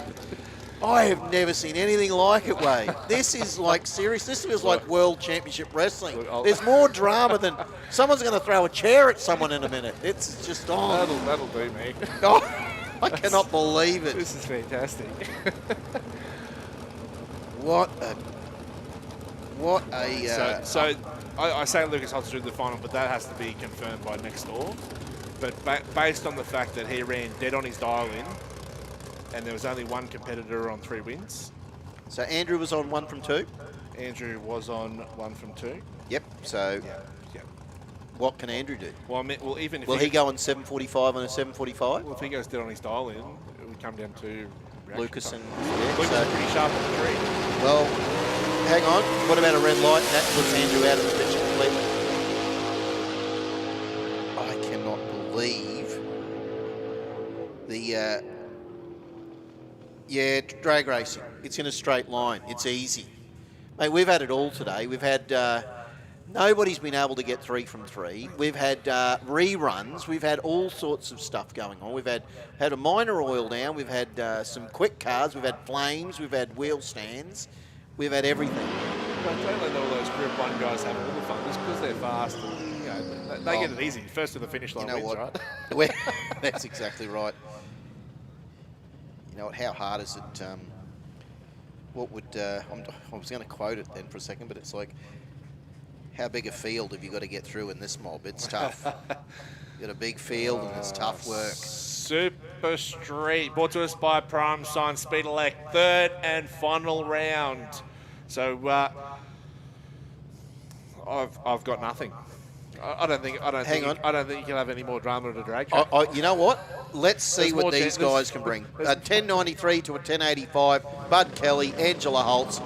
How many? Oh, red light for Angela. Bud Kelly will get the win with a 0.35 light. Nice work there, Bud, in the Premier.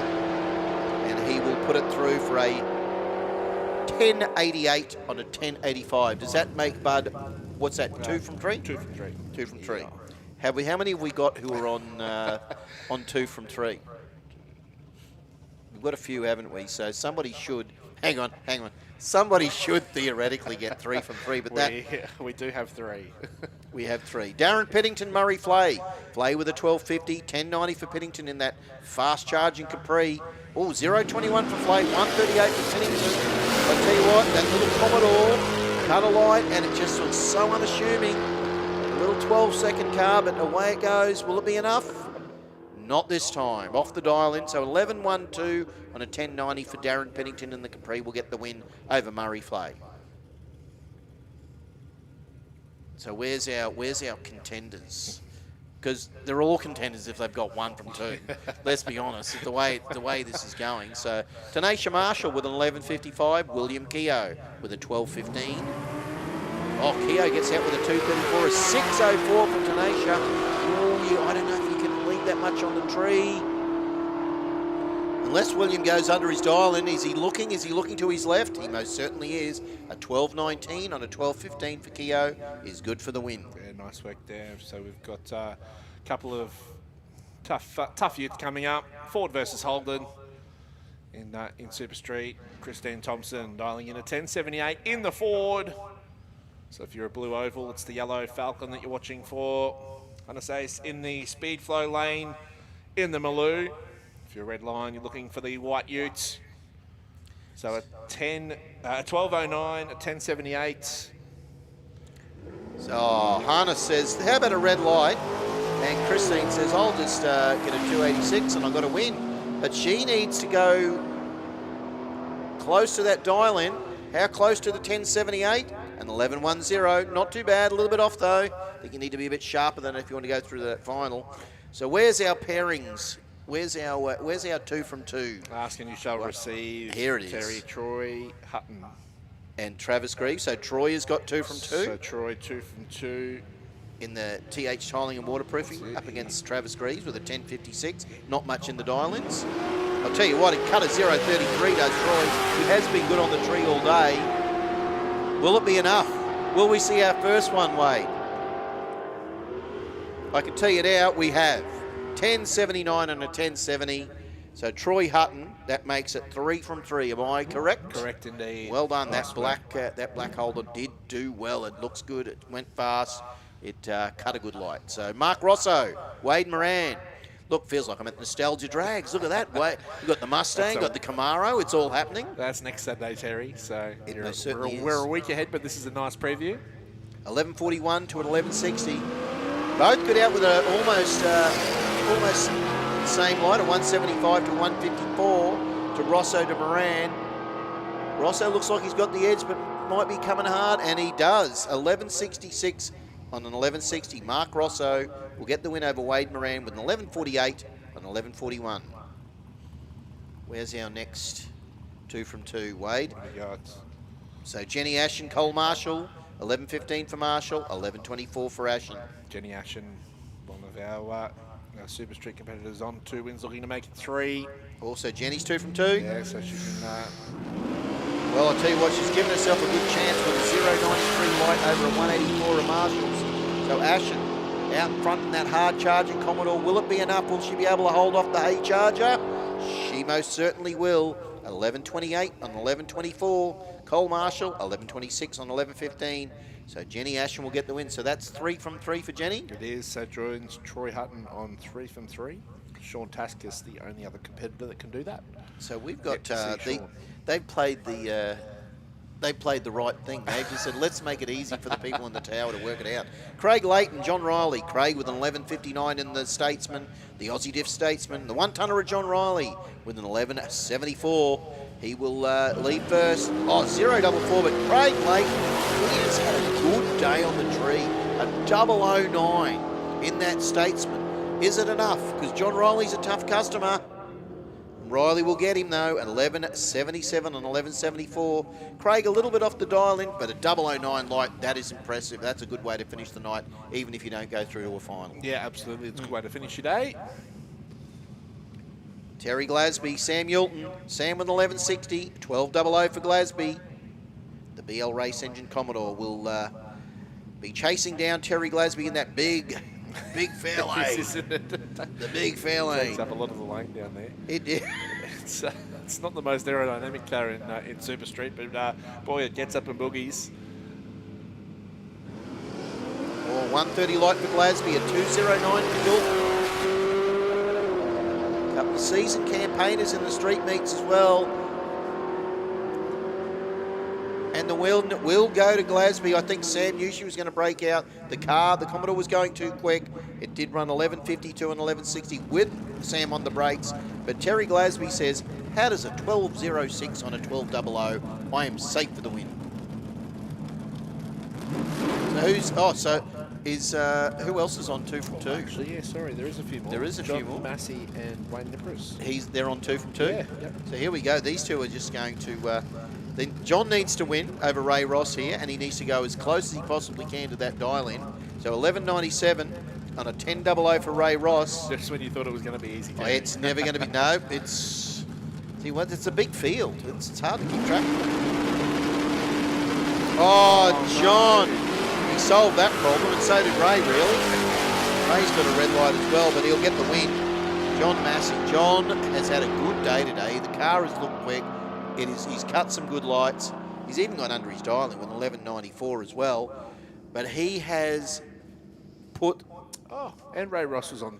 He's now on 3 wins. Yeah, but Ray cut a red then. He did. Yeah, that won't be much help. Ray should have thought about keeping those front wheels down a little bit more. The irresponsible Charger driver that he is. But Wayne Nippers, I think... there he comes. So still, you've got Wayne's 2 from 2. Jenny Ashen and Troy Hutton, who are on 3 wins. So Wayne can go 10.44 on a 10.44 and put himself right in the mix. Correct. Because he's got a bye. This is pivotal. The other two have got it. I didn't see Sean Tasker's come out for that renovation. No, he might have some damage because we've got the bikes coming. So here's the go. Wayne Niparis needs to run as close as he possibly can to that 10.44 to give himself the best opportunity of meeting either Ashen or Hutton in the final. Oh, 4.29. That's a bit of a shabby light there, Wayne, but let's see how close he goes to that 10.44. 10.55. I don't think that's not going to be enough, I don't think. But it's not impressive, is it? no, well, you can't say that because we're live to air and they can go back over listening to that, and Wayne will be calling you and I up going, I heard what you two goofballs. I heard you two goofballs. I'm just saying how it is. It's a win. It's a win, right? It's a win. But Wayne still reminds me years ago when he lost in the Winter National, and I went, Wayne. He goes, I still think about you saying that, Terry. Thank you. So anyway. I'll say to any racer, I'm just calling it how it is. You guys are the ones in the car at the end of the day giving us what we need to call. So here we go. If I don't think it's very impressive, I'm not in. Yeah, well, that's true. It wasn't very impressive. So here we go. This is a modified bike. So what do you reckon? Jason White, Alan Ennis Jr., 8.59 to an 11.20. Alan to do a fair bit of chase. Jason White says, I'm going to get out there and I cut a light and see what I can do. And he does. 0.75 light. Oh, but a 0.61 light for Alan. Here he comes, the quicker bike coming on with a big top end. He looks like he's gone past him. And he does get the win. Oh, look at that. Oh, 8.59 on an 8.59. Welcome back to Willowbank, Alan Ennis Jr. Giving yourself 2 wins from 3 rounds of racing, it puts you in the picture anyway, depending on how our competitors fare that are on 2 wins. So you've got Brian Alvizio and Jamie White. Now only 2 drivers that can go 3 from 3. But on the line, they've got Rebecca Marsden dialing in a 9.64. Pretty much going to be a heads-up race. A 9.70 for Alex Redmond. Oh, no, Alex. You can't pull a 6.86. When Rebecca's pulled a 0.19, she'll sail off across the Willowbank finish line. And a 10.01 on a 9.64 will beat Alex Redmond with a 10.46 on that 9.70. Probably or did back out of it after a not-so-fancy reaction time. So who's got 2 from 2 in the modified bike? Brian Alvizio and Jamie White. Guess what? Brian Alvizio. And if anybody's going to put Brian away, it'll be Clarkin, because Clarkin will be going, yeah, I can sort Alvizio out. So Brian with an 8.84 to a 9.31 at Jason Clarkin. Let's look at the lights. 0.23 to a 0.27. Alvizio in the quicker bike. He's out in front, but has he got enough? Is he going too quick? No, he will get it. An 8.92 on an 8.84. Jason Clark on a 9.40 on a 9.31. I'll tell you what, that was a good drag race from those 2 riders. Yeah, that was good. That's it. You expect nothing less from either of those either. When you see them come to the line, you know they're going to put their best foot forward and give the competitor in the other lane a bit of a run for their money. So Jamie White and Mark Gordon. Mark Gordon with a 9.35 on the pink bits on the shoebox books. Jamie's just seen bike. Brian collect his 3rd win.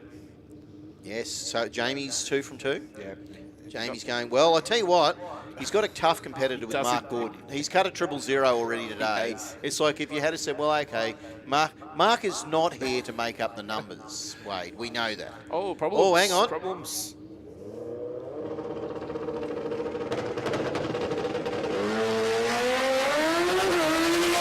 What is going on? What is the drama? Something's gone wrong. And a 9.19 on a 9.07. Jamie White will get the win.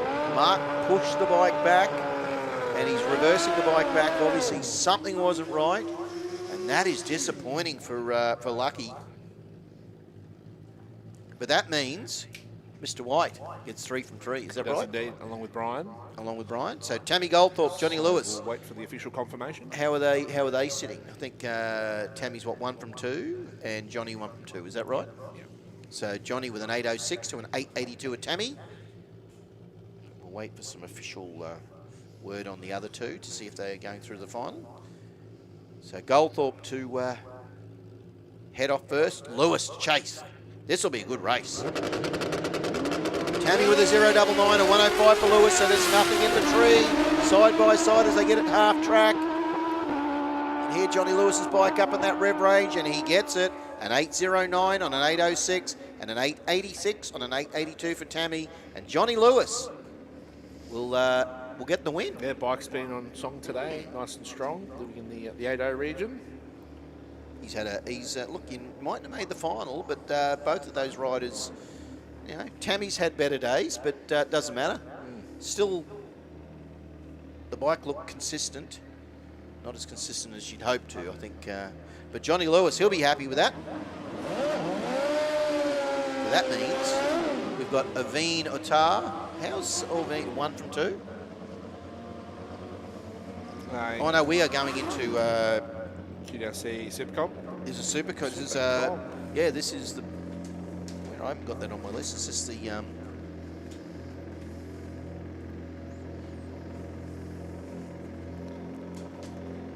Is this a final? I think this should be. If this is it, so I'm just waiting. They're calling up, but that means that could theoretically. That says to me that that would be a comp bike final. I'm not too sure what's going on here. We're not too sure because that's not on our program. So I can see the junior dragsters coming in after us as well. So we're just looking to see who.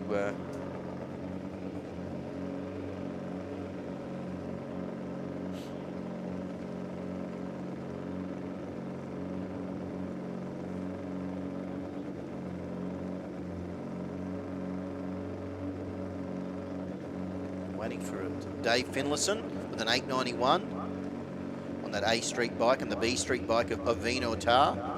Aveen going well and truly under that 951. And the 891, of course, it's going to be tough to beat. Oh, red light anyway for Finlayson, but Aveen might give this thing a real stretch here. This well, maybe he won't. He goes, no.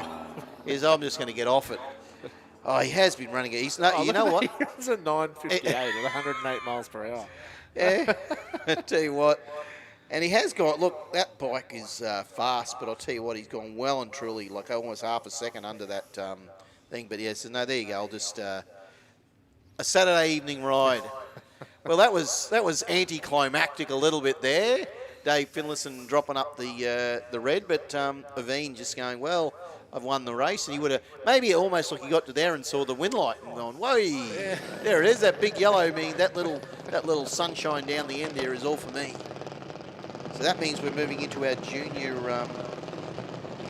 dragster final, which will be Nixon Donnelly and Chase Carslake. I'm still waiting to see who the finalists are in Super Street and Modified Bike. Do we have our modified finalists? We do. It's Andy Driver and Lucas Holtz.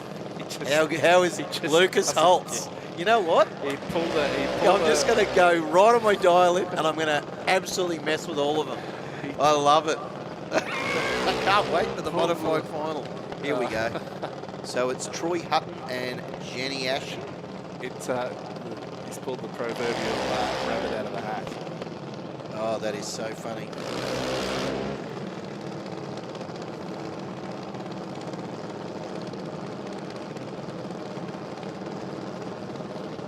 So three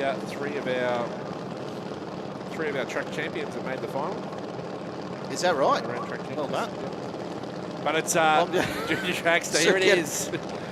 Oh, what a schmozzle it's been. Chase Carslake, Nixon Canooly, 807 to an 840 for Carslake. This will be tough. We are running into these finals, and this is just full on. I tell you what, we've been sitting here and it's been interesting. Look, Canooly a 145 to a 026 Carslake. Will Chase Carslake be able to get Canooly? No, not tonight. Chase has gone too quick, and the win will go to Nixon Canooly with an 809 on an 807, and an 834 is too quick on an 840. It's worked there for Nixon, the junior final.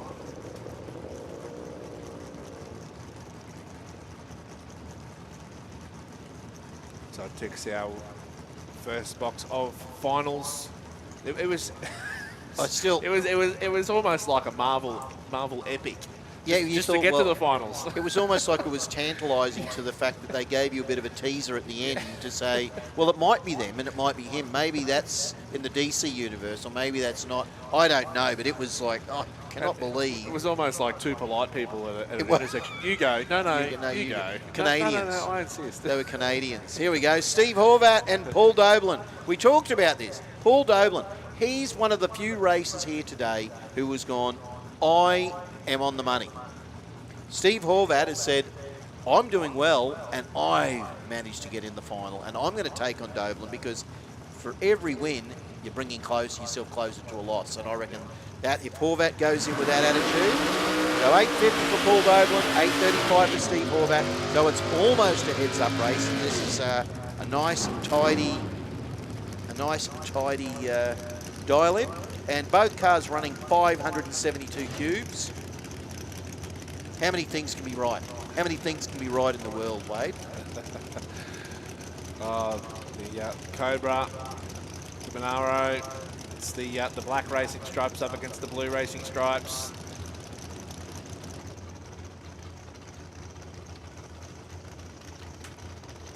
Can Horvat take it to Paul Doblin, who won round 1 of the QDRC. So Paul looking to go back to back. Find out in about 8 seconds.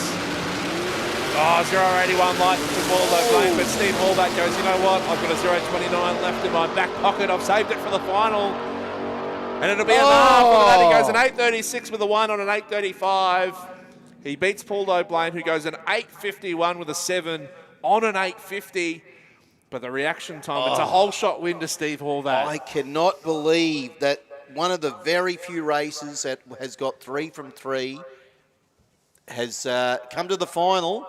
And we know Paul's won a lot of things in his career. But I'll tell you what, Steve Horvat, well done to you, my man.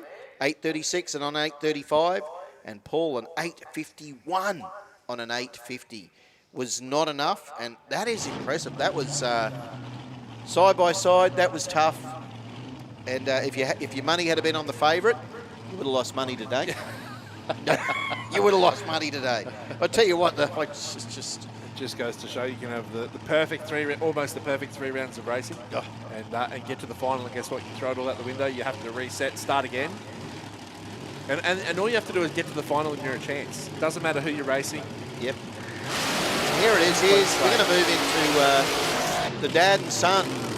Now, I've called these guys. Mark and I have over the years. I don't know, Mark. You, me, Tiana. How many times we have called these two? And the best part about this is the conversation afterwards, because Josh is pretty quiet, whereas Bill might be a little bit slightly more vocal if he wins, and I love that. So they're going to say it here, Styromax the world, because they're both sponsored by Styromax. So Josh Fletcher with a 7.15 in the speedway lane, Bill Fletcher with a 6.77 in the rocket lane. Both Styromax, Styrofan. Here they are. Someone is going to have to pack the trailer more than the other. Well, they're both going home with trophies, so they're both going to be packing them in the trailer. But there's a lot of similarities in this race. Rear-engine dragsters, supercharged dragsters, Styromax, Styrofan, Fletcher. Who's it going to be, Terry? I'm going to say it like you said before, mate. Rear-engine dragsters will be the winner on the day. Here it comes. Styro the world. Here it comes. Oh, good light for both competitors. A 0.49 for Fletcher, 0.63 for Bill. And Bill will show the young buck how it's done. A 6.77 on a 6.77. Bill Fletcher says, mate, my time is not done yet with you, young bloke. How good was that from Bill Fletcher? Look at the win margin, 11,000th of a second across the finish line. Yeah, you know, 1,000. You know what? Yeah. Josh wasn't even trying. How good? That was a good race, I tell you. That was excellent. I've taken a photo shot of that because that is a great race. A 677 on a 677 for Bill, a 717 on a 715 for Josh. What a great race. 202. First time that Bill's pushed that 200 mile an hour today as well. He's been going underneath that, but he said, nope, I've got to pull that 202 out of my hat. Yes, so some of these finalists, you should know that you are there. So here's the way it works.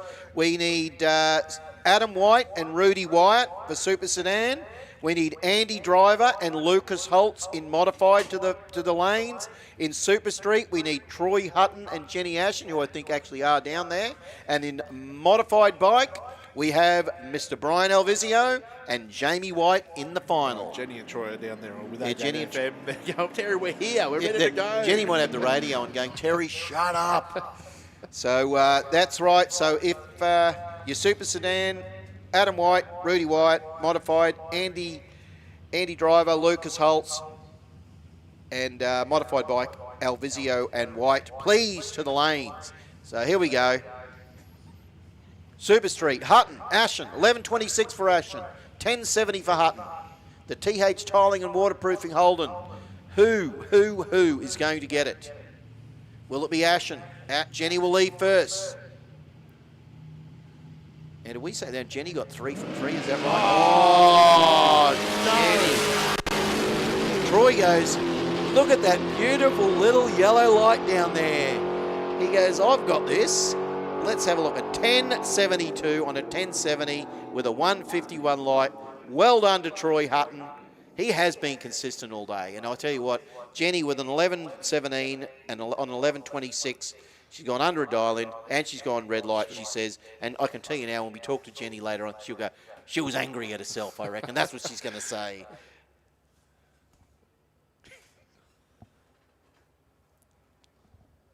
So yes, we've got the golden mic up here. So we, I don't know who gets the golden mic. So that it is. So let's have a look. Jenny Ashen and Troy Hutton. Troy will get the win. So nice work there to Troy. And that means we need the modified, the Super Sedan and modified bike finalists, please, to the lanes. Now you ready? How does this work? Andy Driver and Lucas Holtz.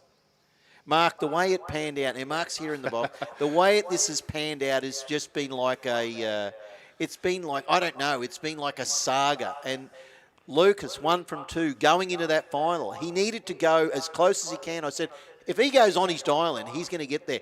He goes smack on his dial-in and gets the win. 2 from 3, and then he comes through to the final. And Andy Driver, who had, was it 3? He had 3 wins. He had 3 from 3. So two of our modified competitors that were on 3 wins from 3 rounds of racing.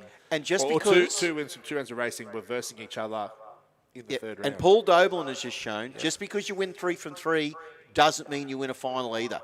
So this is just, as I said, drama personified. This is the interesting mix that we get. So everybody who's sitting at home and going, look, these guys sound a little bit too overexcited about this, but we have, Mark and Wade and I have just been plugging through this. There has been a lot of extremely combinations that could have won, gone to the finals. There was probably people going in with 2 from 3, going, look, all I've got to do is go close to my dial and I could make the final here. No. You got no chance. You got 3 from 3. There's just the way it is. It's very exciting. It is very exciting. So we're going to I think we're going to chuck Wade off, are we? We're going to chuck Wade off, and Mark's excited. I've just been grabbed by the back of my hoodie, and I've just been. He's done I'm trying to think who it was. It was I can't remember who it was. It was. I don't know. Get out of the seat.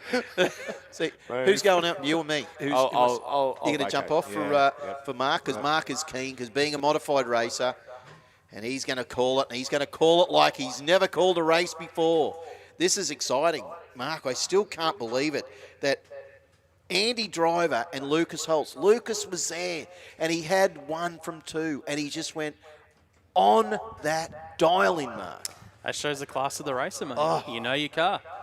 How wild is that? So, but what was interesting from the third round of racing is that Andy's dragster spun the tyres again. Actually, it did a little bit, didn't it? And I'm just wondering. It was a few tenths off. Yeah, he spun. He spun and shook there on the hit. I'm just wondering because it's happened a couple of times for him today in that lane. Would you just, that the car's not happy in that lane? Would you go to the left side, change lanes from what he's done all day? Oh, see, this is where we like. I'm just throwing that out there. I like this. I like the fact that you're throwing that out because he will get the advantage. He will get the lane choice because he's got the 3 from 3, and in the quicker car, he'll go. Well, hang on. So let's see. I'm just throwing it out there because he has spun a couple of times today. I'm like, would you think about just swapping lanes to? Seriously, I just love the fact that this is when you think it should be easy, it is never easy. And watching that final round, so many guys who could have just made it easy, got 3 from 3 in all these categories, have just gone, guys and girls have just gone, no, how about we create the melodrama? And the melodrama is here. And it's been almost in every race tonight. What a fantastic, what a fantastic meeting. I hope you are enjoying it at home and sitting at home just with that big telly with your feet up, eating scorched peanut bars or Polly waffles. I don't care what you're eating, but you go and open another beer because we've still got a couple of finals to come that are still going to be something to listen to and something to watch. So big thanks to Overtaking Lane, of course, because it's been fantastic. And big thank you to everybody who's still in the crowd up there in the grassy area. Thank you for coming along. We have 3 more races to go. So what do we got? Modified, Super Sedan, and Modified Bike. And Modified Bike. So right. And both of those races, Elvizio and Jamie White, got 3 from 3. Yep. So the you could say the cream has risen to the top, or you could say these two have got lucky. I don't know, whichever way you want to look at it. I know they'll say something to me later about that, but anyway. And I just got rid of all their notes too, which had the points on it. Oh. So I was cleaning up. You were cleaning up it's all over. It's all over. I'm just going to pack my stuff up. So Vizio actually won the opening event. Is that right, in Modified Bike? Says he got him from 2 from 2? I thought he did. He is, yeah, there you go. So he won the opening. So Vizio hasn't lost a round of racing yet. So he's going 2 from 2. Lucas Holtz is another one that's looking to go 2 from 2 to start the season. Events-wise, wins. So I'm not too sure which pairing it might be. Maybe the sedans might be coming through. Well, no matter what, though, Lucas Holtz is going to have a handy lead in that Knijff Earthmoving Modified Championship already after 2 events. And as you always say, Mark, it really comes down to the consistency over the season is what 100%. needs You to want happen. the consistency, but you also don't want someone to run away with it. Yes. Either. No. Because that could make it a bit more difficult towards the end of the year. Yeah. We don't usually see too many people dominating Modified because it's such a tough bracket and so many good races. It sort of evenly distributes throughout the season, the wins. And it's not a small bracket either, so it's not like the quality of racer is extremely in the good. left lane. There you go. The quality of racer is real good, but it's such a big field as well. So if you get there, you've really earned it. So here we go. This will be a tough race. We will get to see Lucas Holtz, and we'll get to see Andy Driver in the final of Knijff Earthmoving Modified. And, we're pleased to say we have Mark Allen, Mr. Modified, on the mic. I hope Andy wasn't listening to me because this lane might could even be worse. I don't know. He'll go. He'll bail you up at the trophy presentation. Oh, hang on, you'll be on your way home in the car. Well, Andy Driver has got a 719. He's about to go towards stage, and Lucas Holtz has not even gone through the burnout procedure yet. We know he does usually let the other guys do the burnouts because he has just a short. Because he just does a short. Yeah. Yep. All right, dial-ins. Let's talk dial-ins. Holtz, 908. He went that 909 in that 3rd round. Andy Driver, 719 dial-in. No, 909. 909. I'm still getting over that. Here it is, Mark. Oh. See, the thing with Lucas is he can't look over his shoulder because he is a slower car. He usually does run it out the back door. Runs his own race. Yeah.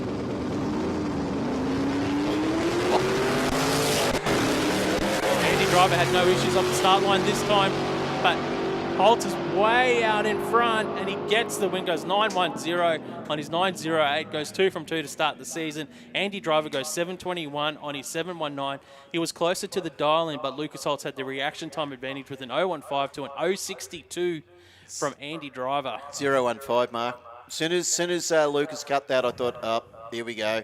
That's going to be hard to get, even if you're a driver as good as Andy. That was going to be tough because Lucas just went, there it is. And you know what? That was, when you think about the fact that you lost your first race, you win your second race, and then you have to get there the hard way. Lucas actually had to work extremely hard to actually get into that final and then won the final. There you go. Doesn't it make you want to get back to modified racing as soon as possible? So I think Andy and Lucas will actually split the points tonight. So it'll be 22 points each because Andy didn't lose a race. Yeah. So he'd have 20, gets 2 There for you the loss, go. and Lucas will get 5, 17, so 22. It's the extra spice we need going into round 3. Oh, that was good. So we're waiting for our Super Sedan, which will be Adam White and Rudy White in the Commodores. And, of course, the modified bike with Brian Alvizio and Jamie White. Both a couple of the quicker bikes. And, as I said, 3 from 3 winners. So both of those riders with, as I said, Brian Alvizio. Will he be able to make it 2 from 2 in the QDRC? Will he go, yep, no, I'm gonna win this. I'm going to put Mr. Jamie White away? Or will Jamie go, oh, you know what? You're not getting it all your own way on that good-looking goose bike. Who knows? So we're waiting for our next. Only got the 2 races left. You can see Adam White over there in that Commodore. That's been really impressed with Adam today in the Commodore. He's launched that car, carried the front wheel, and pulled it back into the groove and raced it really well today, has Adam. And Rudy White, he has just been absolutely killer on the tree, and as he usually is, but even better today. So this will be an interesting race if we get whether we get our modified bike or we get our pairings of Super Sedan up next. I can see one of the Super Sedan cars are in the lanes there. They might be. Yeah, see see, car that's Adam. moving out. Yep, Yeah, Adam, Adam's there, so I can we see might Adam. be going to Super Sedan. The tow car's moved out. Well, we'll find out in a second anyway, Terry. It's been a pretty good day for the second round of the Queensland Drag Racing Championships. We had a good crowd in as well, Yeah, and, decent size. and the figures quite a few thousand. That was probably later this afternoon that have been online. So who knows? By tonight, I reckon Tyler and Dave will be able to tell us. I reckon there's been a lot of people tuning in. Mate, you know what? If you tuned in to watch rugby league this afternoon, you would have tuned in to watch the drags because it was not worth watching any of the rugby league. Yeah. I prefer not to think about that, Terry, to be honest. Well, I'm just not thinking about it at all. I'm thinking about next season, Mark. That's all I'm thinking of. Here we go. Come on. Where we go? Where are you boys? Where are you boys? Come on. Does look like we're going to have the sedans. It looks like, yes, we most certainly will. It will be Adam White and Rudy White.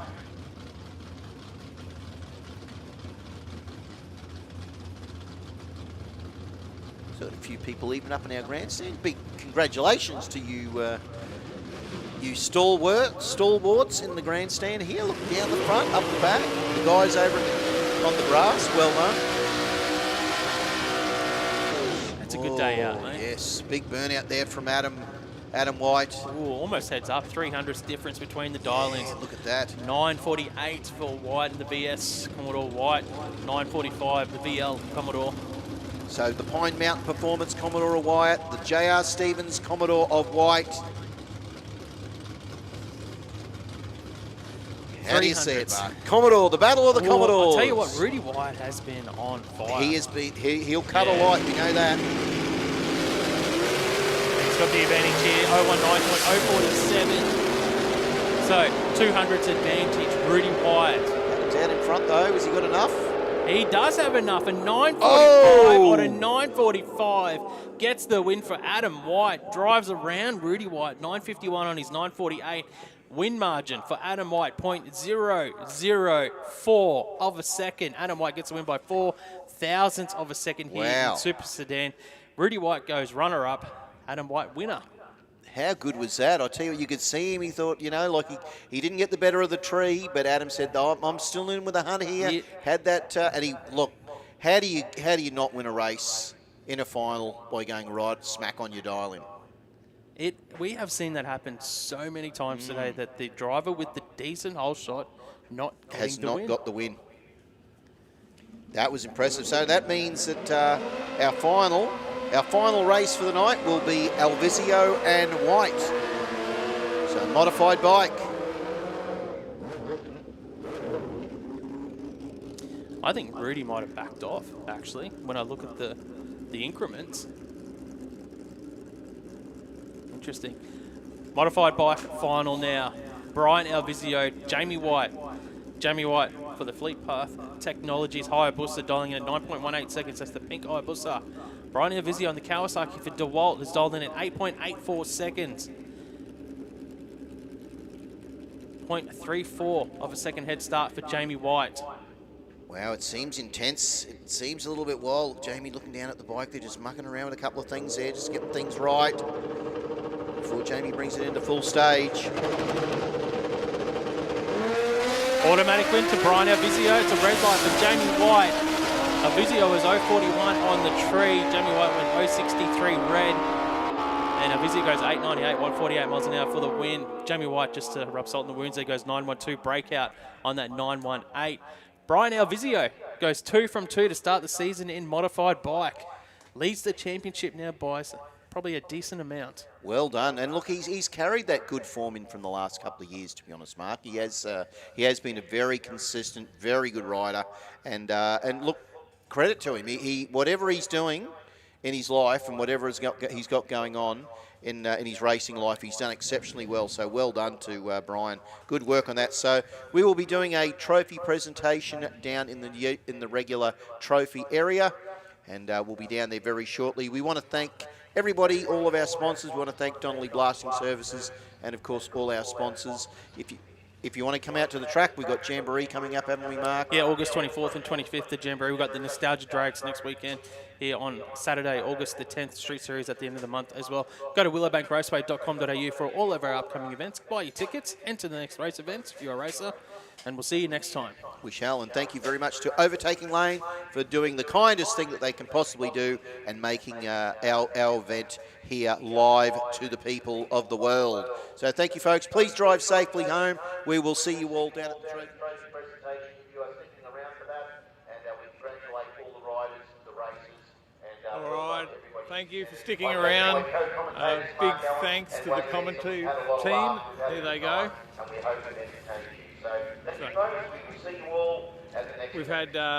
We've had Wade and Terry and Mark keeping us entertained on there today. With all the racing, it's been pretty amazing. So glad you stuck around, watched it all. As I mentioned, there's quite a lot of events coming up at Willowbank, and you can find all those over on the website. They've done some work there. It looks like they've got everything listed. I've been on there the last few days. Not a problem at all. Now, we've got some more live streams. If you love the action, there's more coming. We've got a little bit booked in. We've got the next round of QDRC, don't forget that. It's September, sorry Tyler, date was 7th of September. Tyler's in my ear letting me know. Don't miss that, 7th of September, round 3 of the QDRC. Get out here and support it, or, jump online and watch. But if you can be here, please be here and support the track. Be sure to thank Willowbank for getting us out to these events as well. Now, we'll be back actually in 2 weeks for Jambo. So 2 weeks away, I believe, Tyler. Was it the 18th? 21st? 24th and 25th of August. I'm way off with my dates. So lucky I've got Tyler to keep me in check. 24th and 25th of August. There'll be all the action of Jamboree. Now, that is just the biggest event of our calendar, and we're so lucky that we get to get along to them all, Sydney and Brisbane and Adelaide, but Brisbane Jambo, that's where it is for us, definitely. Now, that will be over on the Jamboree official channel, so just watch that. It won't be on the Overtaking Lane channel. That's on Jamboree Official, and there's plenty of stuff over there on that channel as well for you to check out, so be sure to get over there and subscribe if you're not already subscribed. If you haven't subscribed to our channel, please do that as well. Make sure that you like the streams and subscribe and share when you see these pop up, so that we can continue to grow and get more and more racing for you. Other than that, we've got Dragfest coming up in October. That one's 18th, 19th and 20th. Now that's going to be a challenging one, and we'd love you to be watching that one as well. It'll be challenging because I'll be racing in that one as well. So we'll find someone to look after the camera on the side.